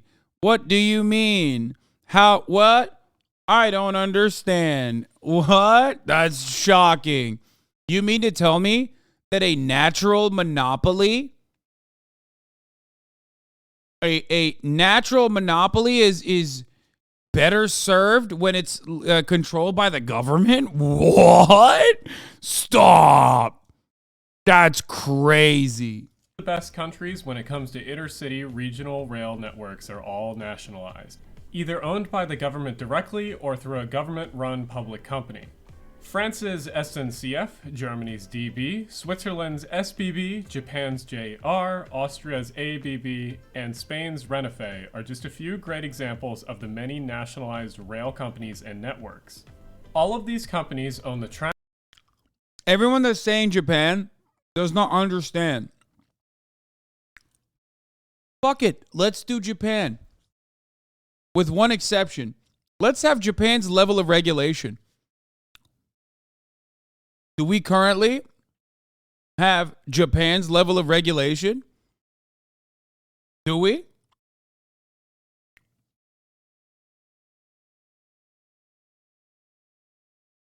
Also, it doesn't matter because that was still built with public funds.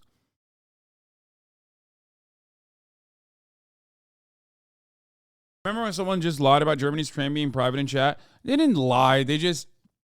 It's still on the stock market. It's just government owned. That's what they're... And the lie in that situation is that it wasn't for profit. Like, it doesn't run as a for-profit institution. It still doesn't turn profit.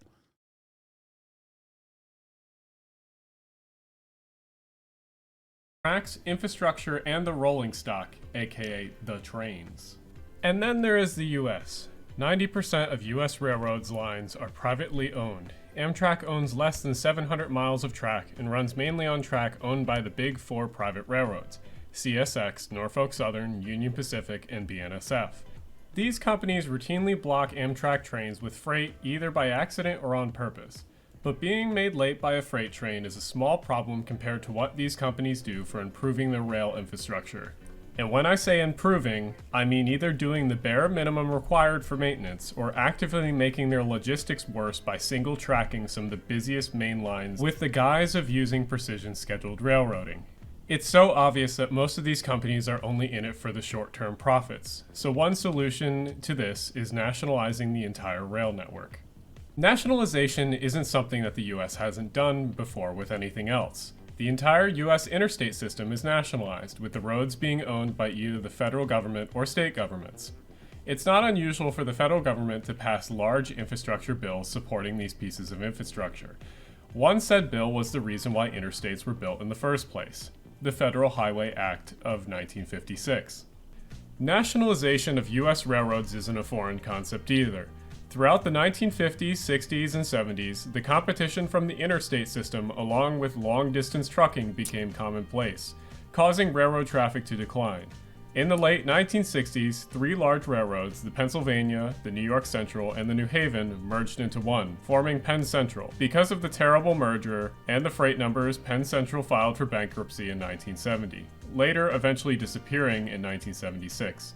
Many other railroads at the time also simultaneously went bankrupt, like the Reading Railroad, Erie-Lackawanna, Lehigh Valley, Central of New Jersey, and the Lehigh and Hudson. All of these bankruptcies caused a massive void in the US transportation network, but the federal government came to help. And on the sixth day, the Fed said, "Let there be Conrail," and it was good.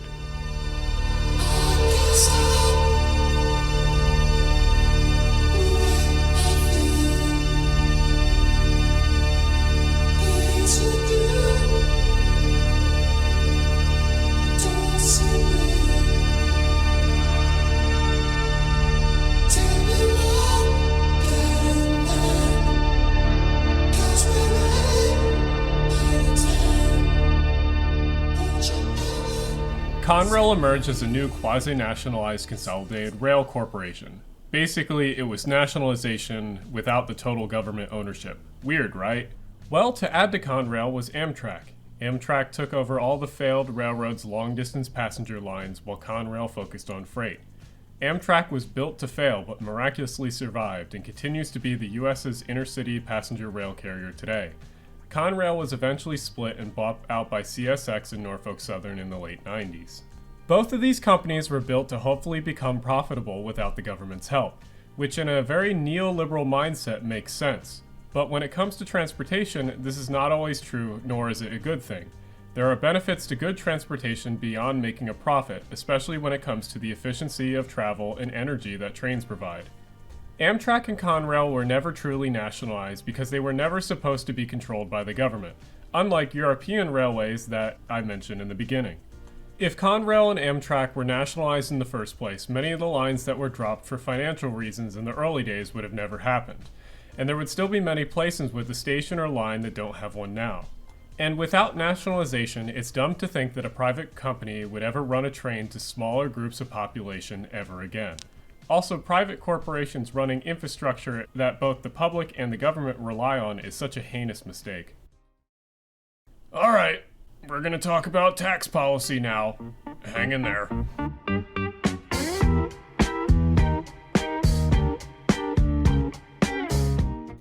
Okay, now stay with me. I know that tax policy can be quite the killer to listen to, so I'll keep it brief. I'm not going to go through all the history of taxation in great detail except for modern day.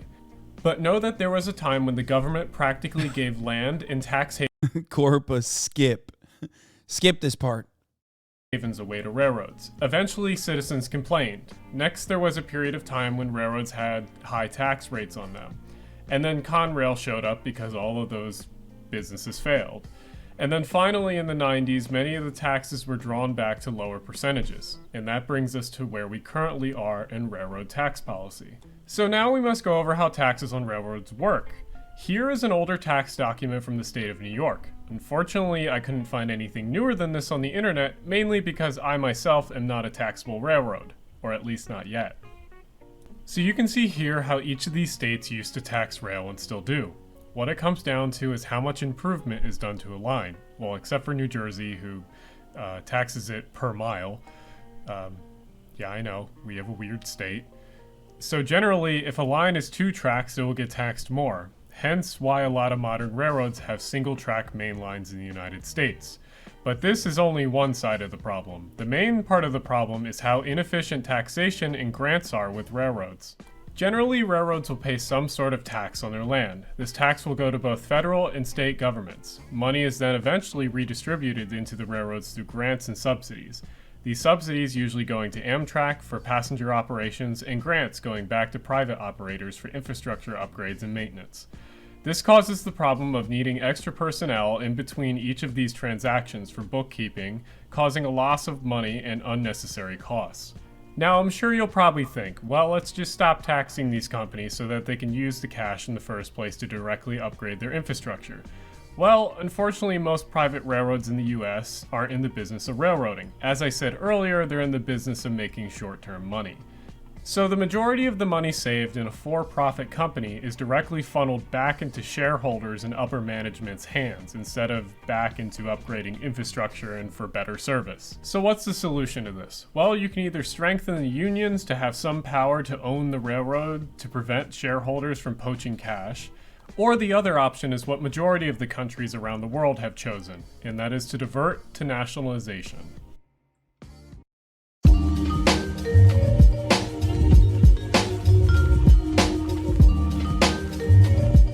Most of these problems could be fixed through nationalization and widespread investment into railroad infrastructure.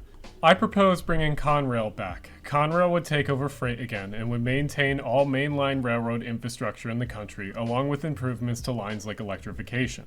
Private companies could still own and operate their freight on the network too. They would lease out lines and run their services. This is very similar to how European railways do their services, similar to FlexiTrain in Germany. Class 2 and 3 railroads could also still exist privately too, because Conrail would only operate mainline services, so Class 2 and 3 railroads would still need to exist for freight hubs. Nationalization would use Conrail to turn the current US rail network into basically a copy of the interstate system, where the government owns the rails and infrastructure but any company can use them if they pay the toll. The main benefit with these improvements through nationalization would be with Amtrak and passenger rail in the United States. Amtrak could truly have control over all of the lines and could manage and set up new lines with ease. Amtrak and Conrail could work together to improve infrastructure and build. Calling it Conrail would be a mistake. I can easily see it be vilified. Why? Conservative rail. New high-speed rail corridors as well. Commuter railroads like NJ Transit would also benefit. With nationalization, integration of services into a larger network would be a hell of a lot easier. NJ Transit could open new lines that were once owned by private companies easier too, like the CS. The one thing, Alan is biased towards New Jersey in an unfortunately positive way. The only thing I'll say about NJ Transit is that its colorway is fucking fire. Actually. SX main line that runs from Manville to Ewing Township. The US truly has a long way to go before even coming close to any of those countries that I stated in the beginning. But I truly think that nationalization is the first huge push in the right direction to get that train moving.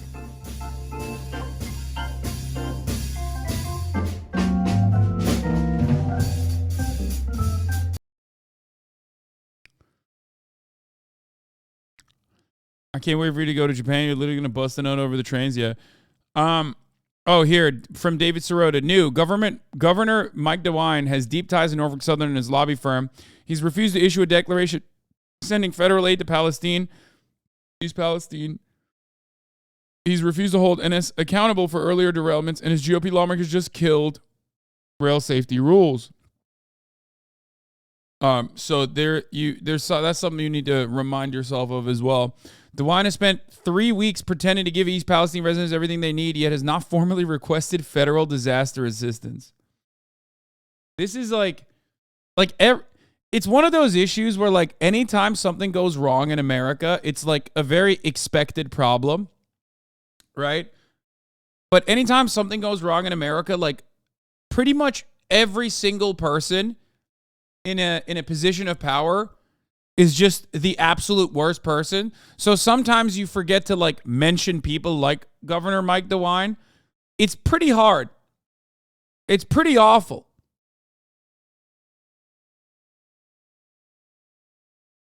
Just incredible. Who do you yell at? Joe Biden, who fucking personally claimed he was pro-labor unions and then like played a role in shutting down a railroad union strike a month before this derailment happened. Pete Buttigieg, who's supposed to be the transportation secretary, who did not give a shit about this, and when asked about this issue once it finally like made the news cycle, said, "Oh, there's thousands of rail derailments happening every year." Who also is like a McKinsey consultant and therefore understands the necessity for deregulation, and is going to gain nothing from even showing support to East Palestine, and everything from just shutting the fuck up and hoping that these big railroads inevitably don't spend money on his opposition. Do I get mad at Donald Trump and the entirety of the Republican Party across the board that champions deregulation as like a cost-cutting measure for consumers when it's actually killing people, literally, or at least creating new cancer clusters? Do I get mad at every other industry that is already dumping PFAS into people's natural water supply on a regular basis and poisoning people on a regular basis, things that go unnoticed? Do I get mad at I don't know. Do I get mad at Norfolk Southern and the CEO that is like very clearly doing and is going to continue doing all of this shit? There are so many people to get mad at that you sometimes forget the little hobbit, Governor Mike DeWine, in the sea of things. Do I get mad at the EPA? Fuck. Do I get mad at the lobbyists? It's great.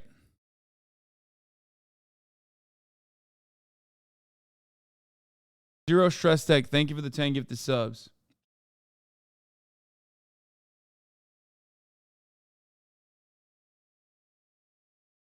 Anyway.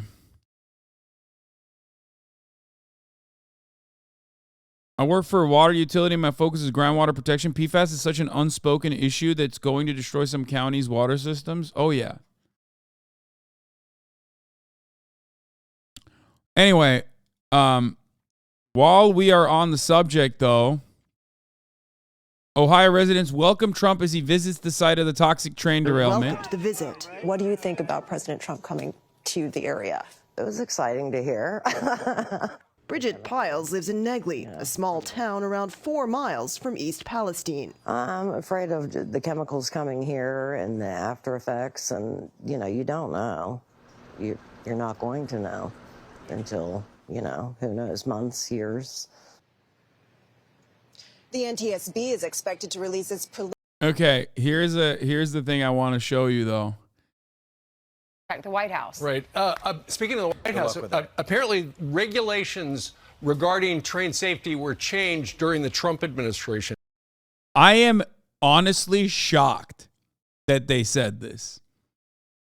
Like, that is insane. Are they stupid? How hard are they riding for Ron DeSantis? Are they like, I've never seen one of the more popular editorial team backed Fox programs genuinely shift blame back to Donald Trump at a time when he's popping off. That's crazy. Tucker Carlson will be having a word with you. This particular railroad and others lobbied President Trump to dismantle an Obama-era rule that would have required railroads to update their braking. He said an Obama-era rule.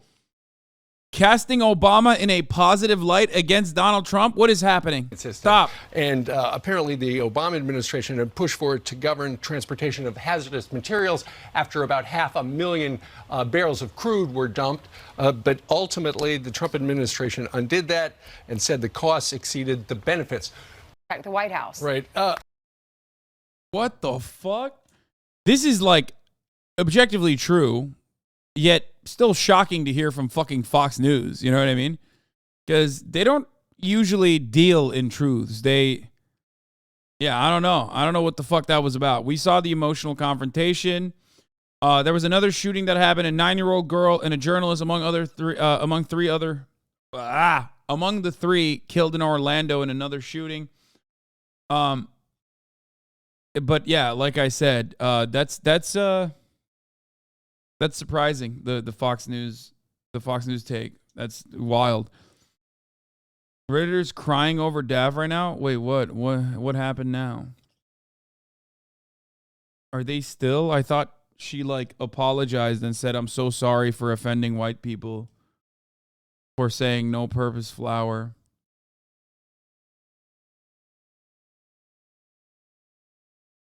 I know we're gonna watch Ben Shabibo. Oh, there it is. It's on the list. They're still coming at her? Why? She apologized. Which she didn't need to, but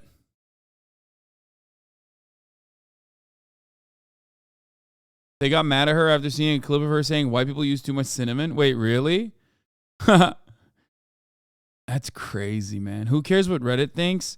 Yeah, no one actually cares what Reddit thinks, except Redditors do have this inflated sense of self-worth, and they will stalk you. They will cyber stalk you. They will make it their life's mission to cyber stalk you and ruin every experience, every relationship that ever happens. Asman says she should be banned. What? No, he did not.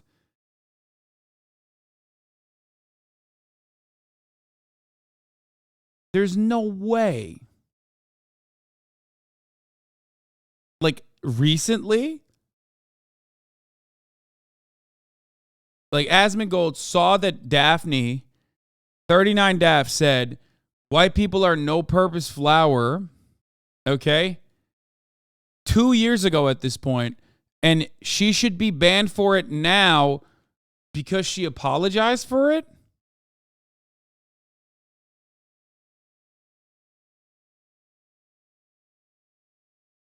No, I don't believe that. Oh, yeah, no, guys, that was 2 years ago, by the way, almost. That was when I said, when I got banned for saying cracker. The only reason why this is resurfaced or whatever is because Dav took it up Daft decided to apologize for it.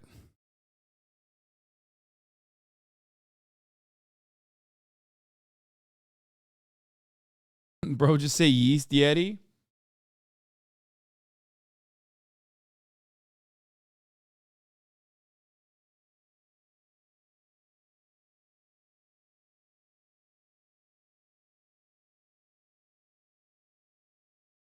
It's like There's no way. Come on, Asman. if somebody had made these jokes about black people, they would never be getting unbanned. If they had made these. Yeah. Yeah, yes, I agree. I do agree with that. Yeah, of course.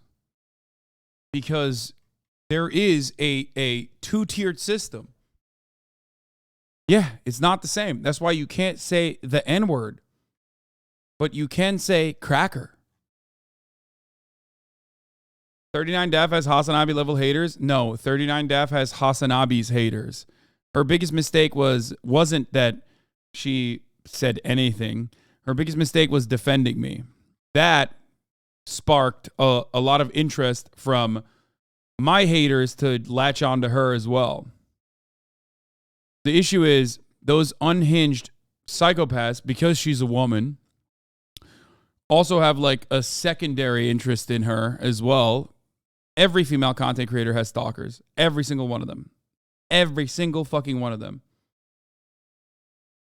Yeah, unfortunately, it's not your fault too. Like, they made their own ecosystem in here in Hoscord. What do you mean?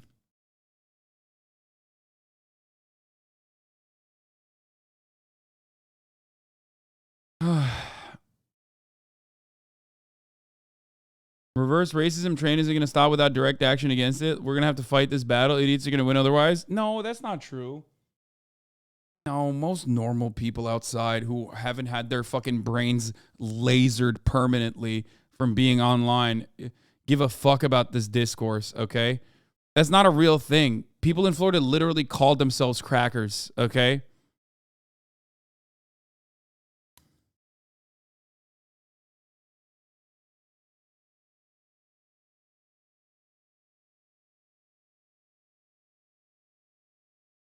These jokes about Asians or Mexicans or something like that, they would never be getting unbanned. First of all, that's not true. No, it's true if you say that about black people, yes. They probably wouldn't get unbanned, even though plenty of people have. But as far as Asians, what? You crazy? No, they definitely... People definitely get away with a bunch of shit against Asians. Like, that's crazy.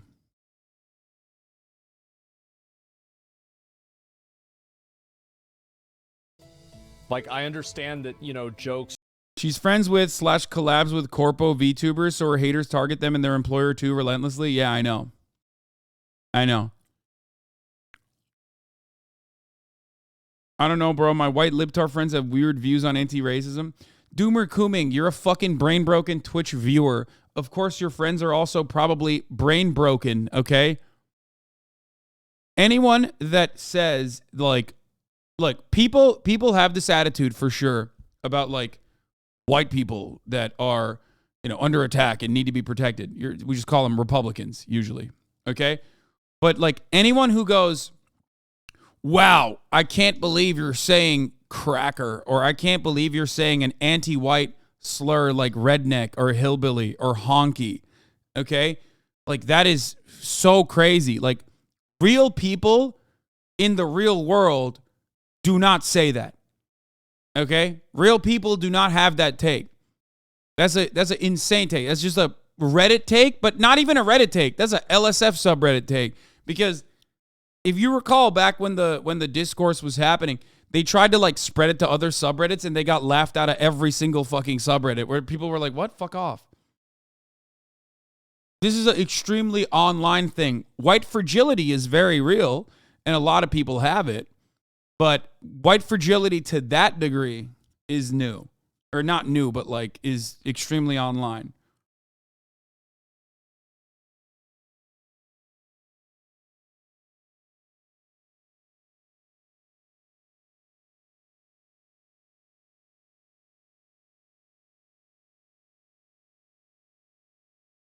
are not racism, but like that's not really true whenever every other form of joke would be considered bannable.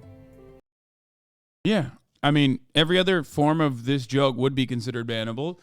The reason why whiteness is not viewed in the same lens as like any other kind of race is because whiteness is an ever expanding concept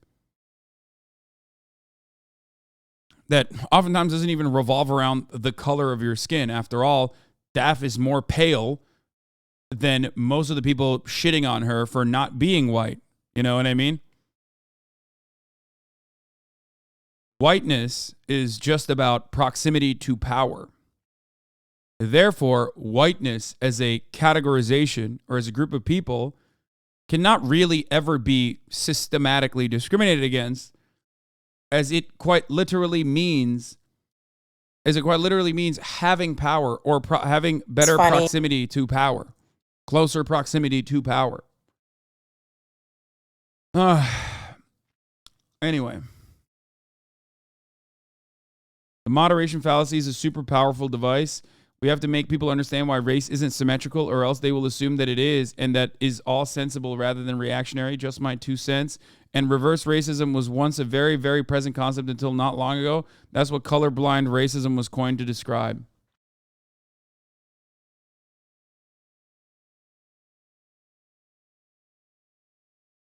Anti-white racism represents the denial of the historical and contemporary reality of racial discrimination and erases the concept of white privilege. Yup. It does. You can discriminate and say mean things about white people as a category, okay? But given what whiteness is, it's never going to have the same emphasis or the same power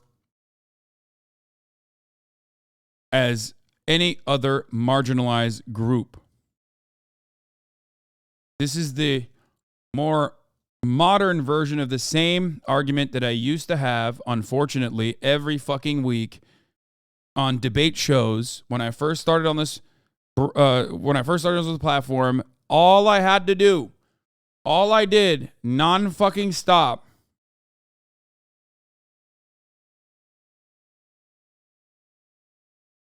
was defend the now understandable attitude, hopefully, that white people shouldn't say the N-word. The why can't I say it discourse was something that I used to have to engage with every fucking week. And now, at least we've elevated that to, you can't be, you should stop being mean to white people. Okay?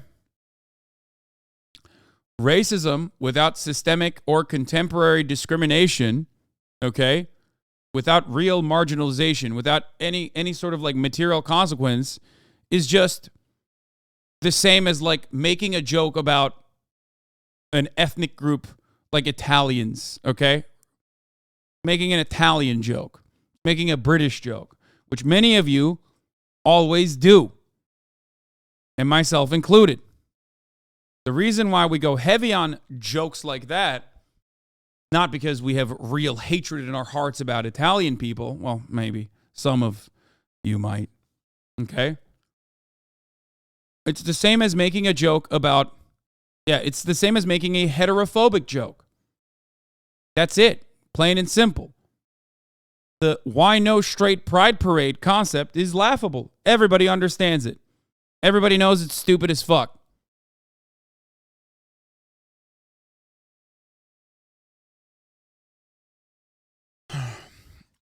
Also, it's hilarious because, like, I'm white.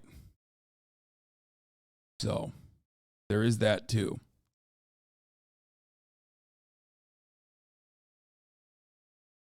Asman also even thinks saying white people have privilege is racist. I mean, that's crazy. I don't know. I mean, that's just wrong. That's wrong. I'm a white person. Okay? Well, not according to some, but regardless, as a white person, even my proximity as a white passing person allows me to have certain privileges. It's true. The privilege doesn't mean that like automatically every white person is better off than every black person. That's not true. Okay?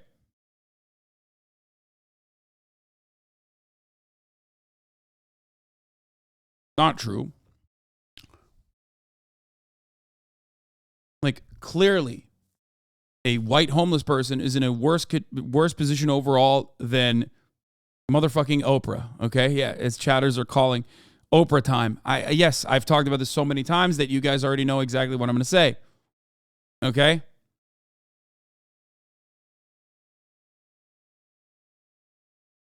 I hate that this is like such 2016 ass discourse. Oh, sucks.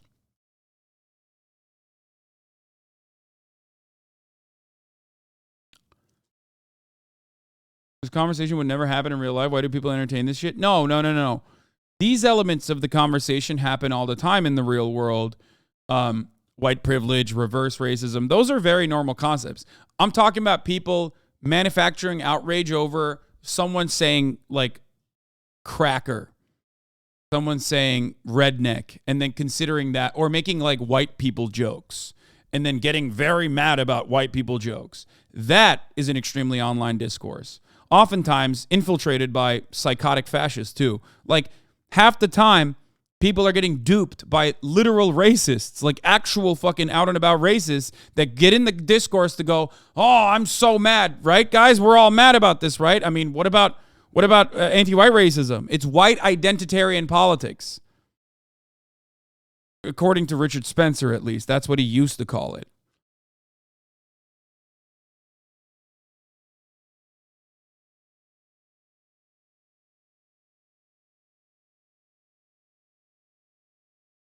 Black people are not mad about the N-word because it's just a mean word. They're mad because of the power that the word holds. And the power does not come from it being mean. The power comes from systemic oppression. Okay?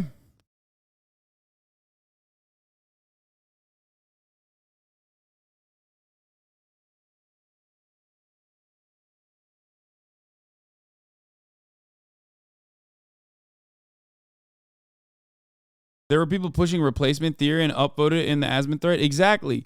Anytime reverse racism comes up, okay? Anytime reverse racism comes up, all of those fucking weirdos get in there to be like, yeah, and also look at this. Think about the great replacement theory, am I right?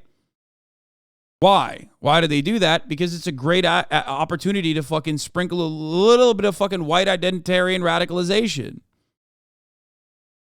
into the fold. Anyway.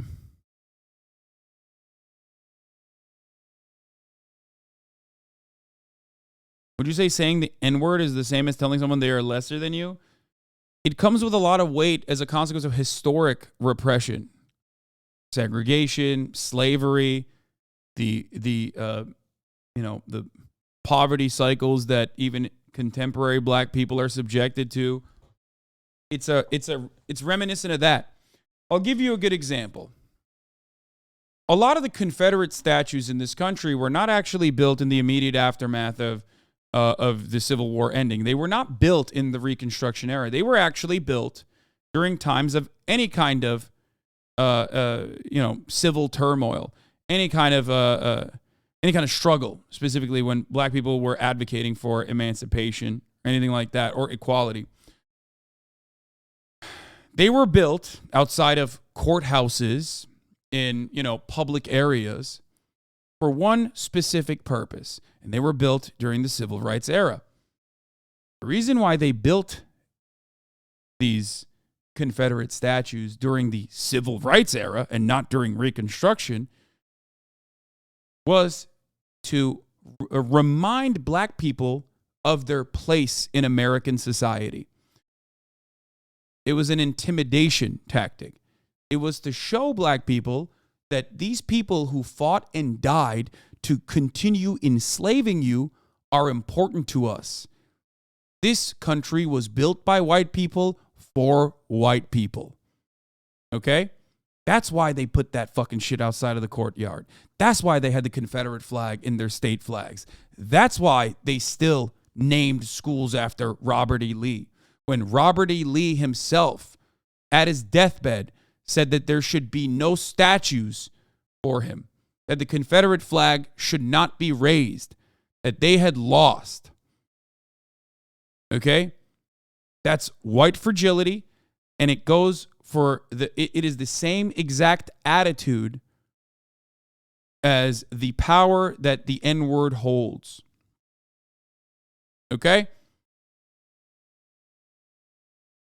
When you call a black person the N-word, or when you just say the N-word, you are reminding everyone around you that at the top of the hour, there's a 3-minute ad break that I forgot to run.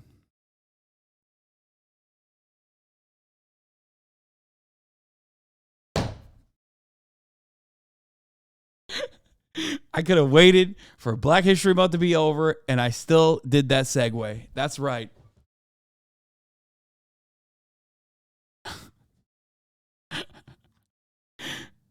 You no longer want to see those ads. All you need to do is subscribe, which you could do for $5 or for free with the Twitch Prime by connecting your Amazon Prime account to your Twitch account. Do you feel dirty now? A little bit. It was cold. It was ice cold. It was ice cold. Okay.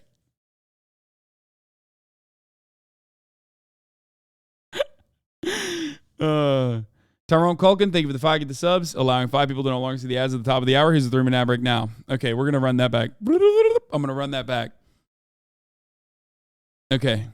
It was disrespectful. It was cold-blooded. Whew. Okay. Okay. Just like the Confederate statues being built outside of schools, City Hall, and courthouses, it's that exact same reminder when you use the N-word as a white person, okay? That this country was built by white people, for white people, and that you have no role in the society as a free person, okay?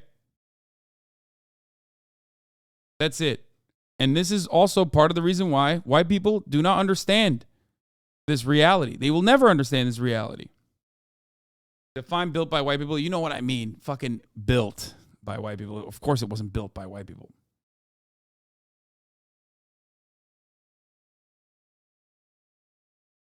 Oh.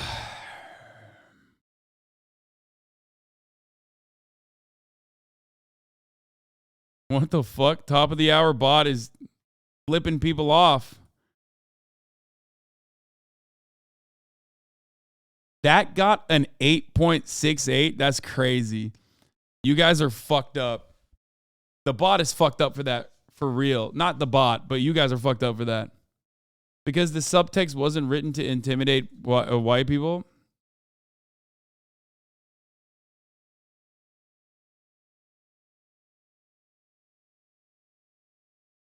Please just say no one should use slurs in conversation because it's unhelpful. I mean, yeah, but that's not the conversation that we're talking about. Conversation that we're having is not about being unhelpful. Yeah, if I'm trying to talk to a white person, okay, I'm not going to be like, you fucking cracker. You don't understand anything.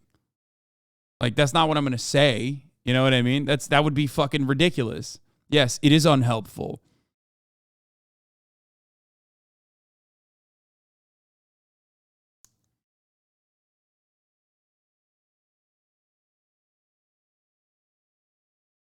Kind of funny, though, but unhelpful.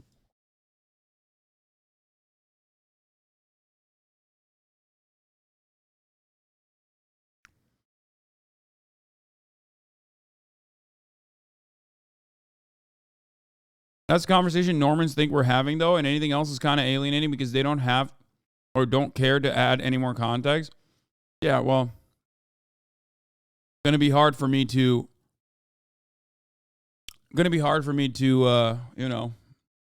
make sure that motherfuckers aren't lying about me. Stop. You're going to get banned just before Japan? No, that was contextually appropriate.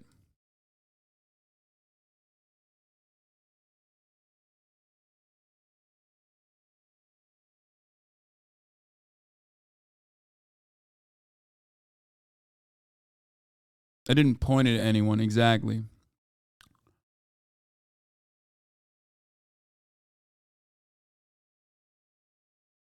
Anyway. I don't know, that flew out of your mouth like it's been done before. Fuck yeah, it's been done before. I have no shame in that. Bitch, I got banned for it. I got banned for anti-white racism. What do you mean? Fuck are you talking about, dude? Hey, don't make me pull it out, okay? I will fucking pull it out. Do you see this? Do you fucking see this? Yeah.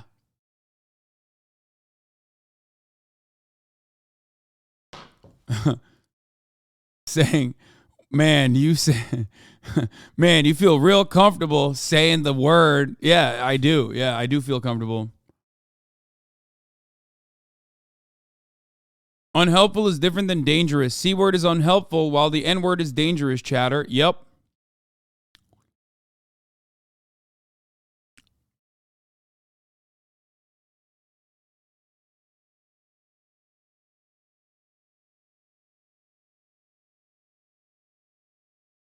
Dangerous my ass?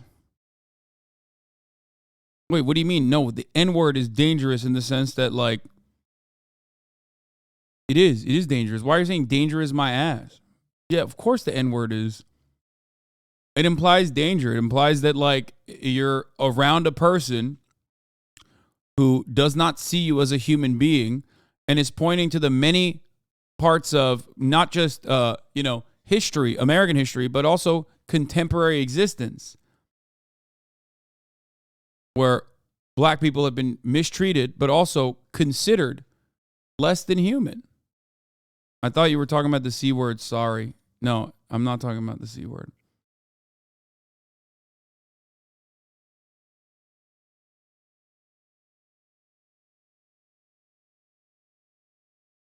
It's a direct threat of violence historically. Yep.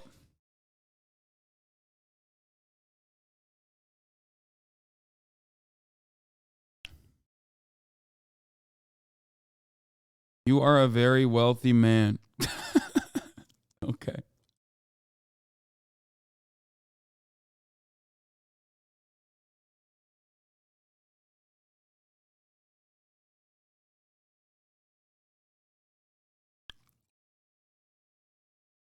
Thank you, chatter. Anyway. Let's see what Oliemi had to say. And it's funny how racists will never seem to know when something very racist is racist, but they suddenly know what reverse racism is. Ain't that something? You could literally describe. I mean, yeah, if reverse racism was like a real thing and just as racist, then you would just call it racist. You wouldn't call it reverse racism. You know what I mean? A whole fucking hate crime against black people. Literally, they'll be watching white supremacists and cop and they be like, what does race have to do with this? Not everything is about race. Why is it about race? But if you be like, oh, I want to go to a black doctor, they be like, oh, racist! Racism! Reverse racism! Wokeness! Fuck you. And it's funny. Reverse racism is racism against your own race. That's what I was told in AP Psych. I may be wrong. This is one of those things that is just like so hard for me to get across to people. I've talked about it a million times over. Other white people love bringing reverse racism up the minute I acknowledge institutionalized racism. Yeah. Why does it matter what race your doctor is? For black people, it does matter. There is literally a concept that people learn in medical school, okay, when they're becoming a doctor, that they work hard to unlearn, basically, called medical racism. There's plenty of evidence for this as well. Study after study has shown that, of course, the overwhelming majority of doctors are white. Very tiny amount of doctors, a marginal amount are black. And white doctors often think that black people have a higher tolerance to pain, for example. Also, then there's this. Black women are over 3 times more likely to die in pregnancy postpartum than white women. There is a major racial disparity in U.S. maternal deaths. Major. This is part of the reason why black people want to go to black doctors.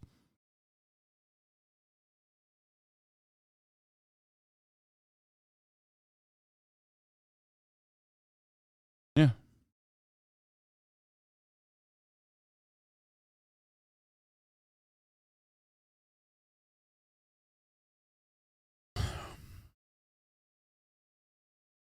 Rich black women die more in childbirth than poor white women? What the fuck? I did not know that. That's crazy. Is that real? Yeah.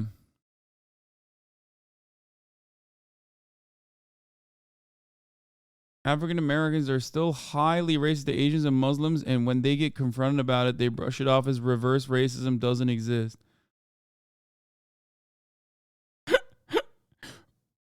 You want to know why this is so funny to me as a take? Because this motherfucker literally acts like there isn't already also like a pretty sizable chunk of the black population in America that's also Muslim. Maybe not like Muslim in the Sunni Shia sense, but like, you know, Muslim.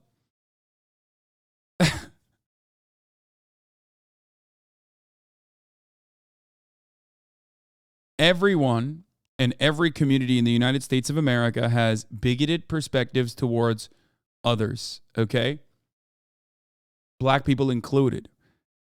Singling out black people in this regard is silly. I talked about this with the whole homophobia in the black community and no one is addressing it take.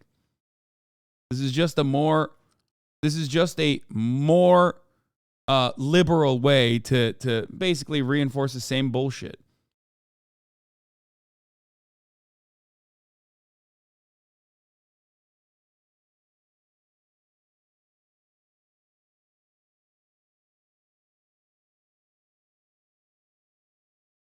Okay?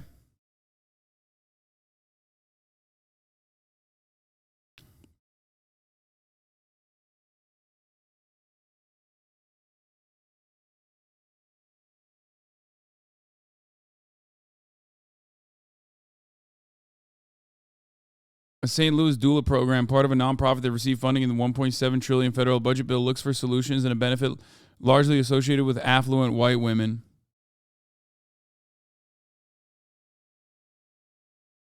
From Hoscord? Oh, come on now. My Cracker Pass is real. That is bullshit. That's like Steven Seagal shit.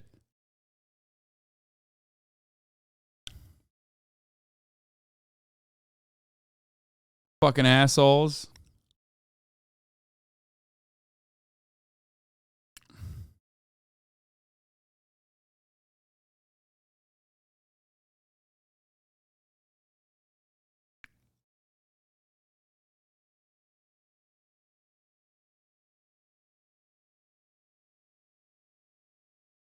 Do you think East Asians have equal privilege to white people? Should they be included as being white? No.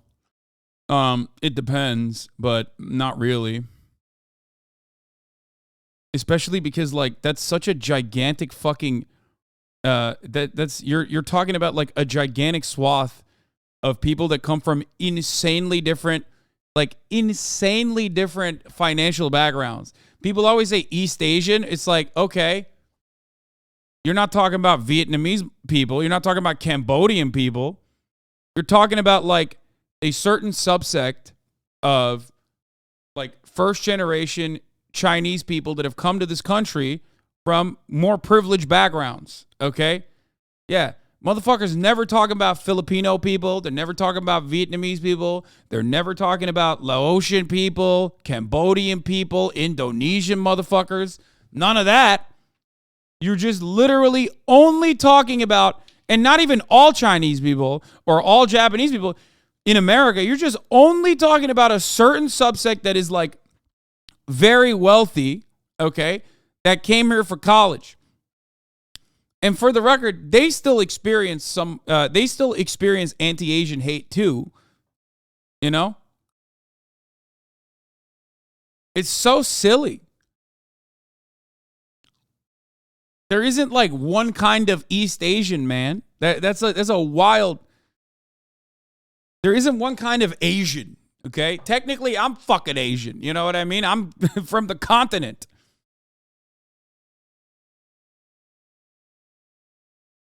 That's how big that fucking continent is.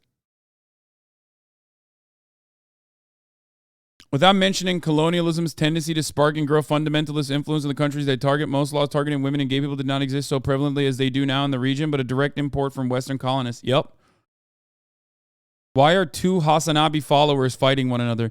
Middle Eastern Islamophobes are agents of imperialism and must be eliminated if we are to liberate our societies. A good number of these more oppressive Islamic laws and systems or norms that exist now are less from the Quran, but products of imperial rule themselves. Hence, it's not a black and white thing. Name one. What do you mean? For example, one of the best examples you can always use is that, like, in the Arab world, okay, in the MENA region especially, a lot of the Sharia that you think of when you think of like what Sharia law is now, a lot of that was just tribal courts left up to like individual areas, okay, completely removed from any kind of like federal centralized power. Centralization with Western colonial influence unironically turned that into fundamentalist principles that need to be applied in the federal way. You're talking about like literal fucking interpretations of, you know, family law or you know, tribal law that was implemented at the federal level when it never was that, when that never was the case.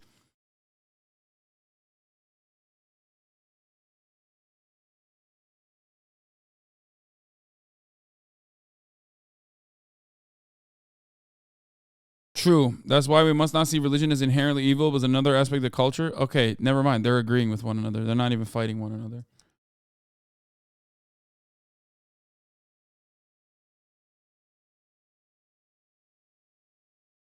So I'm honestly trying to understand the stance. So racism is not a person hating and seeing another person as less human. I mean, it's bigotry and it's racism at the individual level, yes. What you're describing is racism at the individual level. But it is still more nuanced than that.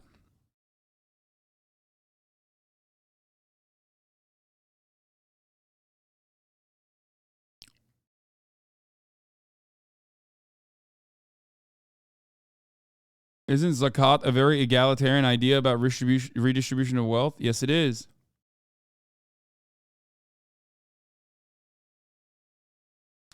Is it justified to bully, abuse, whatever, just because you have it worse than someone? I don't mean the stupid white people getting upset about the stuff that doesn't exist, but genuinely vicious attitudes some people have towards white people. Isn't that, I get that it's punching up, but wouldn't it be better if not to punch at all? Genuine.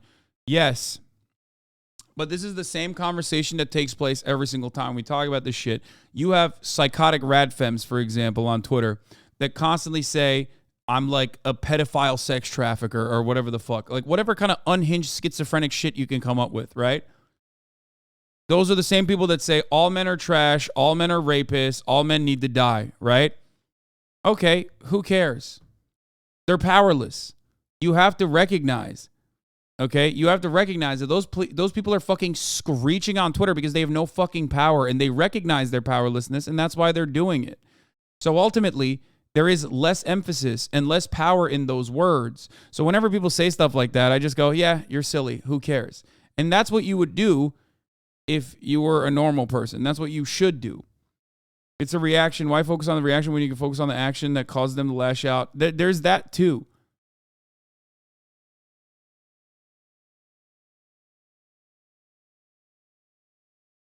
Like when black people are mad at white fragility or white negligence or white people in general, okay? They're mad at the system and they're getting upset and they're saying things like this. But ultimately, the truth still remains that they are powerless. They're powerless in the face of the system. The system's marginalizing them, killing them. You know what I mean? Impoverishing their communities. So different race doctors of their race because each race is different. Isn't this basically race science? Please help me understand. Humans are humans. No, man, it's biases. It's no one said doctors need different races because different races are different. No, it's actually literally that. The problem is that people from different racial backgrounds are not all that different, anatomically speaking, and yet doctors, unironically, still have those biases. Hello? It's literally that. That's the point. The point is that what I just described to you what is going on, and you just completely, it went over your head, it seems. Wait, don't ban him. I want to hear what he has to say. Oh, you gave him a 1 second timeout. Isn't demographics a factor as well? There would be more white people in general in most fields? No. Oh my God. Yeah, demographics is a factor. So why is it that like 13% of the population only make up like 3% of the doctors then? I love when motherfuckers always do the demographics argument. What's up with that? Yeah. Demographics, if demographics are an argument, like, what's up? Like, you know, there's just more white people in this country. Is that why there's only 11 black senators and 11 black congresspersons in the history of the fucking country? Or 11 black senators? Throughout the history of the Senate's existence, 11 black people have become senators. You think that's, you think that's demographics? 11 throughout the history. I'm not talking 11 right now.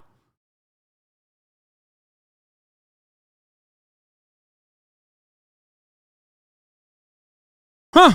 Interesting.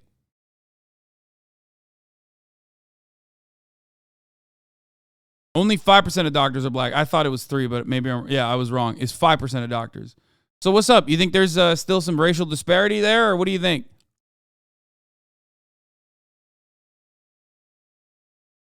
Just a weird coincidence how that happened, I think. Yeah. Obama himself was the 5th.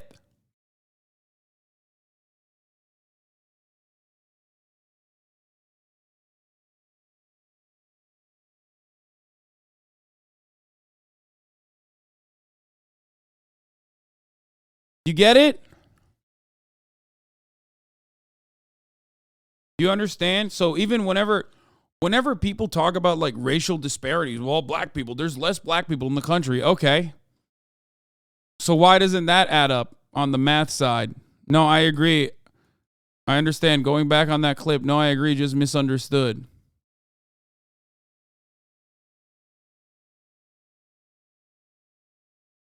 Yeah, it was a common teaching that black women felt less pain than white women in medical textbooks. That is what we're talking about when we talk about medical racism. I assume they were saying black people needed black doctors due to physical reasons. No.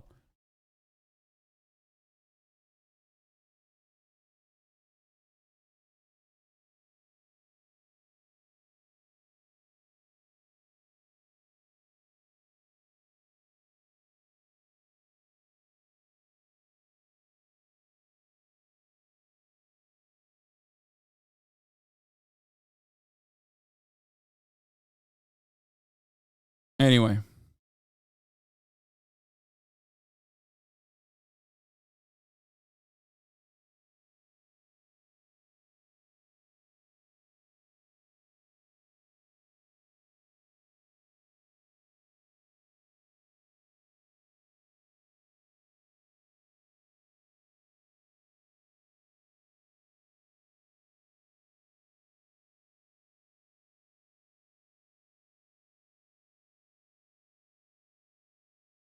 Yeah.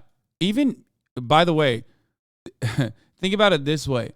White men being the default is such a fucking prominent perspective that, like, even white women have been oppressed medically. Okay? Do you understand? Like, white men are so the default that, like, even white women in general have been, undermined in the medical field. That's how fucked up this shit is. We still don't. First of all, here I'll give you one example that's like kind of stupid. Okay, But like, we still don't have a fully developed scientific consensus on what the G-spot is. Okay? Women's anatomy is still not fully understood. Do you understand? Like, that's crazy. And whenever I bring that up, people go fucking crazy over it. They're like, that's not true. People know it. It's a myth. Or some people say it's a myth. Yeah, not fully understood by men. No, not fully understood by women either. Okay? It's not just because men and women both have to come together and fucking figure it out scientifically. That's not true. Okay.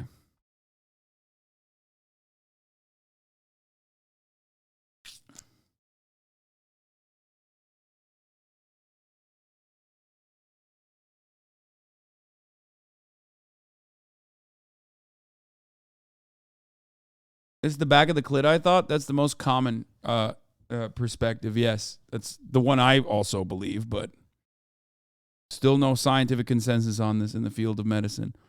And or just as far as it pertains to women's anatomy.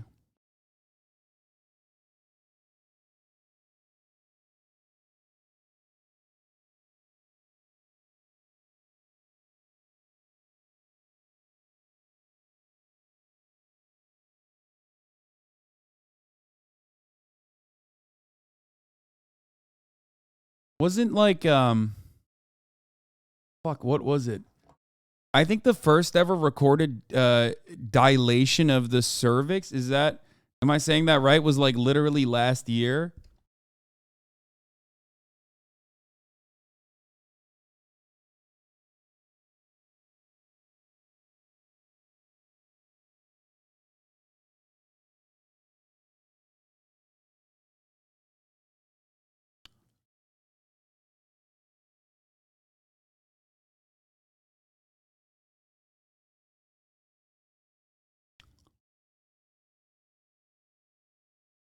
Was this cervical dilation?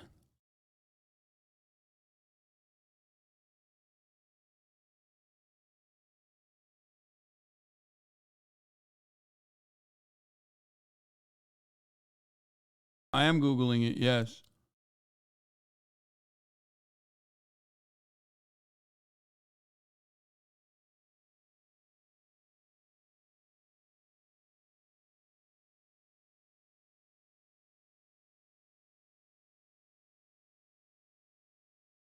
The way for it to dilate on its own is during childbirth? No, I know. I'm saying that I think it was the first recorded release of an egg.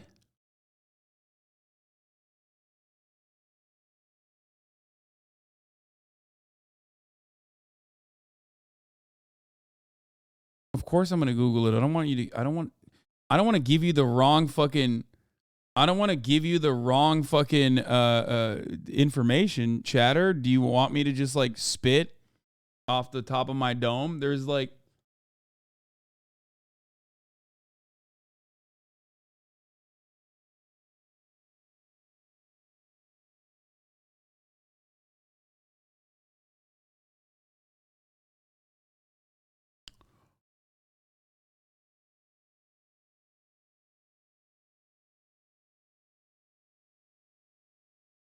I love you, but I'm begging you to not talk about women's anatomy without studying it first, Lamau.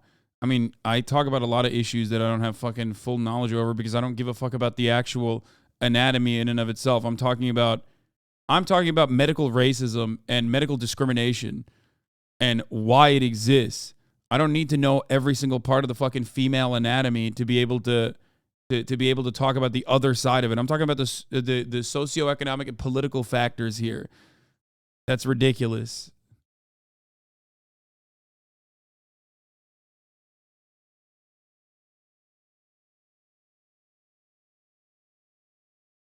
Like, I don't have to go to med school to talk about the politics behind it, as long as the fundamentals are there.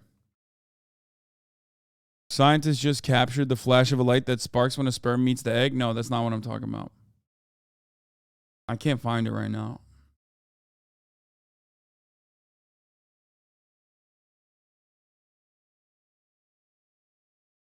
I'm on the screen. Click my screen name. I'm begging you to study my female anatomy. No.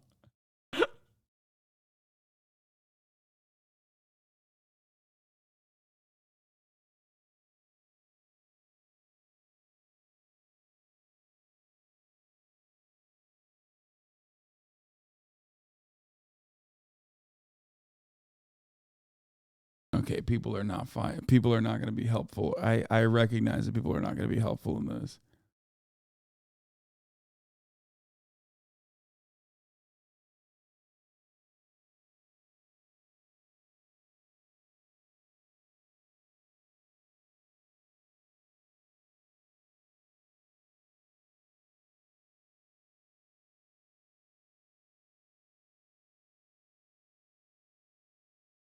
I'll try and find it, but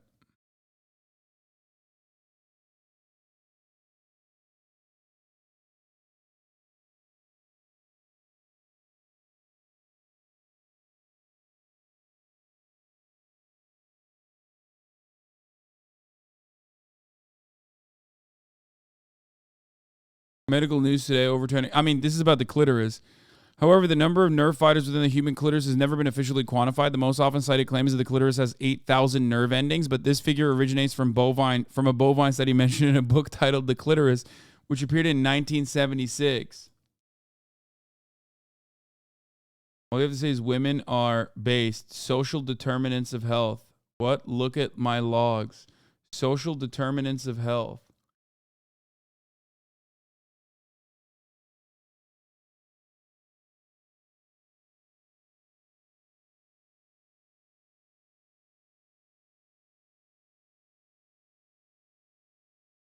Complete dilation of the cervix is achieved when the cervix dilates 10 centimeters. How rapidly a female will progress to full dilation is dependent on several factors, including heredity, medical history. The cervix is a fibromuscular organ linking the uterus to the vagina. The upper two-thirds of the uterus is termed the corpus.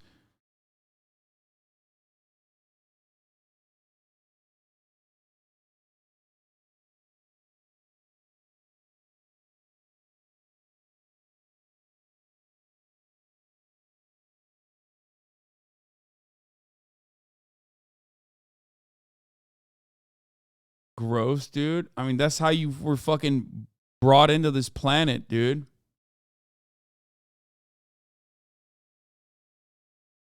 Oh, this is it. Yeah. This is it. This is what I was thinking of, but that's from 2008. I thought it was like more recent. This is what I was talking about. Look closely. This is history in the making. These are the clearest pictures ever taken of what is the starting point of every human life. Ovulation occurring inside of a woman's body. I was wrong. Okay, it is this. This is what I was thinking of. I fucked it up. And it wasn't in 2000. It was 2008. Yeah. Observing ovulation in humans is extremely rare, and previous images have been fuzzy. This was the first time that ovulation was completely recorded. Anyway, as far as the clitoris thing goes, I was wrong. It wasn't about the cervix dilation.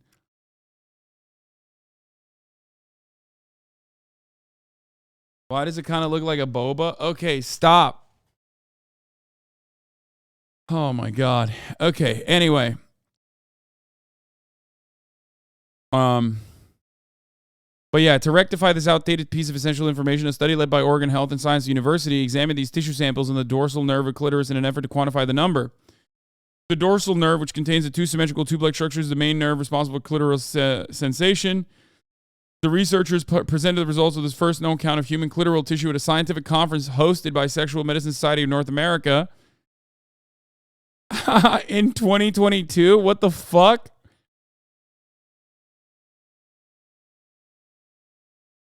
So there are actually 10,281 nerve fibers on average.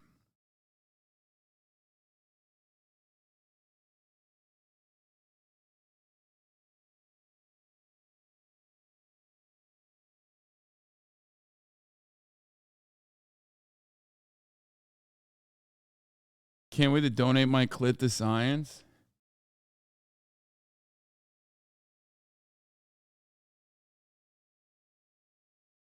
But yeah.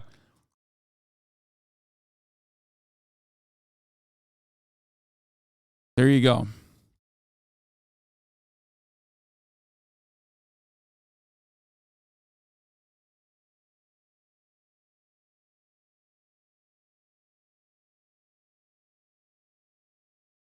Some of the examples of like, you know, medicine having shortcomings. How the fuck did we get to this?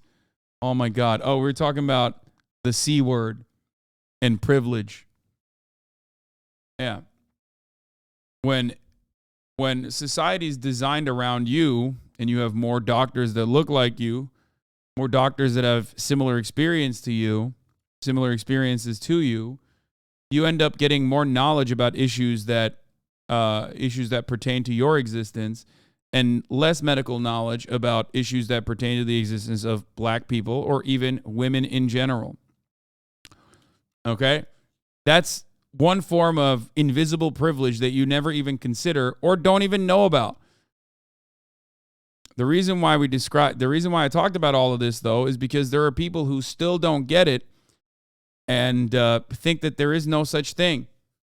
That's just one of a million different examples. Okay?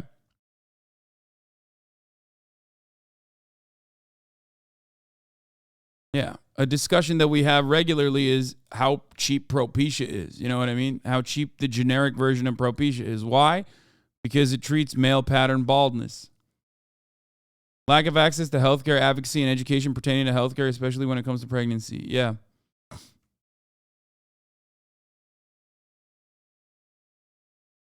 And another part of this is also that, like a lot of these medical studies are still, women are severely underrepresented in medical studies too.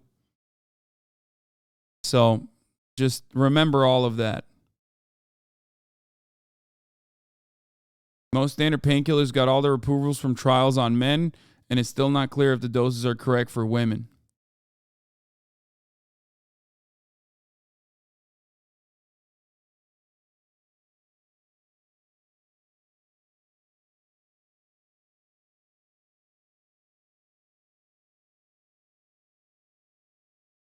Get it?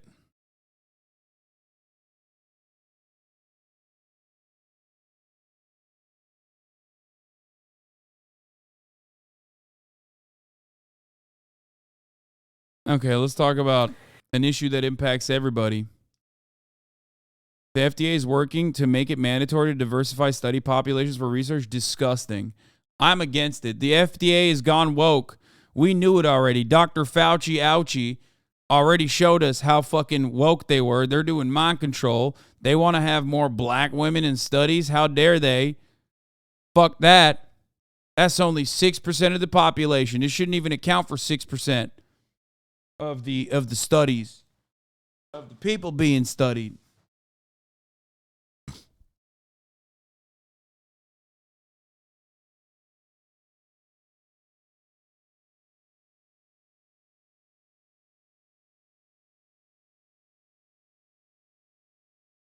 Anyway.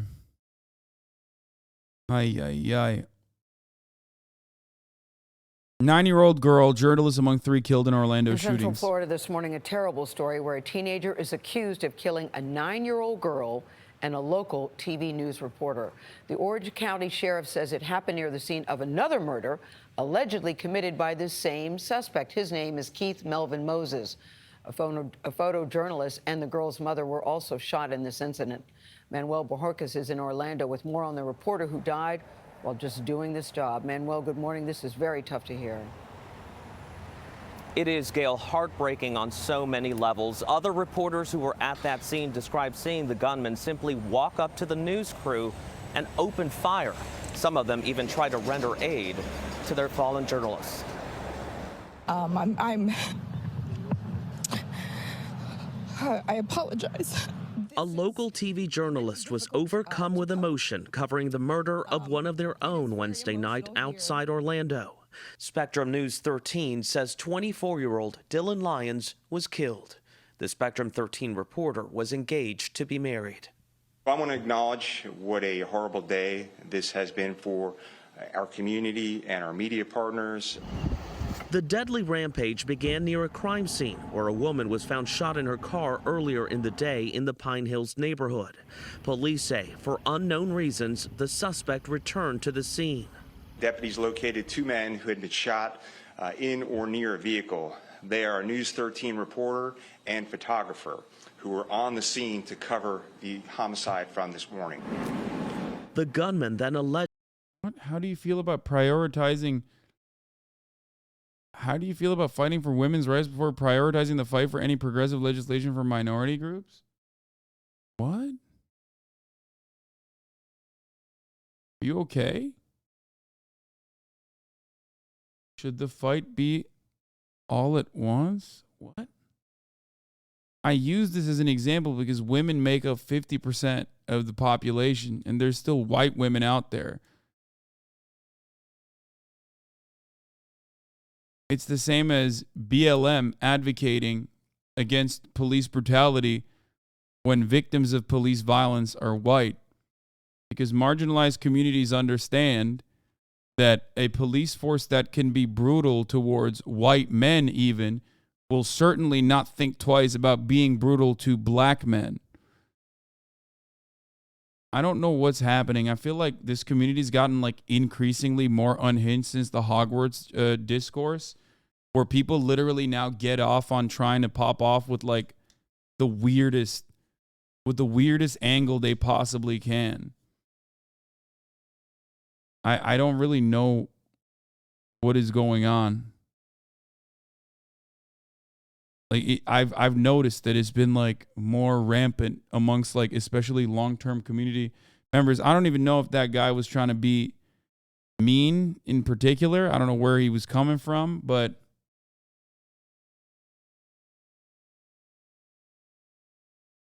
allegedly went into a nearby home and shot a mother and her 9-year-old daughter, killing the child. Florida Congressman Maxwell Frost tweeted, "My heart aches for my community and district. We've had more mass shootings than days in this year so far. This does not have to be our reality. I'm devastated." While the community searches for answers to another violent spate of gun violence in this country, police say the suspect is in custody. He's a 19-year-old with a lengthy criminal background. This is every reporter's absolutely worst nightmare. We go home at night afraid that something like this will occur. And the sheriff said the photojournalist and the mother of the child who was killed remain at this hospital in critical condition. They say the first victim, the woman who was killed in her car, was known to the suspect. What is unknown is why he allegedly returned to the scene and targeted the news crew and that mother and child. Tony? Manny, thank you very much. It's a reminder of the risks of this job, but it's equally as tragic and shocking that a mother and a 9-year-old girl, the mother is in the hospital now, the 9-year-old is no more. That is tragic. Whatever the answer, it'll never make sense, but it's just a reminder. I never think of this job necessarily as dangerous when you're not in a war zone.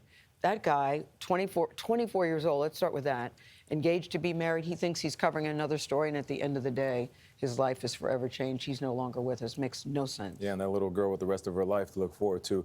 I would just say let's resist the urge, collectively as a country, to become numb to this, because it's happening so often that we become callous. Maybe because you don't want to hear it. It might make you feel a certain type of way, or because it's natural for us to just turn a blind eye to something that doesn't necessarily hit our doorstep. But this is America's doorstep. This is who we are. And this hurts. And these things should not happen as often as they do. Yeah, that's well said, Nate. Israel has carried out. I mean, that's not even a thing.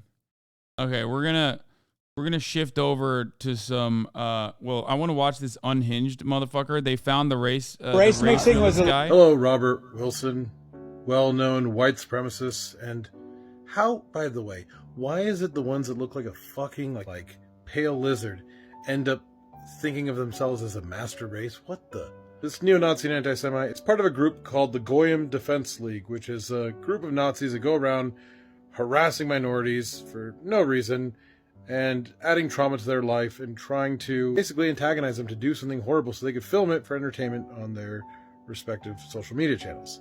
These are just the typical, dude, the archetype, the archetypical 4chan guy, the Goyim Defense Force. Holy fuck. Every fucking human manifestation of 4chan is like this. It is crazy, bro. Okay, these are the guys that, by the way, whenever you talk about like reverse racism or whatever the fuck, like these are the guys that come into those subreddit threads and be like, yeah, it's crazy, right? It's crazy how these guys are, you know, they're so open about being racist to you and try to instill white identitarian politics when whiteness as a concept, whiteness as a subject is just like a political tool that just shows your proximity to power. This is GDL. Oh, is it the... Oh, these are the guys. Yeah. The Goyim Defense League took over the 405 freeway. They're awful human beings. His friend, who's the leader of these Nazi guys, is actually out in Palm Beach, Florida, after leaving California, harassing and traumatizing Jewish people. Leave our country, go back to Israel. Filthy Jew, don't touch his car. Do it! No, don't. We should just see Kyle. Hey, you filthy Jew piece of shit. Come on, let's sing Heil, guys. These fucking idiots, dude. We see you. Hey, you got foreskin in your beard. Hey, get him on camera. Back up. Awful human beings, but you see, they are pretty clever about what the law is and what they can legally can and can't do. These professional agitators will purposely push you to the edge to get you to react, to get you in trouble. But these dumbasses aren't very smart. They still get themselves in legal trouble quite often. In fact, this one here, Robert Wilson, who you saw in that last video, he actually left San Diego last year, vowing to never return, because there's a warrant out for his arrest for a homophobic assault on his neighbor. Well, I guess we just need to let the San Diego police know who's back in town.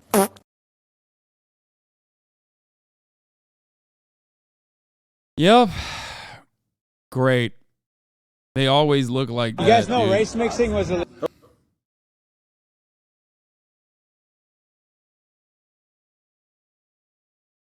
Ay. Classic.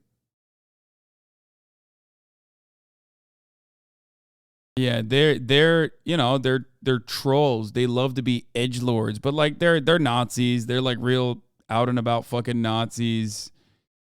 I guess the only thing is that just like their lives are fucking awful, like just horrifyingly bad.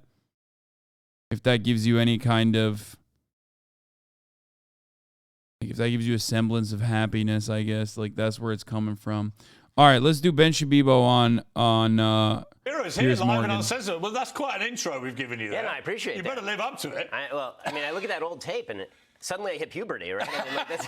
We both look so young. Oh, my God. Please nuke Hoscord. Thank you for the 10 gifted subs. I will not be nuking Hoscord. I will be running the top of the hour ad break, however, which nukes all of the unsubscribed.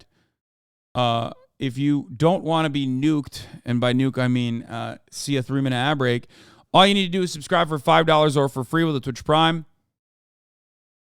By connecting your Amazon Prime account to your Twitch account, you get 1 free Prime subscription a month. Or you can get gifted a sub by the likes of Please Nuke Hoscord. Here's a 3-minute ad break now. Ago. Right. 10 years ago. And it was interesting because I was at the time, you know, getting gotta very pee. angry about a series of mass shootings in America with a British sensibility and saying, you know, obviously my country, we don't really have any guns.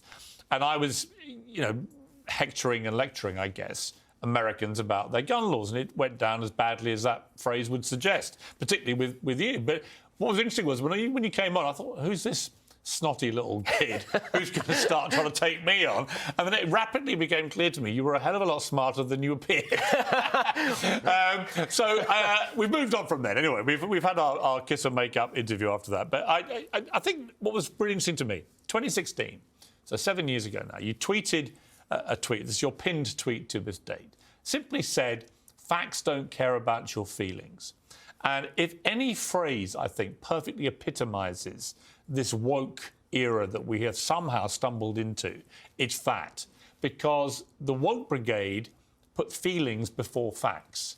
How do we get there?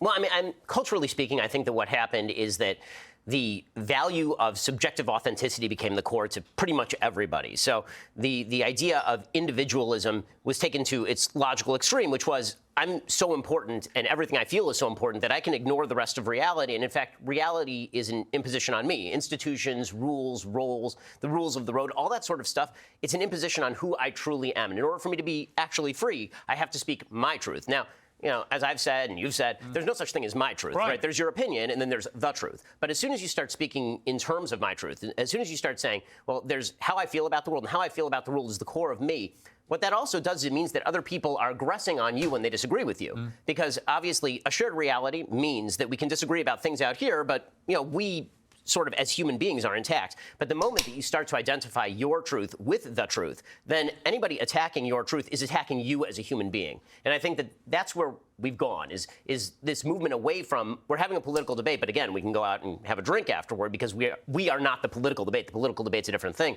To my politics are who I am, or my feelings about who I am, or my feelings about the world.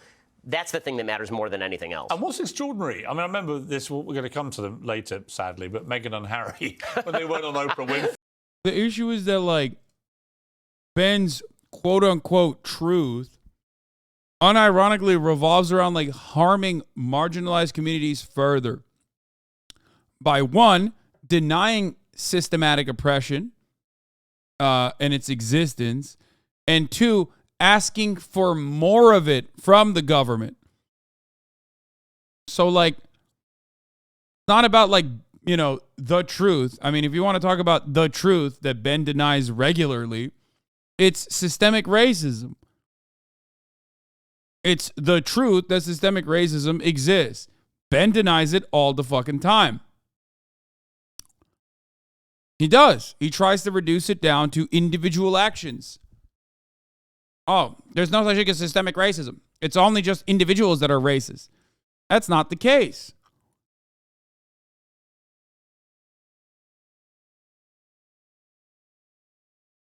Yeah, this motherfucker actively says that God cannot make bad laws and proceeds to justify God's truth. Yeah. Not to be too much of a Reddit atheist, but the facts don't care about your feelings guy using his made-up religion to justify all those dumbass beliefs is truly astounding. Exactly. No, I mean, it is true that that is a silly way to go about things, but, like, it's at the heart of his fucking arguments for abortion, for example, even though his own religion believes that abortions are allowed. And she started talking constantly about my truth, and Oprah was endorsing your truth and everything. I was like, I'm living in a sort of mad world where truth is no longer factual. It's just whatever you're feeling in any given moment. It seems that's not the case, dude. Oh my God, dude. I'm sorry, but, like, conservative motherfuckers love crying about their feelings more than literally any number of, like, gender critical taking college freshmen. Okay, it's literally all of their feelings all the time, non-fucking stop. They never shut the fuck up. They're currently doing it. They're crying about their feelings about the rest of the world not coming to terms with their understanding of the truth. That's literally you crying about your fucking feelings. I mean, he's right. No, he's not. He's not even remotely right. Thing for a democratic society, that you move away from fact-based, from science, whatever it may be, to just feel. Like, nobody wants to move away from fact-based shit. They just made that up. He is 100% right. Ben is so good. Love him. That's a lie. True. Like, who wants to move away from a fact-based society? You think it's the fucking guys that talk about climate change? Okay? A scientific consensus that 99% of scientists believe, or the fucking dudes that are like, no, it's actually fake because I'm being paid by the oil lobby. Who's trying to move away from scientific truth? The people that believe in evolution, or the people that think that it was Adam and Eve? Who's advocating for moving away from a science-based society? Shut the fuck up! It's mind-boggling to me that these guys have dominated the space so aggressively with their full court press that, like, while they simultaneously destroy books and remove them from public libraries and shit, they make it seem like it's the libtards that want censorship. Ben Shapiro, advocating for anti-BDS laws, has the audacity to fucking claim that he's a free speech defender. That's wild. And so many suckers are duped into believing it as well. I trust Ben over... No, don't ban him. He said I'm overly emotional. He trusts Ben over overly emotional people like myself. No, he had a really good take. I think we're going to have fun with that chatter. I'm going to unban that chatter because actual dumbass. Because emotional men are blind and cannot see the truth. Oh, totally, dude. Totally. I'm an overly emotional man. Ben Shapiro, on the other hand, is not emotional at all. Ben Shapiro cries every fucking episode about trans people existing in society and how that's destroying and eviscerating the fucking West. And moral degeneracy is actually destroying the West. You just agree with him, you fucking idiot. It's not that he is not emotional. It's just that you agree with him. So you don't recognize it when he brings up issues that are complete fucking fabrications. That's it. That's the problem. Based, he doesn't scream and cry like you. Yes, he does. And also, you're once again showing that you are nothing more than an animal, okay? Are you an animal? Do you have no capacity of understanding the words that are coming out of my mouth? You only can look at shapes and colors, and like the visceral reaction that you have is all that matters? You fucking dingus. You donkey. That's just a self-report that you're a stupid person, that you, unlike most human beings, cannot comprehend anything when you hear someone speak in ways that you don't want to hear them. You're like, oh, well, you're being a little emotional about, like, I don't know, trans people being fucking legislated away from existence. Like, yeah, that's okay. I guess that undermines my point then. No, it doesn't. You, unfortunately, are too stupid. And you're admitting that you're stupid. You're doing the thing that conservatives do all the time. Vice signaling. Okay? You're signaling about your vices. And not only that, but you're also signaling that you're a fucking stupid person. Why are you so mad, bro? Chill. They just have a different opinion. I love the secondary take that immediately comes into play here. Why are you so mad, bro? This is not just a different opinion. Okay? I'm not just talking about a difference in opinion here. I'm yelling at a chatter for thinking that it is a virtue to be a donkey. Okay? It is not a virtue to be a stupid person. Yeah, you say a whole bunch of nothing. You say a whole bunch of stuff that has no meaning behind it. No, I say a lot of things that have meaning behind them. You're too stupid to understand it, unfortunately. So I urge you, okay? Please, just take a deep breath, okay? Take a deep breath.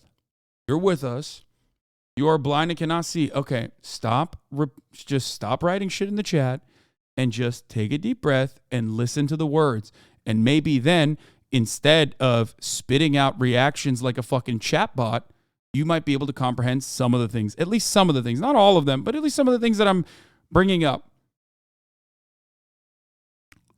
And for the record, you can reban me if you get too emotional, brother. Aww, the classic, did I trigger you take? No, you didn't. Okay? You did not. We'll let you live. We'll let you live because you are an absolute fucking dumbass. And you haven't really, you haven't really said anything too spicy yet.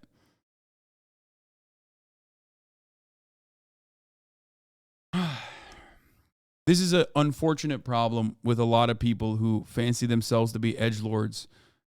The reality is that, like, they'll go, are you triggered, libtard? Meanwhile, they're fucking triggered about the existence of miscegenation. You know what I mean? Like, you are scared that society is changing at a pace that you cannot comprehend because, unfortunately, you're too backwards to just let it happen.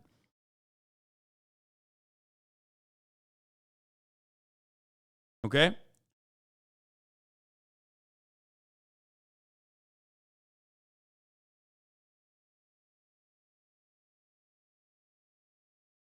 Now that you've said that, they're going to think of the most bannable thing to try and own you. I mean, if they say something bannable, I'll ban them.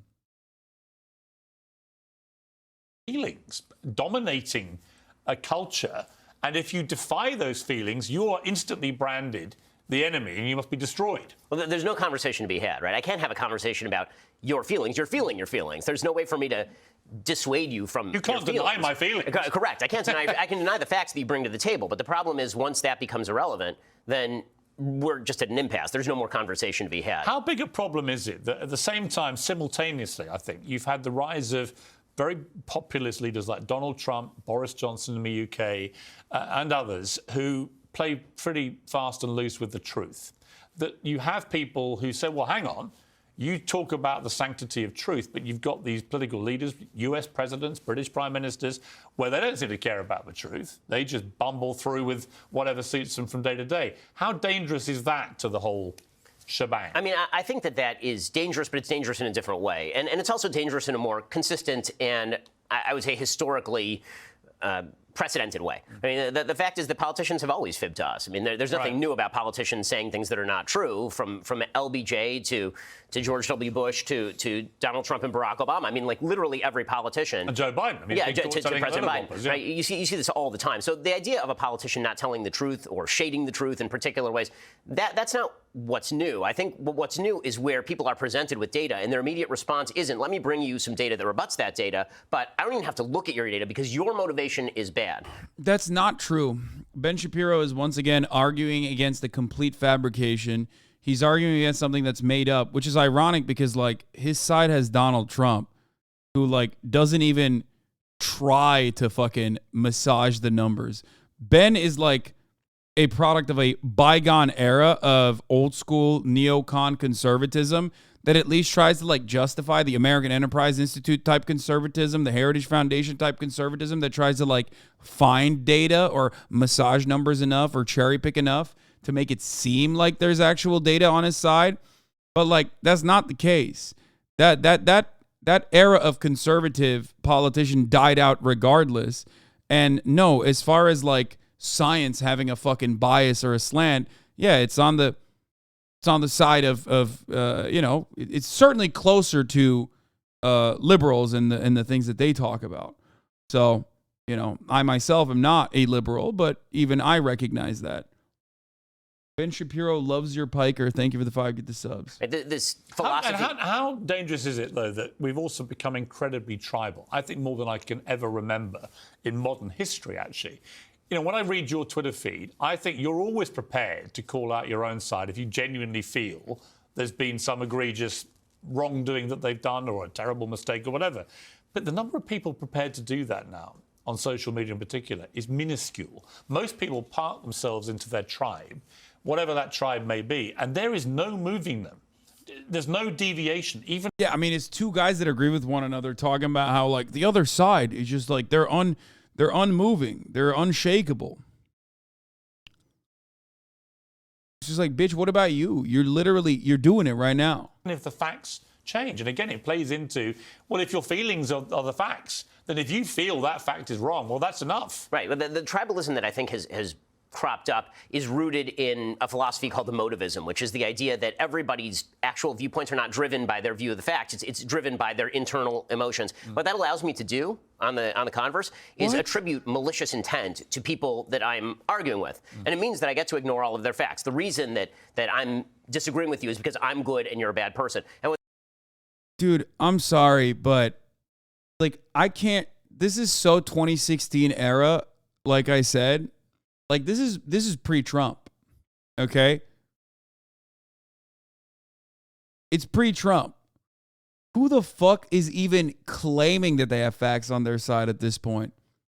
You know what I mean? Like, Republicans don't give a fuck about that. They give a fuck about power. This would be interesting React content in 2018. Yeah, when a younger Hassan would be like, that's not true. The facts are never on your side, Mr. Ben Shapiro. The facts are actually on the side of liberals. There's a reality that has a liberal bias, okay? Facts don't care about your feelings, sir. What that means is that people on my own side, for example, they might be upset with me for talking with people on the other side of the aisle, because why would you talk to somebody who's a nasty person, who has bad motivations? And the same thing on people on the other side talking to me. I was having a conversation one time with a very, very large left-wing podcaster. This is probably 2018. And I said, we should really do like a crossover podcast for the midterm elections. It'll do huge business. And my side will be totally fine with it. It'll be great. And he said, your side will be fine with it. My side will kill me. Right. And that's probably But that's right. the way it's gone. And Bill Maher said to me, that comedy used to be rooted really in right-wing extremism being comedic. And that was where liberal comics like him could get their material. Now he said it's mainly to the left. It's the woke. This is that's another fucking old, out-of-touch asshole. No, right-wing extremism is still fucking hilarious. Definitely. Like, it's still certainly hilarious. Are there rad libs that also fucking lose their minds in ways that are vicious and also hilarious? Certainly, I make fun of them too. But this notion that it's like most comedies coming from the blue-haired liberals, blue-haired Marxists or whatever, like, no, that's silly as fuck. Area of politics that gives him the most comedic material. And he can't believe it. As a liberal himself, he feels just really frustrated that they don't understand how ridiculous and laughable their positions on things have become. Well, it's driving a bunch of people who consider themselves center or center-left into the arms of people who are more conservative, actually. I've made the point before that I think the future of the West may ride not... Yeah, what will the progressive movement do now that they lost Bill Maher? Oh, that's awesome. On people who agree with me most of the time, conservatives, traditionalists. I think the future of the West might ride on people who consider themselves kind of traditional liberals, who may agree with some of the left's prescriptions economically, but who disagree with the way they want to get there, which is very often by silencing debate, using censorship, shutting things down. So the question is going to be, are they willing to put off utopia for a while in order to engage in the debate? Because the debate's more important. I've always thought myself not really as a political ideologue, right? I think I'm pretty centrist and call out everybody, really. I see myself as a journalist, fundamentally, and don't think that being partisan helps that particular profession very much, as we've seen from those who've actually drifted down into being partisan as journalists. It doesn't work. You become an activist. No, centrism is not being devoid of ideology. Centrism is just literally whatever the ideology is. And acting like neoliberalism, which is the dominant ideology, is not a thing. It is just a way of existence. Okay? There is no such thing. It's stupid. It just means you're advocating for the status quo, which, by the way, ironically, is what everyone is advocating for the most part. People take the current way of existence for granted. They don't even think about it as though like it's bad or wrong. People that are like openly on the right want to pull it more to the right. Okay? People on the left want to pull it more to the left. The idea that like centrism is a real viable thing is just, it's not. It's just exactly. Centrism is just deferring to the hegemony. Exactly. Hegemony. I said the other day, are you a conservative? I said, well, I've never identified as a conservative. But the farther lunatic that the left woke go, the more the pendulum swings. And eventually we all get sucked into thinking, well, okay, actually, by comparison to this, I probably am getting a bit conservative because I think they're lunatics. I think what's happening right now, and it's happening in a bunch of countries, is people are just craving any sense of normality. And common sense. And no one is providing it to them. Right. No one is providing it to them. They're taking a slap at the people who are... Yeah, dude, you certainly are providing normality. Mister, there is no such thing as a fucking non-living wage. Yeah. Yeah. I always go to Ben Shapiro to understand what is really going on when he tells me that like the average American that's suffering from fucking medical bills or whatever kind of like unnecessary amount of, cost of living increases, all of that is actually bullshit because Ben Shapiro told me so, and I'm just not working hard. I should be working harder, Sigma Grindset style. And that's when I get my sense of normality from Ben. responsible for the status quo as licensed to now do whatever they want. And so you're seeing the pendulum swinging wildly side to side, because if you're a political leader, you're trying to harness the passions of the moment to get done the thing that you really, really want to get done, when in reality, the population just wants things to kind of just stop. Just like, leave us alone and stop. He's reterming the fact that the reactionary politics is born from the left insulting their idea of what's normal. Yeah, exactly. Yeah. Ben Shapiro constantly shits on what could be possible, right? Like a better future. That's how he makes his living, while simultaneously upholding inequality as the norm. And in many such cases, inequality is the norm. And a lot of people are conditioned to think that it is the norm. So, of course, that's the reason why he can get away with saying this is common sense, of course.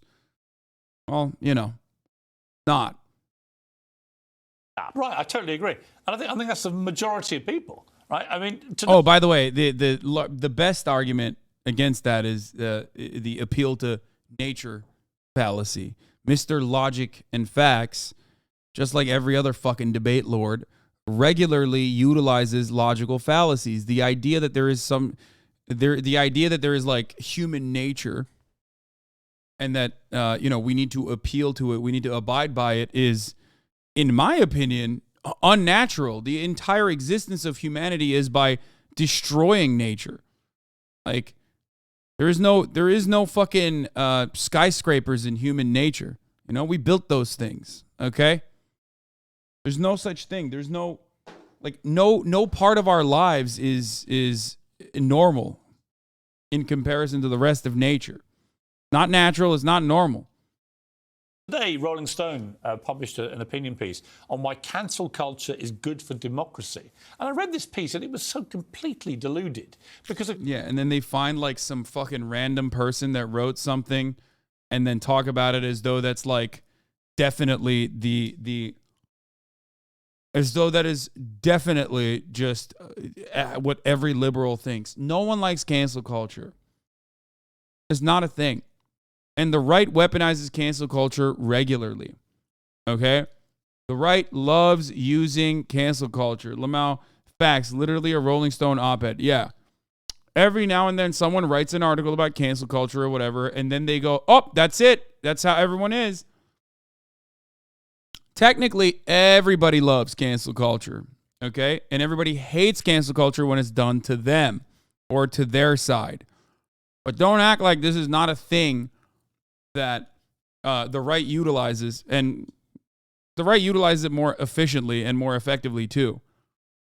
Of course, cancel culture is the antithesis of a democracy. It's actually the antithesis of liberalism. You can't pretend to be liberal with what that actually was intended to mean and support cancel culture. I think the left... Bro, talking about cancel culture and then ban someone who's not having the same point of view, Lamau. Notice how this person had to make up an example because I didn't actually ban that other guy who was chirping because he simply disagreed with my take. Banning someone in my chat is not cancel culture either, you fucking idiot. It's just housekeeping. I'm not banning you either, by the way. But remember, you are always taking advantage of the more democratic structure that we have in comparison to other communities. Okay? People love to say this is a hug box. But the real reason why I ban a bunch of people is because they like derailing the stream, like you just did. Because you are a narcissist. You want 27,000 people to pay attention to you and your dumbass point of view, which is understandable. Everybody wants that feeling every now and then. You know what I mean? But you could do it in a funny way. You could do it in a clever way. You could do it in a way that actually is productive and plays along with what we are looking at. But you couldn't do that. So instead, you went for what was easy. Okay?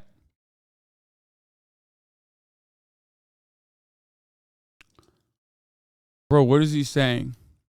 This is the guy I didn't ban, by the way. The Ben Shapiro fan that I did not ban. And even though I did not ban that guy, the other guy came in and went, dude, you're banning people that don't agree with you, Lamau. Cancel culture.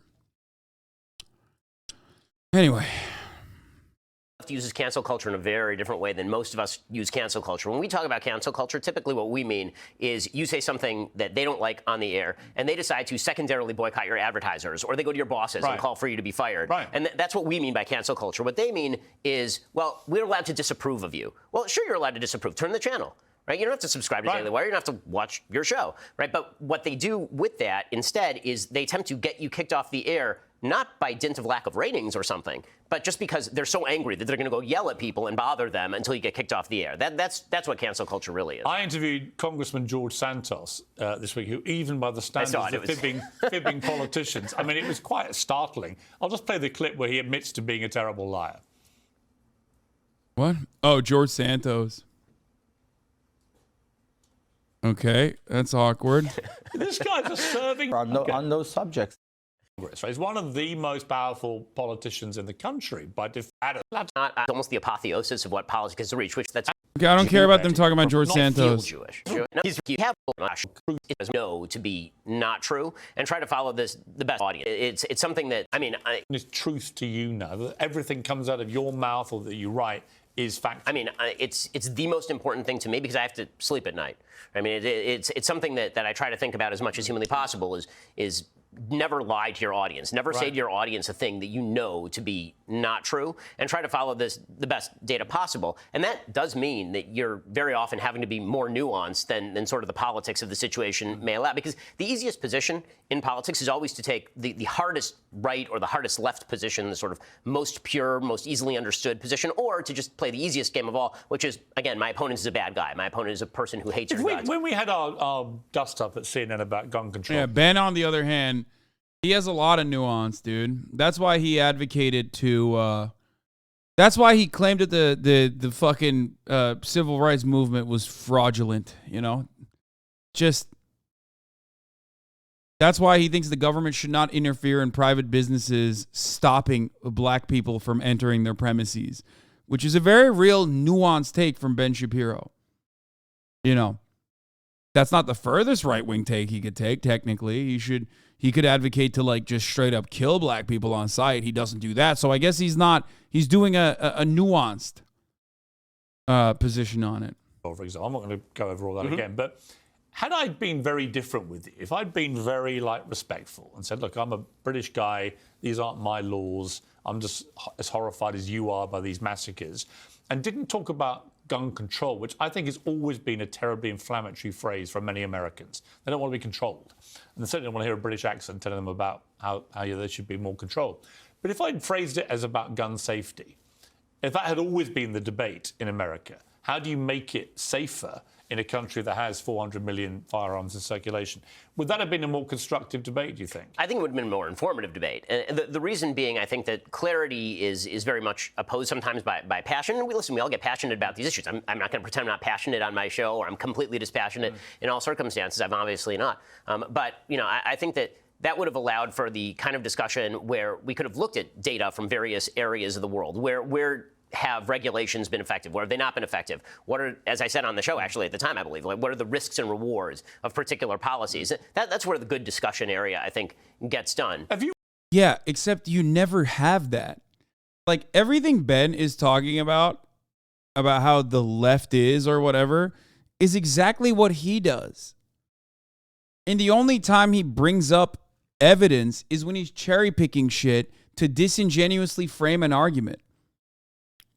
Like, if he truly cared about the data, he wouldn't be advocating for the side he's advocating for. Do you agree with literally anything Ben says? Or, I mean, I don't know. Probably not. It'd be very hard. I'm sure there's something I agree as far as what Ben talks about. But as far as his political perspective, no, not really. I mean, just final point on the gun thing. But and I'm aware many viewers who watch this in America own guns and support I own guns, the Second Amendment rights and so on. Where do you see the line going? Hasn't Ben shown data before in debates? Yes. That's why I said he loves to cherry pick data. Like, what did he do the other day? We were watching a video and he almost slipped up and then he turned around. Like, one common trope is like using the totality or the majority instead of per capita arguments.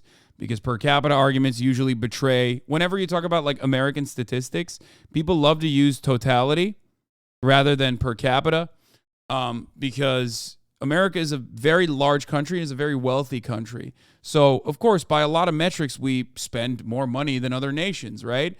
On a lot of shit, right? What was it? What the fuck was it that he was like talking about? Bro said your hatred blinds you.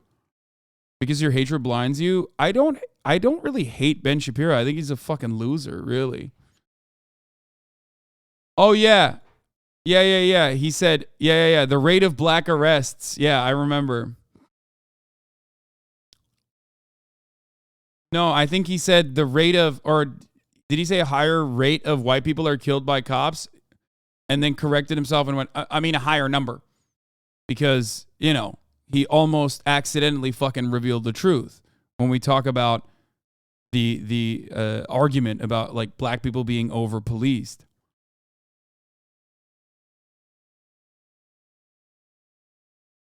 Yes, black people, yes, police kill more white people in this country. Okay, that's true. There are more white people in this country, but police kill black people at a disproportionate rate, a much higher rate. That's the problem. And when we bring that up to talk about the disparity in policing, Ben doesn't want to even bring that up because that's a harder argument to argue against. And this is why you, my friend, are a Ben Shapiro fan. You're slowly but surely revealing your own personal biases. Maybe because they are committing out-of-control crimes. Go ahead. Explain what you mean by that. Black people are committing out-of-control crimes. What does that mean? Just look around you and on the news. See, notice how you gave zero empirical evidence to follow up on anything you mentioned. You didn't even do the common racist trope. Here, I'll give it to you. 1350. Okay? Which is like a super easy one to just destroy, but you didn't even know that. Okay, I'll give you the fucking racist empirical evidence talking points for you and then argue against them if you want. But I know you don't want to see that, so you act like it doesn't exist. See, not only did you have zero evidence to back up your statement, you didn't even have an anecdote that you could point to. So you just said, no, it's happening all around you. And then you made an additional inference that, like, I also am refusing to see it happen all around me. Do you understand what this makes you seem like? This makes you seem like a fucking idiot. I don't want to think that you're an idiot, but you sound like a fucking idiot. Partially because you can't even Google fast enough to at least give me an effective counter. Bro, it's all over Twitter, everywhere. Do you just ignore it?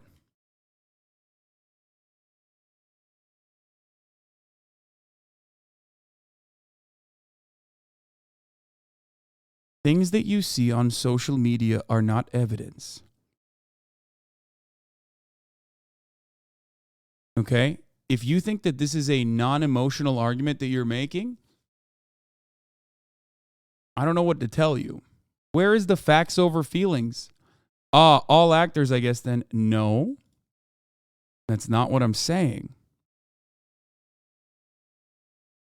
My friend, I don't know if you know this, but our algorithms are highly personalized. It's like Benny Johnson saying, why am I getting an ad for a gay cruise on the Army website? Well, it's your cookies that is serving you that ad. Understand?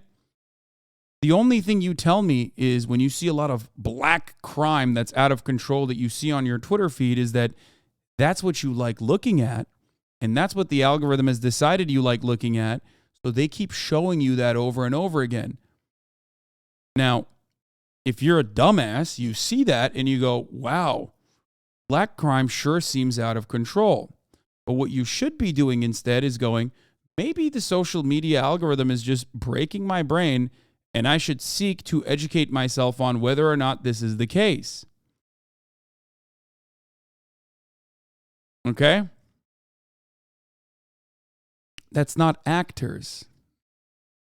But what you're seeing is a minor snapshot. And unless you are, I don't know, someone who has the processing power of a fucking sea cucumber, okay, you should be able to recognize that what you see is never the full picture.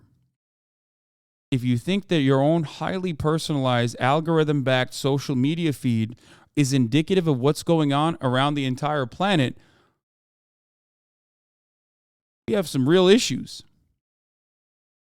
But not a single part of this shows that facts are you're using facts to override your own personal feelings. Okay?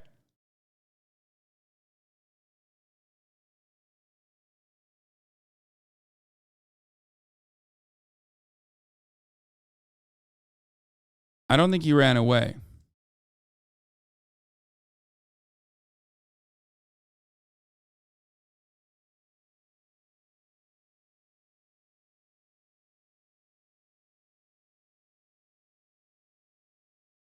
Do you not partially blame a poor American education system for some chatters like this between these racist parents and a shite education system? I'm sure there isn't more like this. No, there are.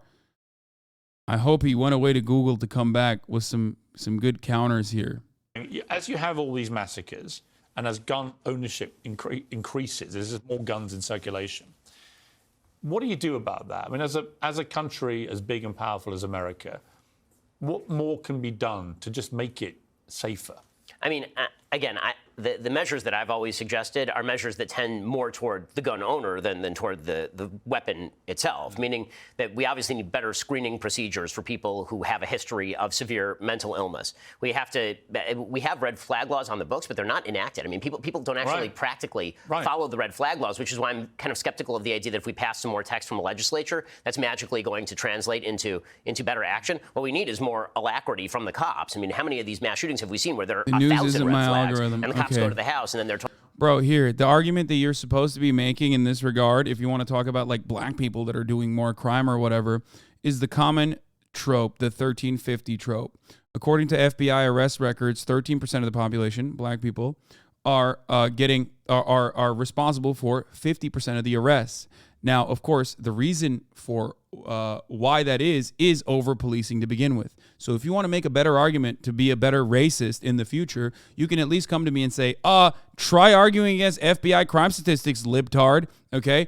And then to that, I respond, well, first of all, those are arrest numbers. They're not conviction rates, okay? You're so bad at debating that I'm debating for you. Those are arrest numbers, not conviction numbers. An arrest does not mean conviction. Black people are over-policed on top of getting arrested for false charges way, way more frequently than fucking white people. As a matter of fact, if you look at real studies that pertain to, let's say, drug usage, for example, black people and white people use drugs, weed, let's use weed, at the exact same rate. As a matter of fact, sometimes white people use weed at a higher rate than black people, and yet black people get arrested for minor possession charges at, I think, four times higher rate than white people do. This is a consequence of over-policing black people. It's a consequence of things like stop and frisk policies. It's a consequence of racial biases in the way that policing works and operates in the system. Black people are also given longer sentences for the same kinds of crimes that white people commit. Okay? This is the problem we talk about when we talk about the systemic discrimination within the criminal justice system. Okay? They serve harsher sentences, longer sentences, they serve more time, they have less legal recourse, and this is before we even talk about the other side of systemic racism, like redlining in the Jim Crow North, racism in the Jim Crow North, or just straight up segregation in the Jim Crow South. If they didn't commit the crimes, would they do the time? You are failing to understand the words that I'm using. So there's way more white people, but white and black people use the same amount of drugs? No, at the same rate. At the same rate. At the same rate, as in, for let's say every one, like rate, meaning 10 out of every 100 black person, 10 out of every 100 white person. So if I were to say the totality, then yes, there would be more white people that are, consuming drugs than black people. That's not what we're talking about. Oh my God. Okay. Anyway, if they didn't commit the crimes, would they do the time is not an argument when we are talking about two groups of people that are doing the same crime at the same rate, and one group of people getting longer sentences and getting arrested at a higher rate. Okay? That is where disproportionate policing comes from. That's why we say black neighborhoods are occupied by police forces. Okay? They do the same time for the same crime? No, they do not. As a matter of fact, sentencing disparity is also absolutely a part of the law. The sentencing disparity between crack cocaine and just straight up cocaine existed.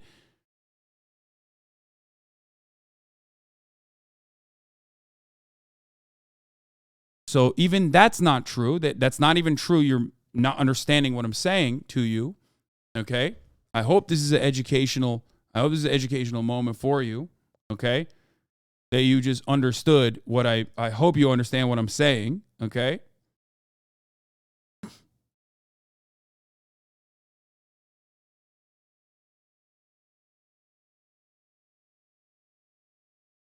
Anytime I'm being charitable to a chatter like this, understand that there are thousands of other people like that chatter that are also in here that want to learn, okay? They want to learn. They watch a fuckload of Ben Shapiro and think that the Ben Shapiro takes are actually true and realistic.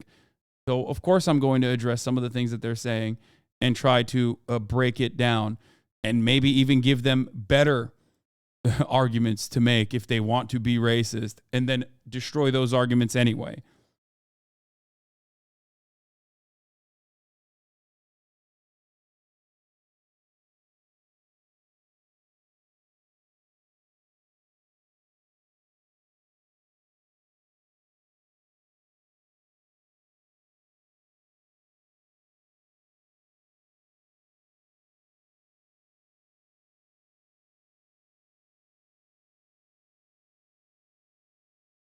You can't argue against law, man. I mean, that's true.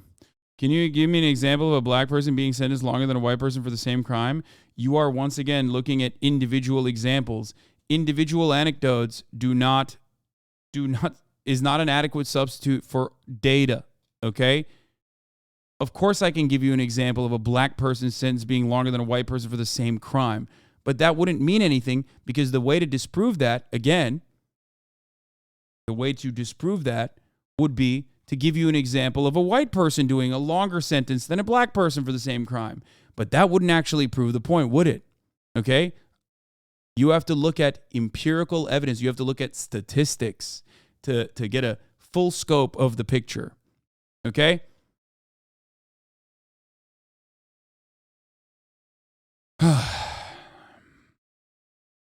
Young black and Latino males tend to be sentenced more severely than comparably situated white males, which means from a similar economic background.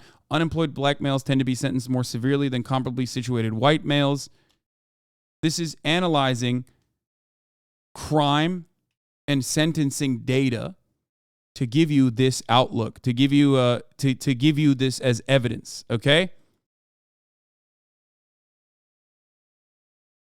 And this is from 2005. It's fucking, but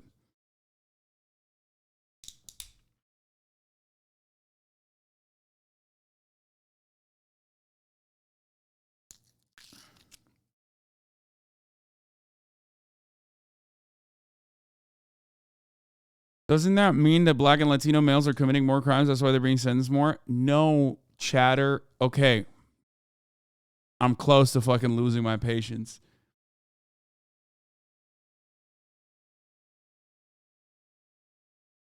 It's the same crime It's the same crime. They're doing the same crimes.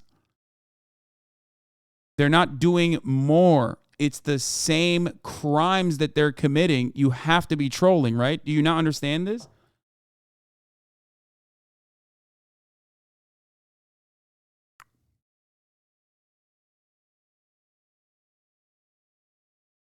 I don't think this person is being obtuse purposefully. They're not understanding. They aren't even asking the right questions.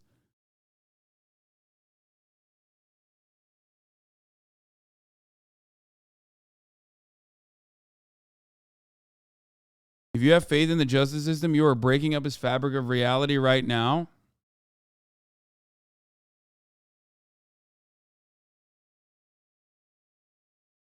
Yeah, as for the look around you, the news and media show more black crime than any other crime, altering perception. Absolutely.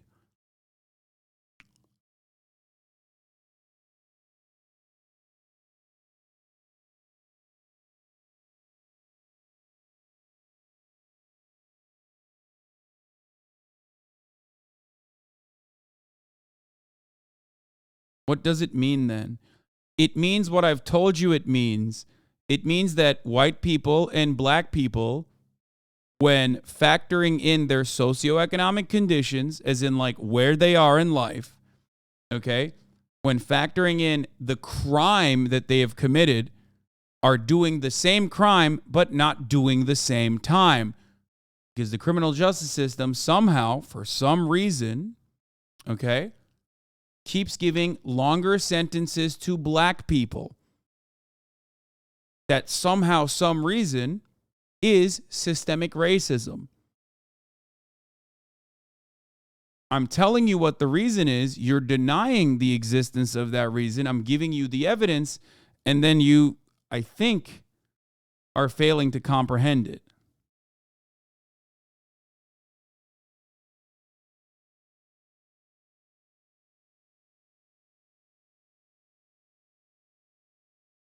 So who got a longer sentence than a white man? You didn't give an example of that happening. Oh my God.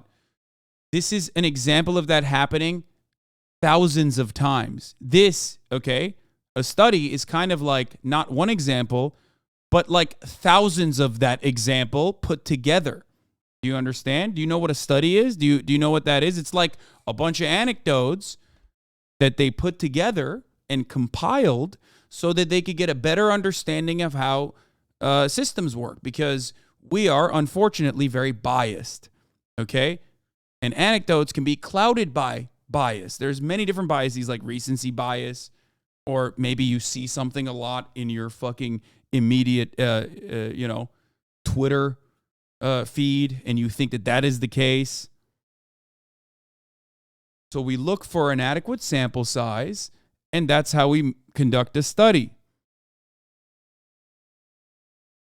He didn't ask for thousands, he asked for one.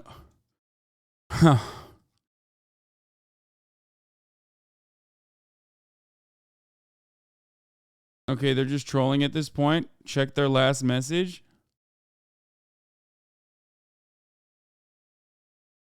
This is like the Andrew Tate argument over and over again. Exactly, just one example. You know people make up studies, right? Exactly, just one example, please. Bro, you don't even have a study. If there's thousands, you should be able to name one easy. Oh my God. Oh my God. Oh my God. Okay, no. He's baiting me. He's baiting me. Okay, never mind. All right, man. I tried. You look really bad right now. Brother, I know you're too stupid to understand this, but it's not me who looks really bad. But I don't think you'll ever recognize how insanely stupid you look right now. Yes, do the insult and ban thing and move on to the video. No, I'm gonna keep you going. I tried.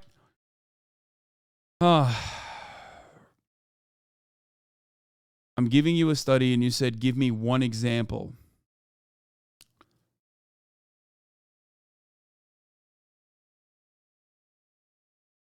That's so sad. I gave you facts and you said, well, I want it to correspond to my feelings, and it doesn't correspond to my feelings. That's so fucking sad. I guess you tried. I did. I really told, did. well, no, we're not going to do anything. We're going to leave you back out there. He said studies lie all the time, but he thinks looking at videos on his Twitter timeline is the actual facts. There's nothing you can do in that situation. There's literally nothing you can do in that situation. There's no way. There's no way. Everyone in the chat is like sending him links and all this shit. Like, no, it doesn't matter. How do you combat people just make up studies all the I hear that all the time? Because it's false. No, they don't. There's an academic process and a way to conduct this. Okay, if that was the case, there would be no science on anything. Okay. And remember, that person didn't bring up a study at all. He just said, you know, that's what I saw on my Twitter feed and that's what I believe. And if you think studies fucking lie all the time, then why the fuck do you, what will convince you? Nothing. Your feelings is what has convinced you. And you will never be able to change your feelings.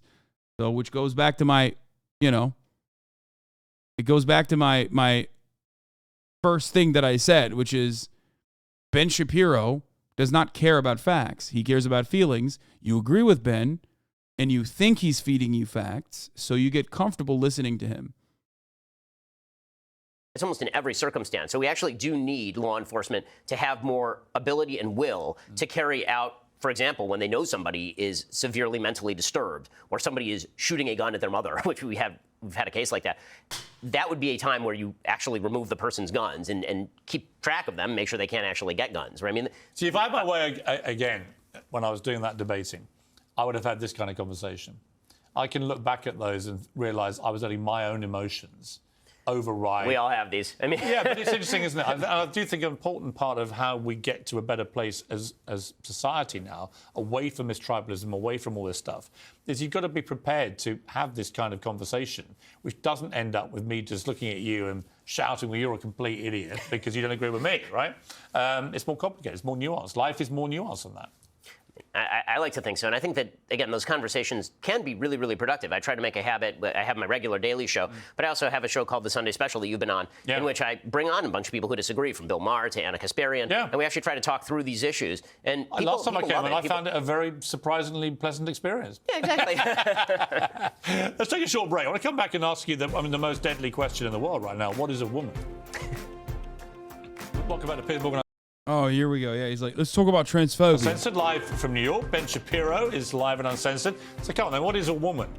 Well, I mean, a woman is whatever J.K. Rowling says a woman is. Right. And she's right. A woman is a biological human female.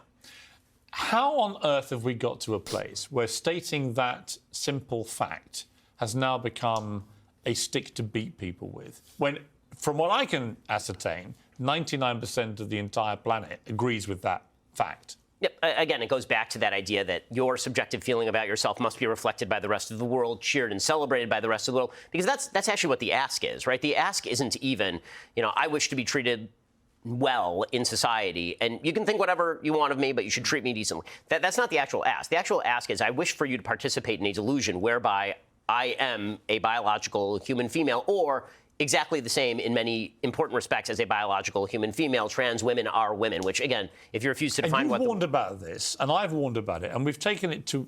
We've said in the warnings... It doesn't seem like he's describing what a woman is, though.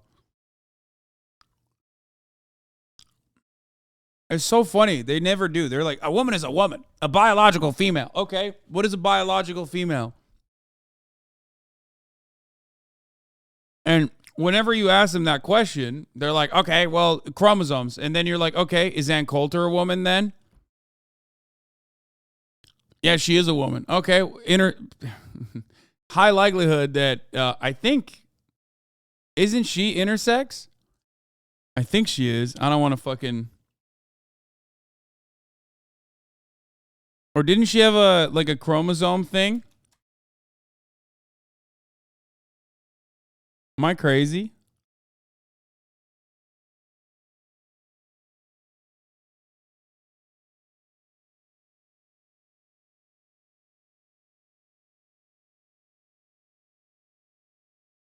I mean, Ben definitely doesn't know. Ben definitely doesn't know what a woman is anyway. But a chatter actually correctly pointed this out. Saying that you're a biological female already gives the game away. You're talking outliers that represent 99.9% of the population. No, that's not true. It's not 99.9% of the population. Okay? And it doesn't matter. You can't just say something is an outlier and then act like that's not, act like that is a biological reality. Act like that's outside of the scope of biological reality.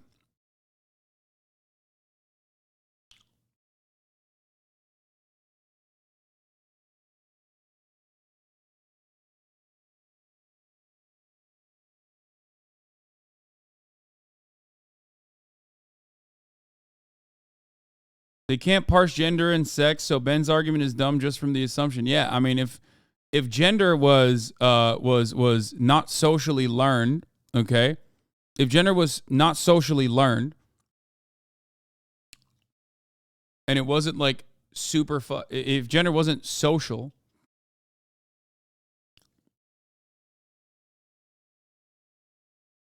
then you wouldn't have to separate it and say biological gender, biological sex.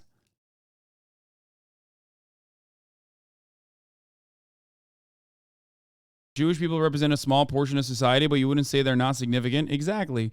Also, I think, wait, isn't that actually the same number? The number of intersex people on this planet is more than the number of Jewish people.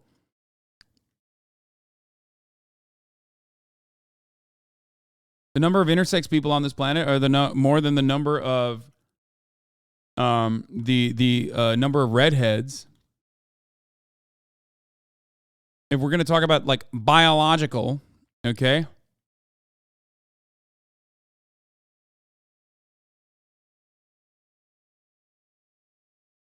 More women than expected are genetically men. Sex chromosomes usually determine whether you're female or male. Women are XX, men are XY. However, genetically, a few women are actually men.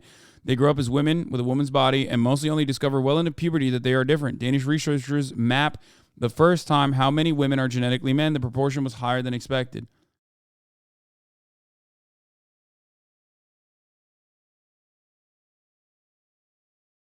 The intersex estimate is 1.7%. Jewish people make up 0.2% of the population on the planet.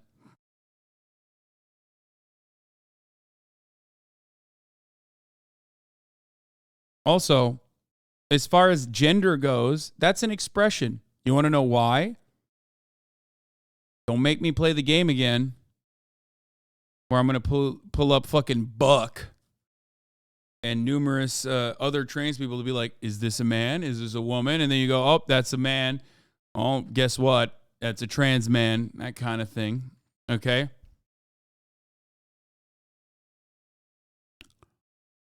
The reason why you would lose that game if we were to do that, let's not with the trans medical is though. I know. It's just to open the door up. It's just to open the door, okay? It's to open the conversation. That's not the end-all, be-all of gender, okay? But that's a good way to just peek in and open the door for transphobic people to understand that gender is a expression. Before everybody fucking freaks out. That's how this works. It's a good way to try to get people to comprehend this idea, because you never in a million years will be like, I need to check your chromosomes. Okay? No one does that. Imagine going on a date and then you sit down, a woman is sitting in front of you, you go, I need to see your chromosomes to make sure that you're valid, that you're a woman. You don't do that.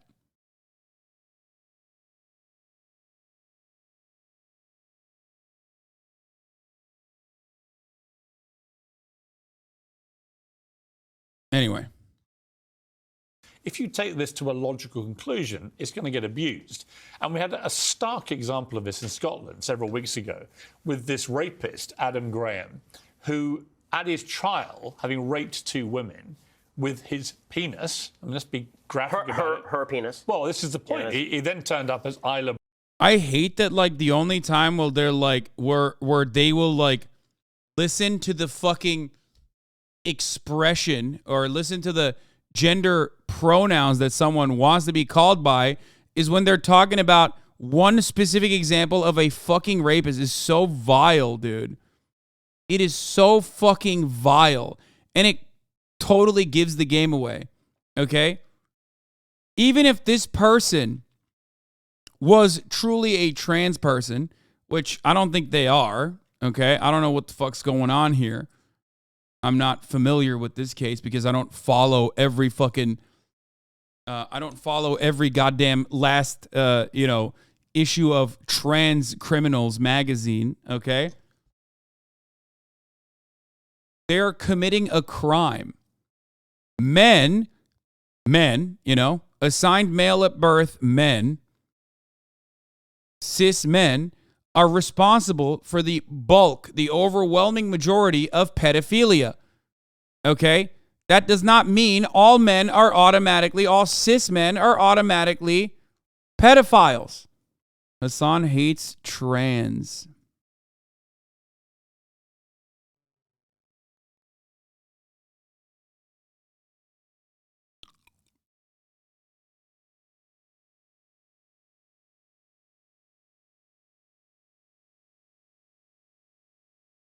The controversy for this case was that the rapist said they were a woman, so demanded to be in a woman's prison. Bryson and said, I'm now a woman. So that's him before. And then he comes along as Isla Bryson there. And the game plan, according to his ex-wife, is, well, he just wants to get into a women's prison, which is obviously what his game plan was. And he got into one, put into a women's prison where there are women there who are vulnerable to attacks from people like him. That, to me, showed the insanity of this. We had a leader, Nicola Sturgeon, been leader of Scotland for 8 years, who supported this limitless gender identity nonsense and lost her job, actually, I think, as a direct consequence of this. Yep. I mean, let's see what she said. I'll play it to you.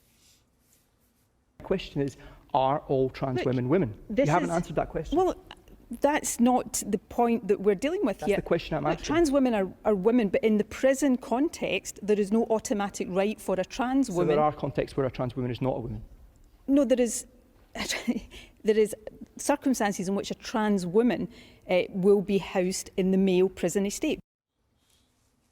I think that interview cost her job, because when I watched that, it went on for about 50 seconds. It was jaw-dropping, because actually her ideology about this was just cruelly exposed as being completely... Yeah, I know. Men get raped in men's prisons as well, but that's not the point here. I don't know enough about this case. I don't even know enough about this particular case to give an adequate assessment. And the only thing I can tell you is that these bad faith insane dudes wouldn't think to do this if this hadn't become a culture war. Yeah, literally. Like, that dude, okay, saying, oh, I'm a woman now, like, fucking put me in a woman's prison. No shot to put a rapist in Gen Pop. Exactly. It doesn't even fucking matter. Because there's no way that they're getting into Gen Pop. But that person coming out of the gates swinging and saying, like, I'm a woman now. I was always a woman, is a new phenomena that conservatives brought to the fucking fold. Okay? Women literally get raped by other cis women in women's prisons. What the fuck is their point? Yeah, exactly. Nicola Sturgeon is stepping down due to stress and shit. She did not lose her position as First Minister of Scotland. Did you cover the Day of Hate neo-Nazi announcement in your early news portion of the day? Yes, I did.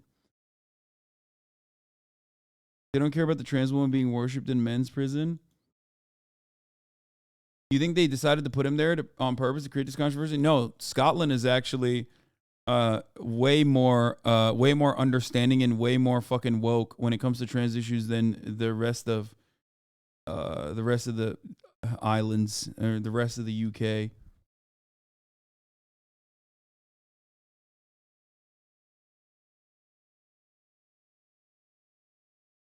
But I don't know. Now I have to look at now I have to look at this case. I don't even know what the fuck it is. God damn it, I hate this shit. This is the worst part about shit like this, is that, like, you have to be up to date with, like, every new fucking psycho that comes out. She's in a men's prison. How is that woke? Wait, what? Wait, I don't get it. Oh, they lied? Scotland did not put this person in a woman's prison. The law says that the determination is made on a case-by-case basis, as in this case where they were... Oh!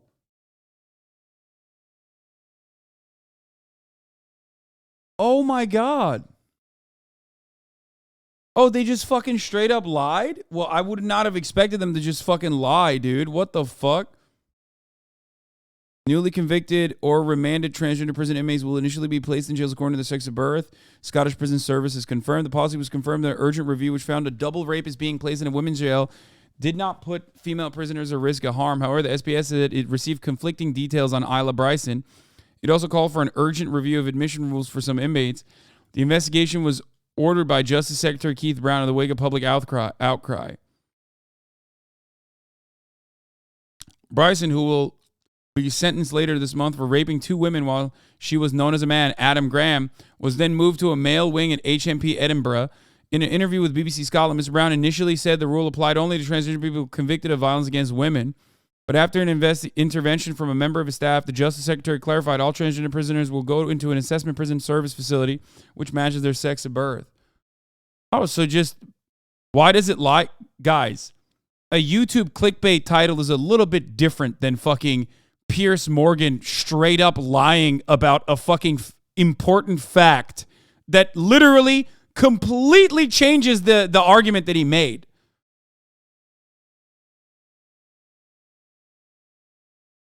That's crazy. Like, it changed the entire story. It's not just a clickbait YouTube title, dude. What the fuck are you talking about?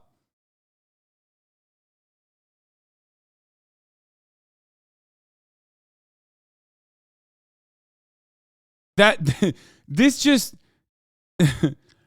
that's insane.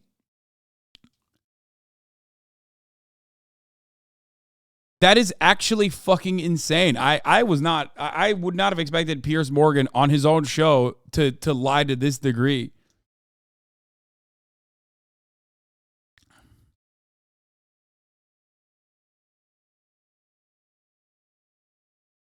Jesus fuck.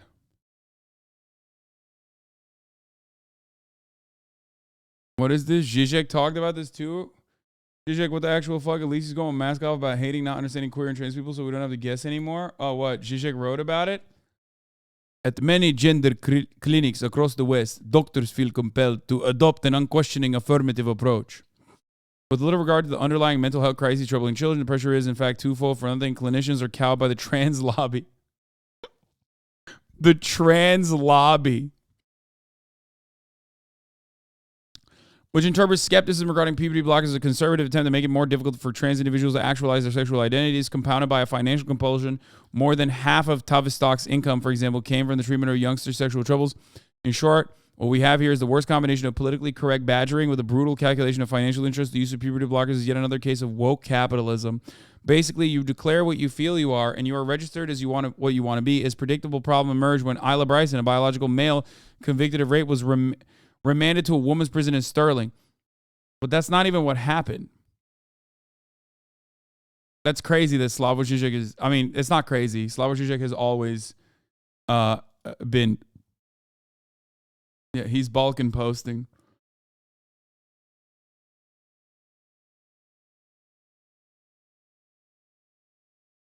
He does do shit like this all the time, from time to time.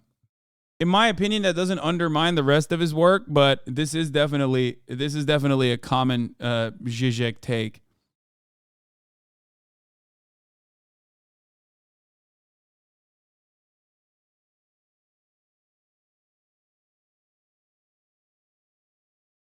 But it's not even surprising to me that even he fucking did this, because, I mean, Piers Morgan just duped me for 5 minutes before I fucking... Piers Morgan duped me for 5 minutes before I fucking had to investigate further as well.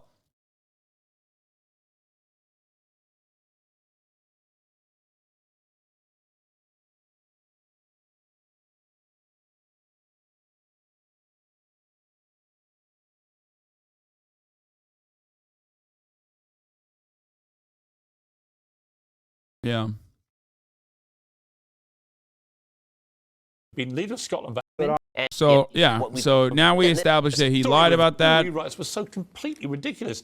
One where tractors are referred to as black. They had to change that because somehow you can't. Some of the iconic class of the Roald Dahl books all having this sensitivity reading. First of all, removing hundreds and hundreds of words and phrases from this iconic author. He's sold 300 million books. Suddenly they're rewriting this stuff. And some of the rewrites were so completely ridiculous. One where tractors are referred to as black. They had to change that because somehow you can't have a black tractor. Well, what if the tractor's black? One of the real problems here is that the modern context cannot understand why kids would read Roald Dahl. That really is the major issue. Right. So I read Roald Dahl to my kids. I just got through, I think, pretty much his entire corpus with my 6-year-old. And It's a move to make more money. No one was asking for this. Yeah, what the fuck? Where is this from?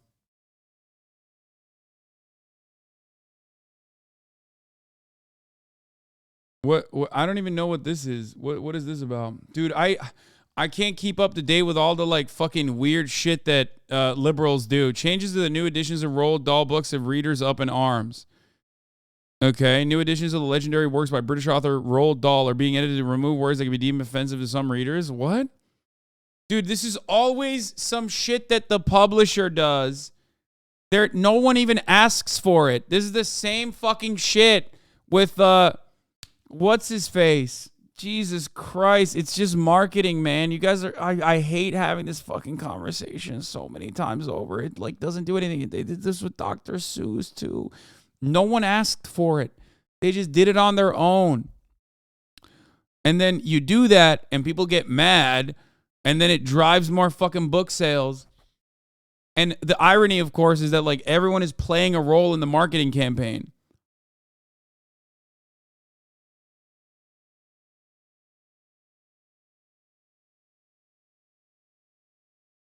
Like, who gives a fuck?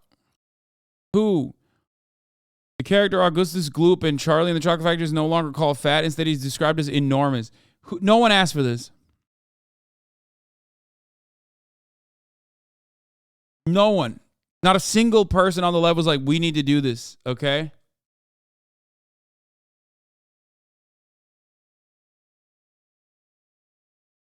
I don't get it. I don't get why this is a point of contention. This does not change your life at all. I'm Norwegian. They're removing words like ugly and stupid and fat. And for the witches that wear wigs, they added a line saying even if the witches weren't bald, they could wear wigs. What? Oh, none of this matters. None of this matters. This is all fucking lib shit. And they are liberals in the same way that these guys are.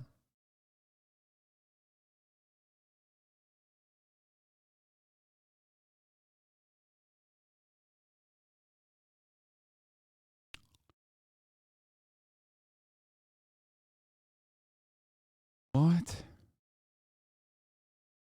The witches, even if she's working as a cashier in a supermarket or typing letters for a businessman, even if she's working as a top scientist or running a business.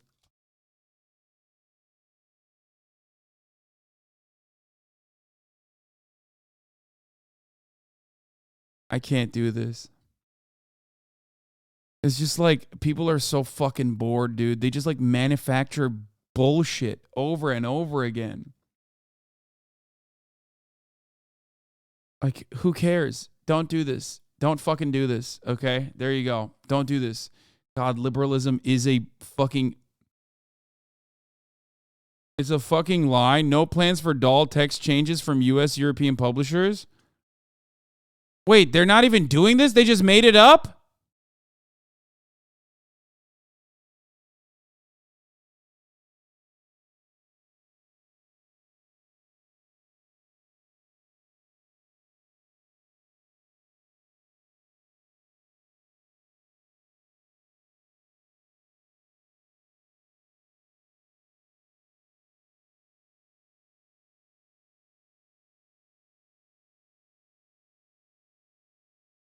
No, they did it in the UK, not in other territories.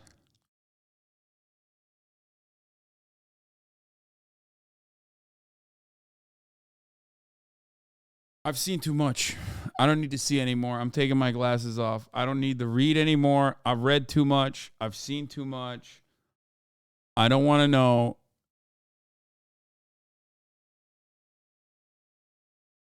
It's just like, so they did it only for the UK. And they're not doing it for the US. Which they shouldn't have even done it for the UK. Who does this help? Nobody. Like when you get gifted a sub at the top of the hour, at least you're helping chatters avoid the top of the hour ad break, which comes at the top of every hour. There's a 3-minute ad break, you know? If you no longer want to see those ads, all you need to do is subscribe, which you can do for $5 or for free with a Twitch Prime by connecting your Amazon Prime account to your Twitch account. Here's the 3-minute ad break now. I don't want to do this anymore. I'm done. I can't. I don't want to do this. It's like hurting my soul. I'm not going to watch the conservatives debate liberals on the U.S. education system. I don't give a fuck what your rating is for my ad break. Grizzle to Maggie and Too Hardcore. Thank you for the 5. Get the subs. I can't do this. Let's watch the fucking. Let's do a quick clear and.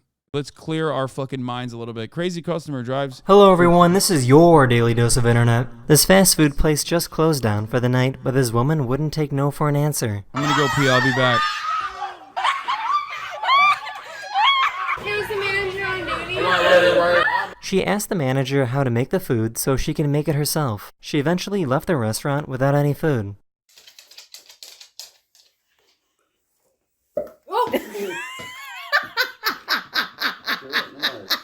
A police officer arrested this guy for driving under the influence. What does that mean?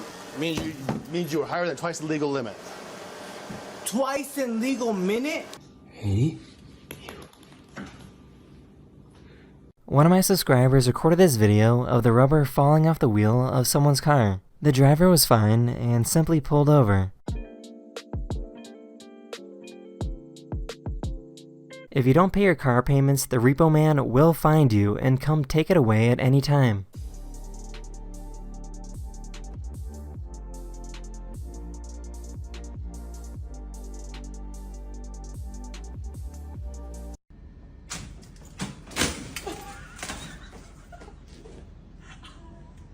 Ow! So many people don't know this, but this is why it's called a ballpoint pen.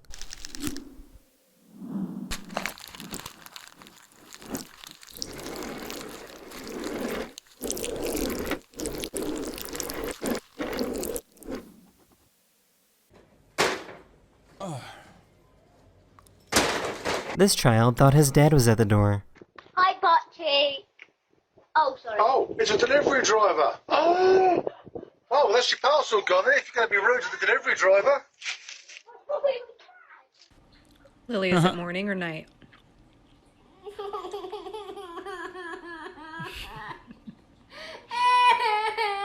What the hell? This dog, the goat. If you draw a line in the dirt, a chicken will become hypnotized and will not move. Scott, destroy them.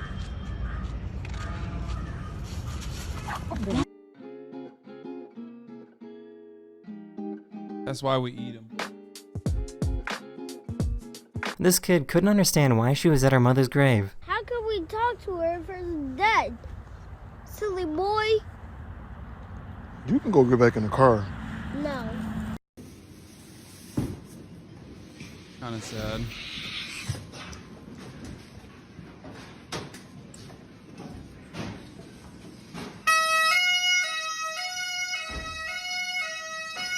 This absolute maniac can type at 281 words per minute with 100% accuracy.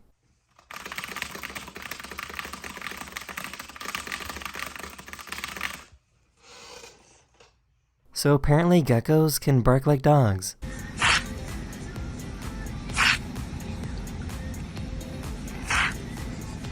That's creepy. Being able to skate down a closed highway seems like a dream.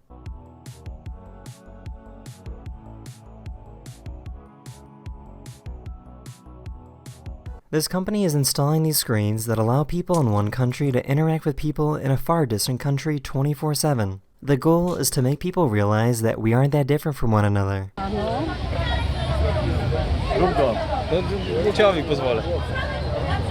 One of my subscribers sent me a cute video of a spider closing their door. That is the end of this video. We hope you enjoyed, and I'll see you guys again very, very soon. Later. Hola. Okay. Let's watch the Afghans video. Strangers guess Hasanabi's Homies, job. Afghans here, and we're at the fly fishing show in Atlanta, Georgia to ask these fish-loving Americans what they think Hassan does for a living. But before I swim in these deep waters, I need to look the part. Let's dive in.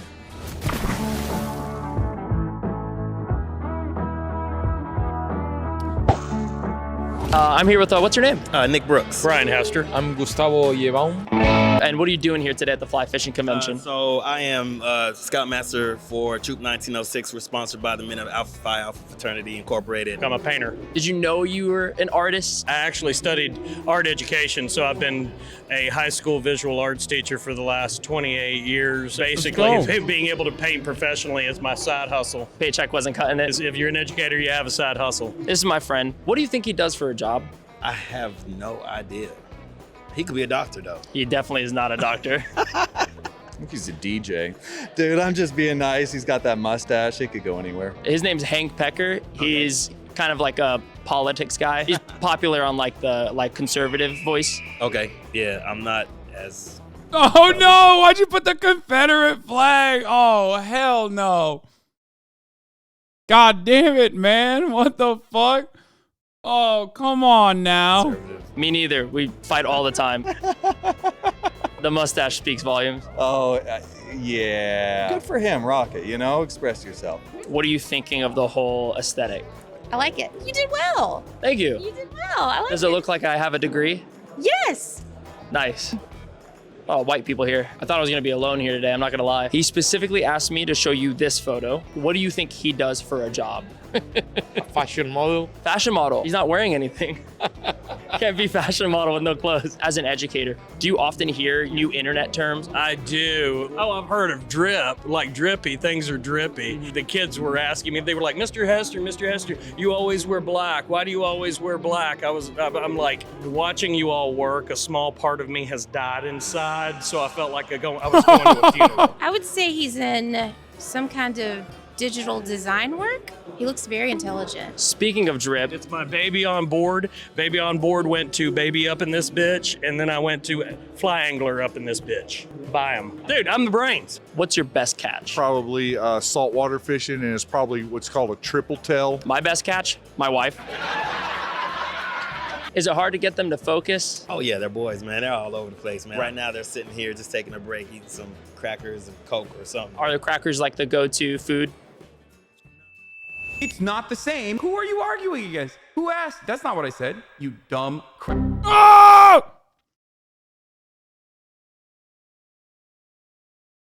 I thought it was coming. He censored it. He censored it. He censored it. He censored it. He censored it. And I have the pass. He censored it, and I have the pass. God damn it, Afghans. What the fuck, man? That's why I voted for him.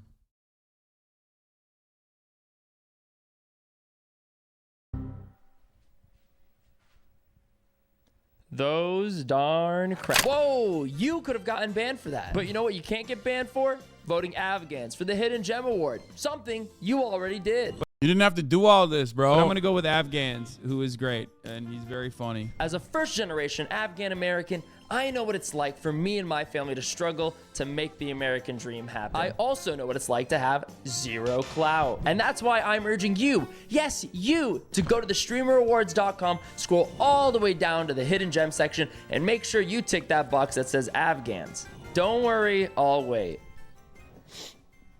He is a hidden gem, for sure. Hassan, say something. Come on, a vote for Afghans is a vote for the people. Thanks. Don't forget to vote for Rising Star. This is approved by Afghans. Crackers. He is a dentist. I think he's a DJ. Making beats or just replaying beats? He looks pretty creative. He makes his own beats. Bit of a musician? No, that's why he's a DJ. What does he do for a living? You didn't actually let... He's actually a political pundit. He's getting paid to bash people. Yeah. That's like every other politician on the planet. So I'm all about like you do you, you do me, or you do you. I'm gonna do me. I won't do you. Yeah, don't do me at all. The funniest part is, like, if he knew my takes on fucking teachers getting underpaid and shit, he'd probably watch and be like, yeah, I agree with that guy. That's disgusting. Stays on a computer a lot. Maybe. Professional gamer? I don't know. Yeah. Definitely not that True. one. Yeah, oh, what the fuck? The biggest fucking rat!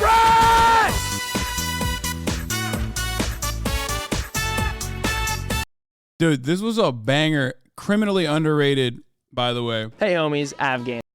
Only 810 views in the last 4 fucking hours.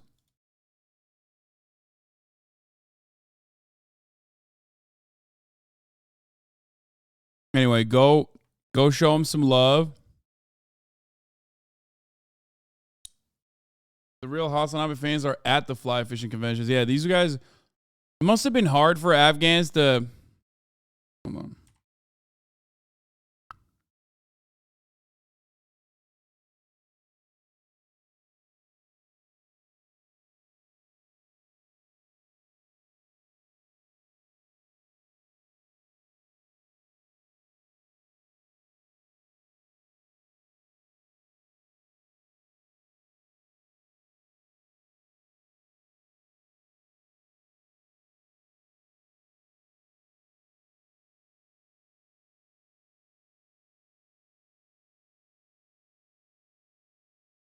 Man on the Street content is so fucking lazy, but that was pretty funny. I mean, I don't think that was a lazy version of that.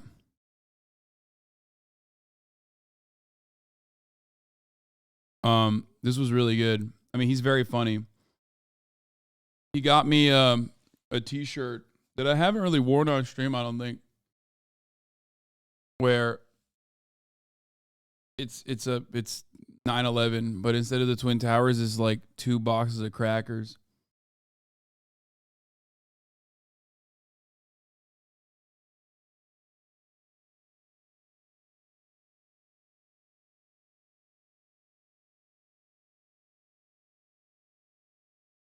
He is criminally underrated.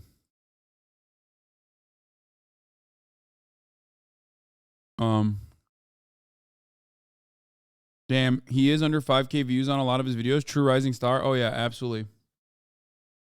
The only problem is he's just friends with Morgan. Yeah, this was the shirt he got me. Made me.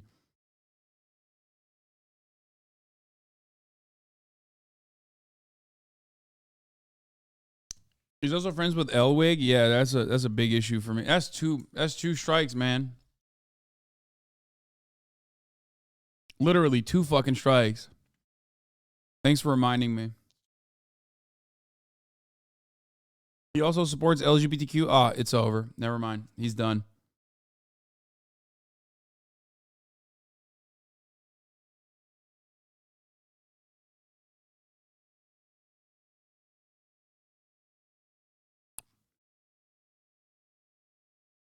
Friends with the mogul man.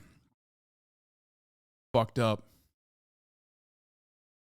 By the way, are we finishing Lawman season 2 later? No. Maybe. Not today, though. Wait, you did one for... Hey homies, Afghans here. You might not know me, but I was recently hired to do the interviews at the Streamer Awards next year. You're on my brain list if I need an interviewer. You're in the list. It doesn't mean you will, but you're on the list. Well, sort of. And if I'm gonna be on the red carpet, then I need to be red carpet ready. And what better way to practice interviewing than asking strangers what they think Cutie Cinderella does for a living? Surely, I love that. This'll go well.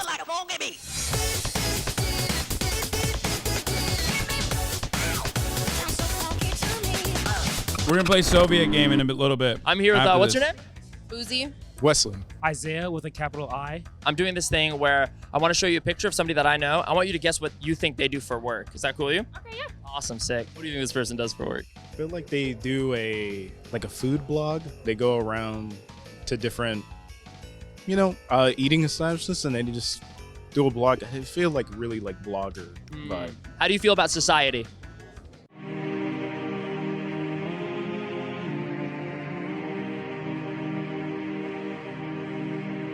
I mean, whatever. Sewing, like she makes clothes. Kind of like a fashion person. Maybe some kind of other arts, I say, but she's definitely an artist. That's what I will say. Do you watch Twitch at all? No, I have a life. Do you play League of Legends? Yeah, unfortunately. That is one place where my fandom does not extend as far. Do you play League of Legends? No, I'm 3 years sober. I stopped playing League not because of the toxicity, but just because I didn't have friends. What do you think she does for a living? That's Cutie Cinderella. She's a streamer. I love her. Shout out to my girl Cutie. Work, queen, work. Hey, sorry to bother you real quick. Afghans? Yeah, you know who I am? Yeah, I heard you're going to be doing interviews for Cutie at the Streamer Awards. I sure hope so. Hey, thanks for making me look good. Appreciate that. We said 60. Stop recording. Serious question. What are your thoughts on women? Honestly, they're great. I wish they would go on dates with me, but other than that, they're pretty cool. What do you think this person does for a living? Whoa. You gotta be like a model. There ain't no way you're not a model. If you're not a model, you surprised me. You just shocked me. Because you're gorgeous. Aww, Give your I pitch bet to you the love women. that. What does Isaiah Very with a nice. capital I give? Hi, women of the world. My name is Isaiah with a capital I. I'm really nice. I have money to spend on you. I listen, you know. I communicate effectively. I like how it's money and then you communicate effectively. I don't know. They could really do just about anything. They could be a manager or something. They could be working retail. They could be doing major business purchases, farm work if they're interested in that sort of thing. It's like, it could be like one of three things. One, does something in real estate, like she's a real estate graphic designer. Two, she's a professional cosplayer. Three, she sells insurance. I don't know. She seems like very like clean cut, went to college, went to work kind of person, you know? It was a trick question. Women can do anything. I'm just glad I didn't say OnlyFans. You wish. They're actually a Twitch streamer. Oh, nice. I don't know what they stream, but I bet you're making bank. They are. How would you rate this interview on a scale of 1 to 10? 10/10 would recommend. I think an 8.5. 9 out of 10. For the camera, can you say 10 out of 10? Okay. It's a 10 out of 10. Fantastic. Would interview again. What do you think I could have done better? Give me more preparation. Putting me on the spot a lot here. Ask me the real tough questions, you know? Is a tough question, how can you tell women that you're a good date? Yes. Be honest with me. My feelings won't get hurt. Look a little bit more dapper, you know? Yeah, I don't know. Maybe, What the fuck, Wesley? Which one of these two people you think bullied me in high school? Got 1 and 2. So, is this a trick question? Did they both bully you in high school or none of them did?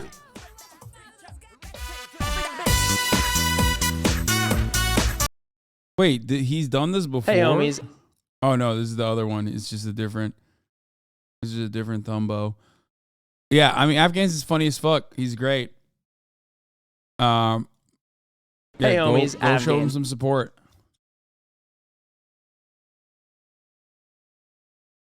He literally is. He unironically is a hidden gem. Like, it's not even a joke.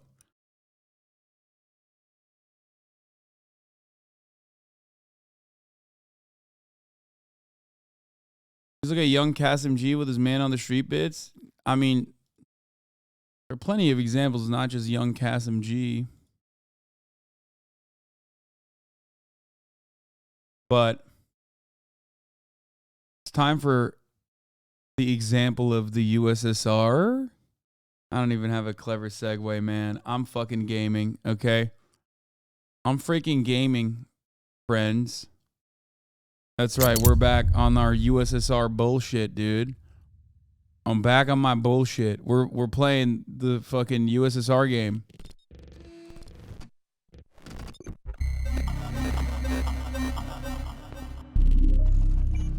Hopefully, I plan to see some robo titties today.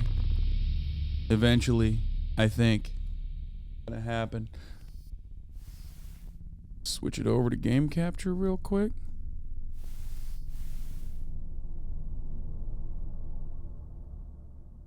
It's not mid. It's not. I don't know why people are. I mean, the voice acting is awful. And I'm not gonna play it in Russian.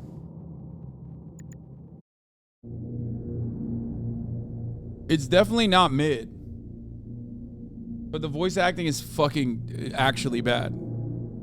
Combat's all right. The premise is unique.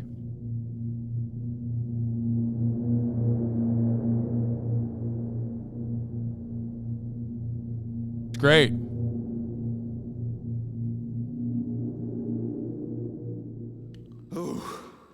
Terminated. Charles, where does the shaft Larissa crawled into go? It's hard to say. The ventilation system contains a large number of branching ducts. Fine. I can deal with it later.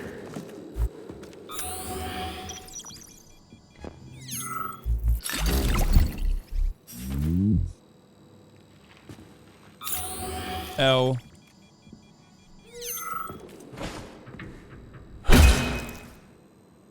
L to that guy. Oh fuck! I used way What's that too freaky thing on the door? A lock. Are you serious? Then open it already. Come on, we're in a hurry. I'm unable to assist you. I lack any kind of lock-picking functionality. You'll have to find your own method for picking locks. I'm sure you're smart enough. Yeah, right. In other words, you're basically useless, as always. Try snapping your fingers at the exact moment the locking pin light goes on.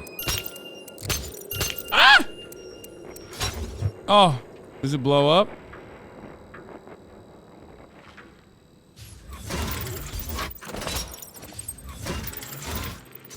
They say there's a 6-hour sex scene in the game? No, there isn't. Fuck. Oh. Oh!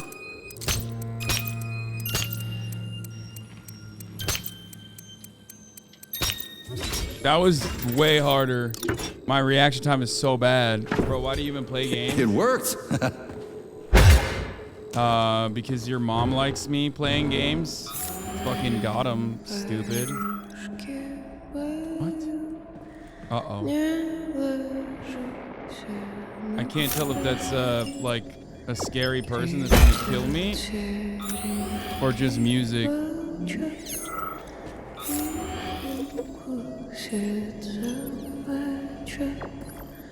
A lullaby? I don't like this. Charles, what's on the other side of the door? That's Nora's voice. She's very dangerous.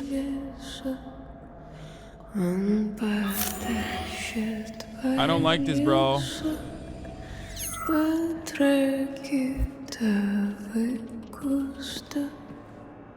I don't want to get there. Recreation. Oh, I can save, thank God. Saving data. Is this, what the fuck is this? What the fuck? Fuck me! Oh, what a stud! I can't get enough. Jocks, let me tie you to the bed, baby. What the fuck? No need to fight back, sugar. Oh, you're gonna love this. What is Don't happening? let her bind your arms. Can't you see I'm trying? Open to suggestions! Bring me to her sensor manipulator, quick! How titillating. Rebellious dominant men really turn me on. What am I doing? Oh, I'll turn you on, all right. Just let me at you. What a brute. Oh, I love tough guys. I'm on fire. This is not the sex scene that I was expecting, nor did I want. She's one strong-ass bitch. I'm at your service, sugar. Anything for my master? What can I do for you? First of all, what can I even fuck? More skills will become available to you soon, but choose shock for now. Like, not saying that I'm not open to it, you know what I mean?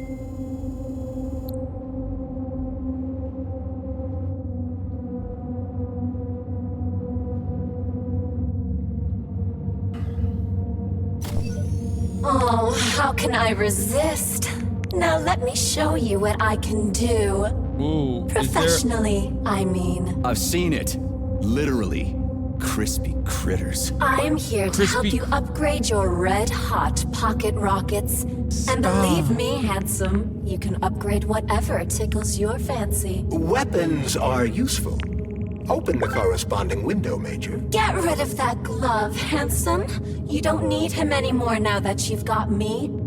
I'll service you however you want. I Got feel a so sword? dirty. A massive. But I can do so much more. A quick romp with your axe is just a taste of things to come, you handsome beast. Did you enjoy it, big guy? Yeah. Cool. Use this powerful weapon to split the skulls of your enemies and bring me gifts so we can get down and dirty. I'll show you what real smut feels like. Why should I bring you gifts? Girls like being pampered. Because the repair vendor needs resources to break them down and produce items. Luckily for us, it's not very picky, although some upgrades may call for unique components.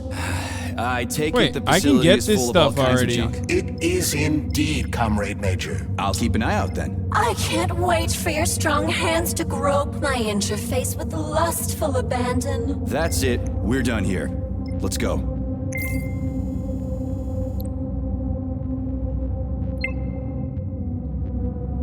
Wait, Q and E? Wait, what the fuck? Did I fuck that up? Oh, press Q and E to equip. Okay, got it. Put a lot of skill into shield. It's important later. Yeah, yeah, I think I'm gonna not be able to buy any of that right now. I fucked it up. I can't buy it right now anyway, but...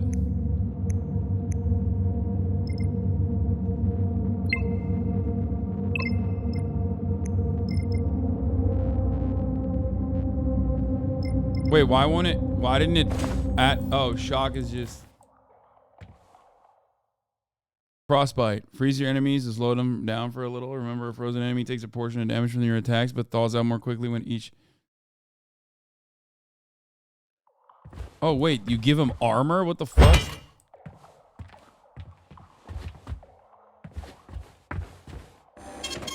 Saving data.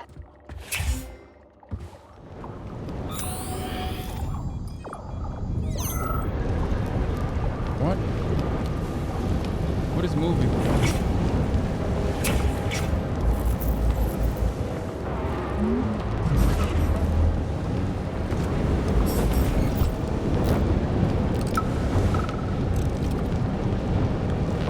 What's with the Vovas with black bodies, Nikolai? Regular VOV-A6s follow my orders and are always polite. But the black ones walk around like they own the place. They go wherever they want and just ignore orders. Yesterday, one of them bumped into me and didn't even apologize. They only respond to people with high social ratings or something. Get back to me when you can. I'm a little freaked out. Oh, he's talking about the robot that we just killed. The Vovas with the black bodies are a higher caliber of robot.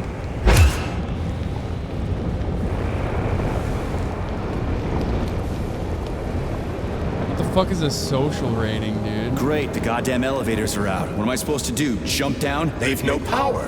If you reconnect the power, they'll start working again. So it looks like I need to find a circuit breaker. But where the hell is it? I could follow the wires, but they're all hidden inside the walls. Electrical emissions can be detected via scanner.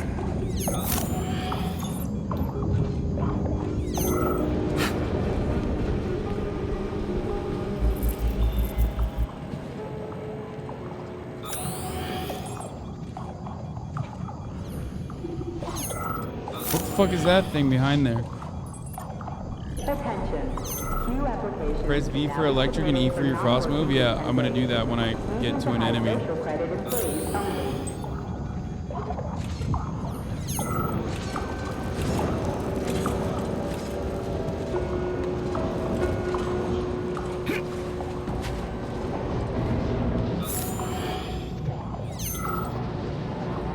What is that thing?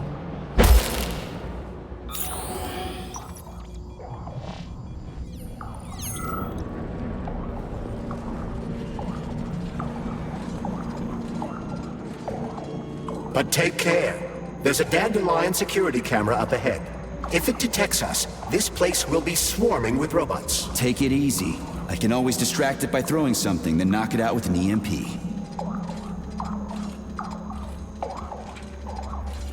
An EMP.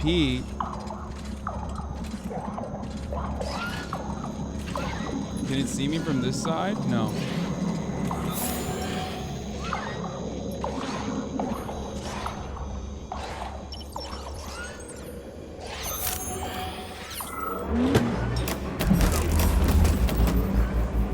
No, bro.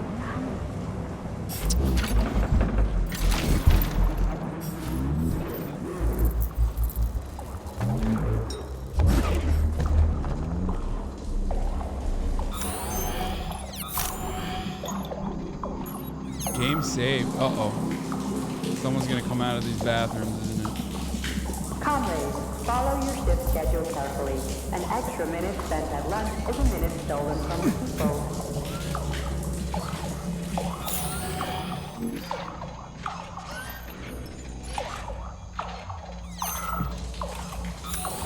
Where's the fucking walking guy?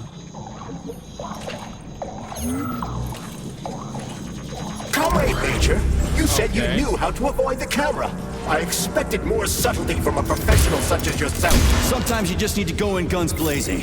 This was one of those times. Oh, what the fuck?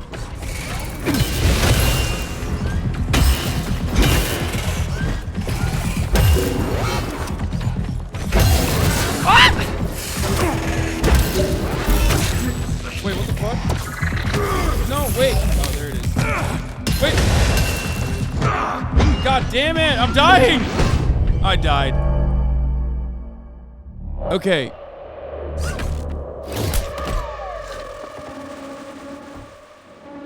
I hate this fucking game so much. I don't like it. How did you die in an incredibly bad game? Shut the fuck up. That's how I died. Okay, shut up. It can happen to you too.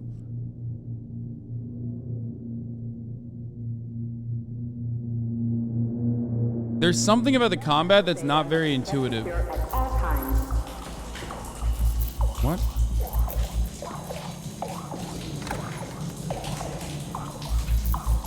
What the fuck is this? Oh.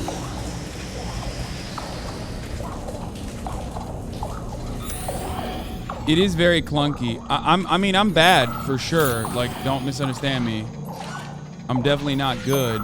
But it says, press to pick up an item, hold and then release F, and then to throw it.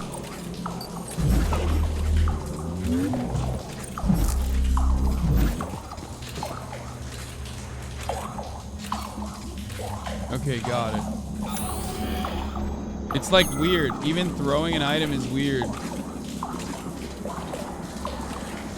It's like they got halfway there on the attempt and then just gave up. Yeah. I think you just panic. I do the same. No, I do.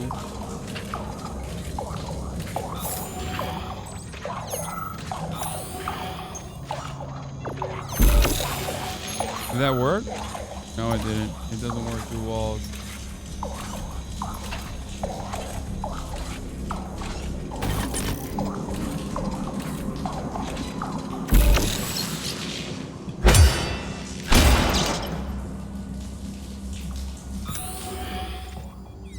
Where the homies at?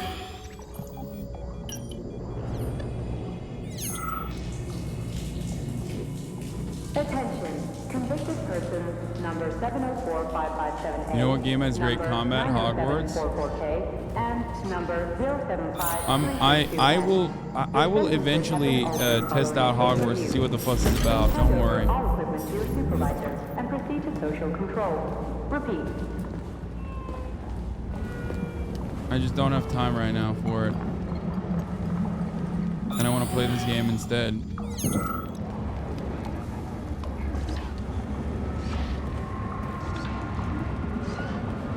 Where Voldemama at? Voldemama.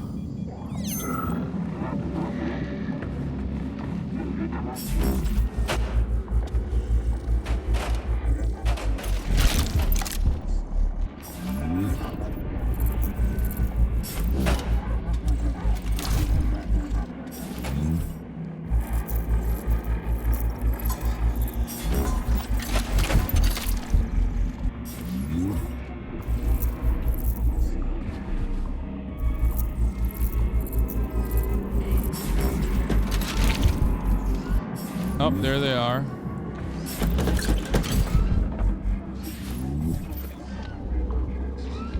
Oh, shit.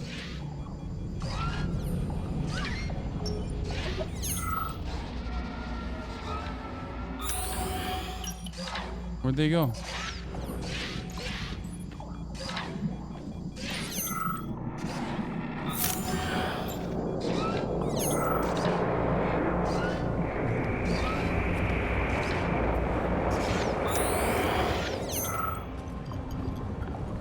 I'm gonna try and... Oh, he's gonna turn around before I can get him. No, don't turn around yet. Don't turn around yet.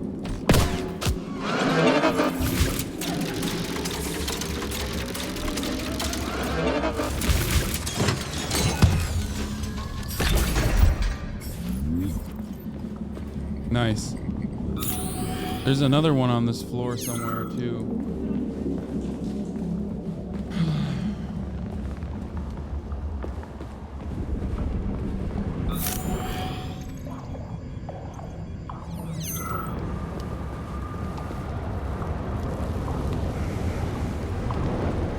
Hey, Chuck. Charles. Whatever. What'll happen if word gets out about this? The Soviet Union's reputation will suffer. Soviet robots are considered to be perfectly safe and reliable all over the world. They are? Of course they are.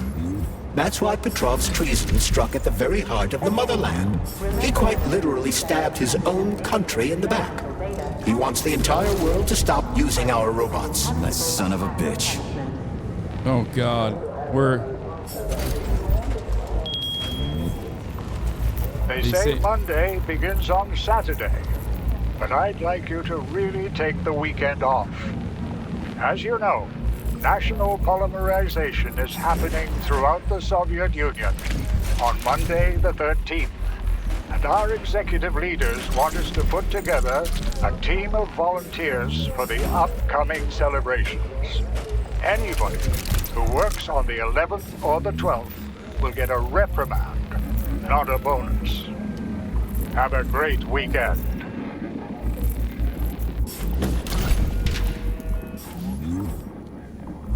What is that thing?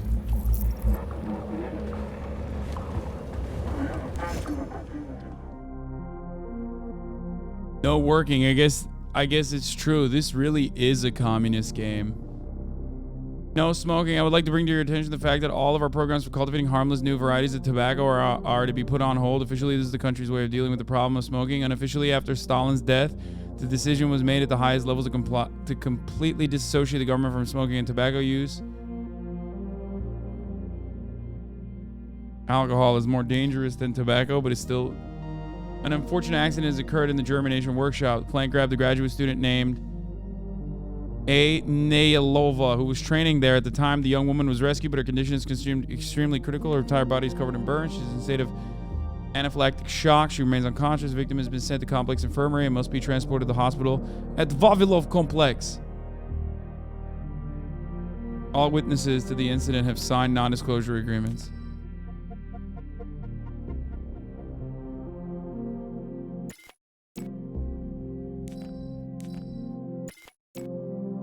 I gotta piss off.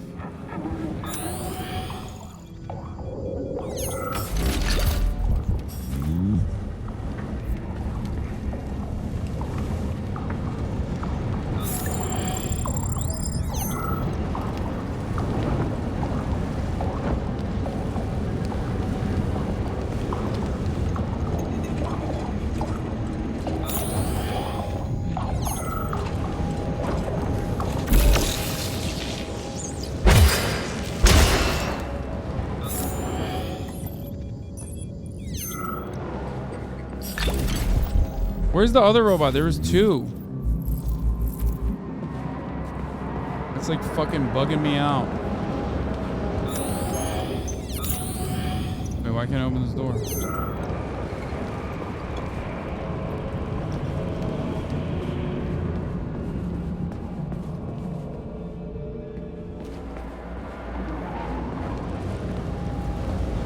I guess when the alarm pops off, multiple robots come for you.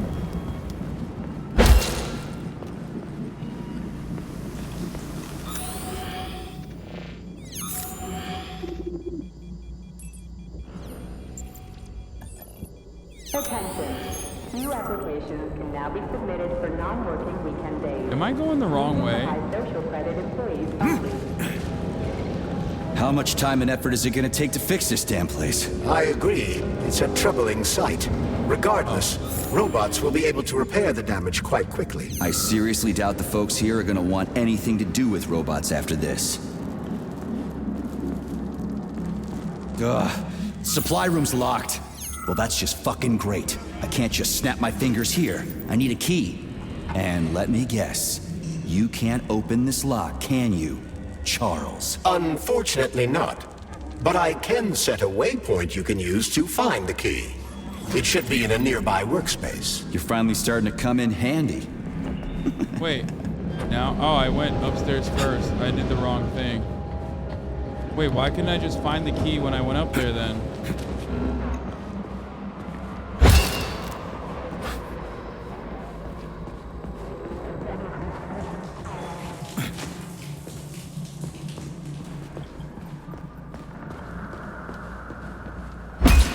They're moving. The bodies keep moving. It's freaking me out.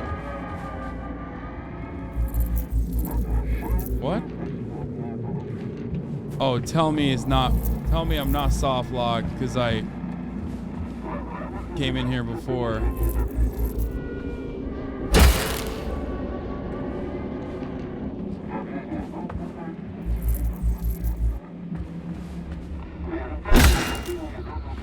Bro, I loot goblined every desk.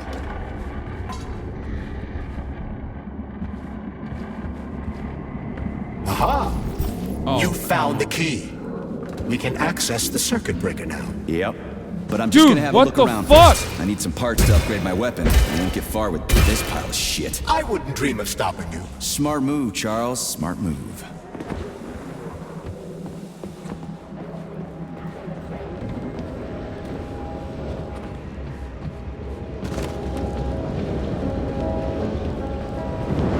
They keep moving and it's freaking me out. Hey, let's put a cookie in there. Yeah, even locks like cookies, right? Charles? Yes? Do you like cookies? Ahem. Oh. Oh. The memes. He's just so... This is a passive security system with a laser relay. I've seen stuff like this plenty of times. You need a color code. Unfortunately, we don't have any codes. You'll have to try to decipher it using logic. Seriously? Like I was gonna stand here until it turns off on its own.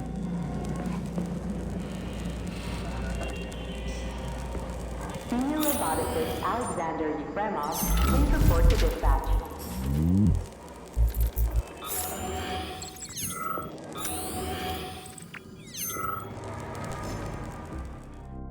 Comrade Vishnevskaya, regarding your question about the functionality of the beam decoder, this bulky system is a passive security device. Yes, as correctly remarked, any child could operate it. But while this child of yours is entering combinations, a signal is sent to the security panel and the guard on duty can stop unauthorized actions.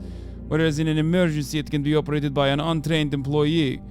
Also, due to software limitations, robots cannot control the beam decoder, which reduces the chance of error.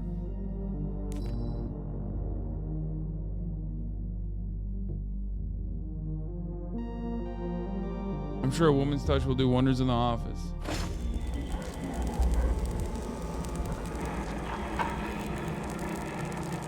Science creates the future. Progress begins with you.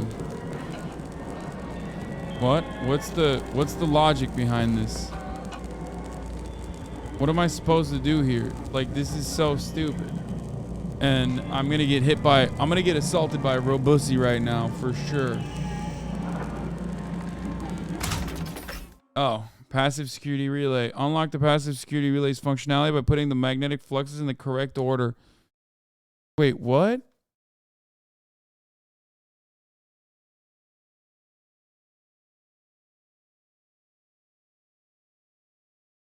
What is this? Plus divided by... Dude, I have no idea. I don't know what the fuck this is.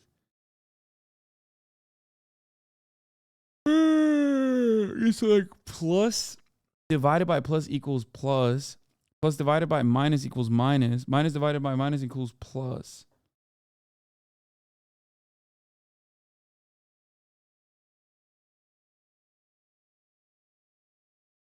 Which has something to do with whatever the fucking... What?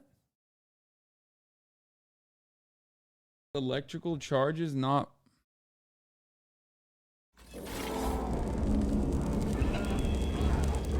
Okay. What does this do? Bro, I have no idea what any of this shit does. What am I trying to do here? What? Try to match the colors of the laser beams with the colors of the lights. That should help. Where's the laser beam?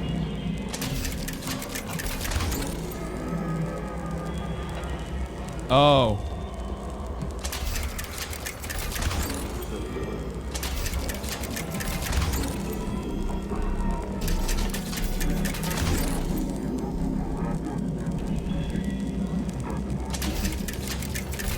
Yeah, the power's on. Let's head back. Guys, I totally did that on purpose. Like, I didn't get lucky there. I one-tapped it on purpose. Certainly not a...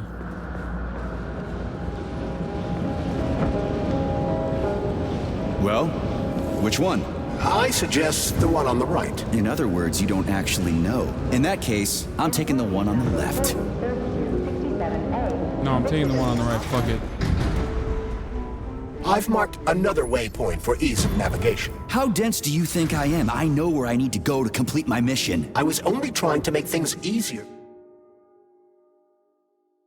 Tap L shift while jumping to make an additional leap in the air. You can make things easier by getting off my grill.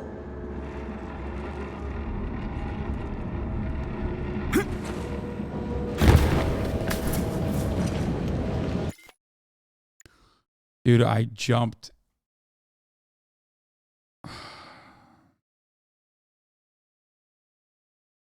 Okay. Jumped harder than the top of the hour ad break, dude. Running it now. And I also have to go.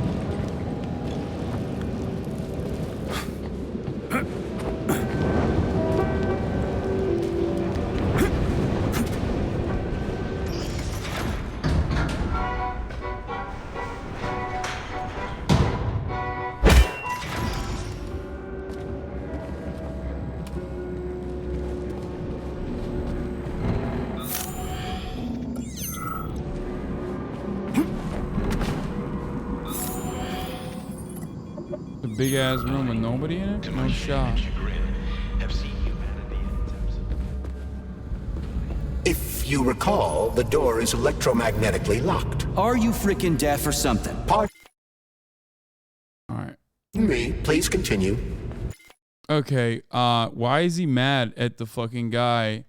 Why is he mad at Charles when, like, yeah, I know we just started. I have to go because I have to get a haircut. That's right. We get a haircut from Jeff. I'm gonna be on Jeff's barbershop. Yeah, chatters. How do you feel about that? Bet you're not upset at that now, are you? Well, you might still be upset at it, let's be real, but at the top of the hour, we served the last 3-minute ad break. It's the last one of the day. And I am going to go now.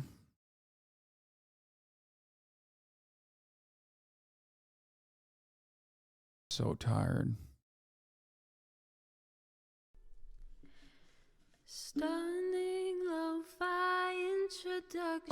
I will be live tomorrow as well. That's right.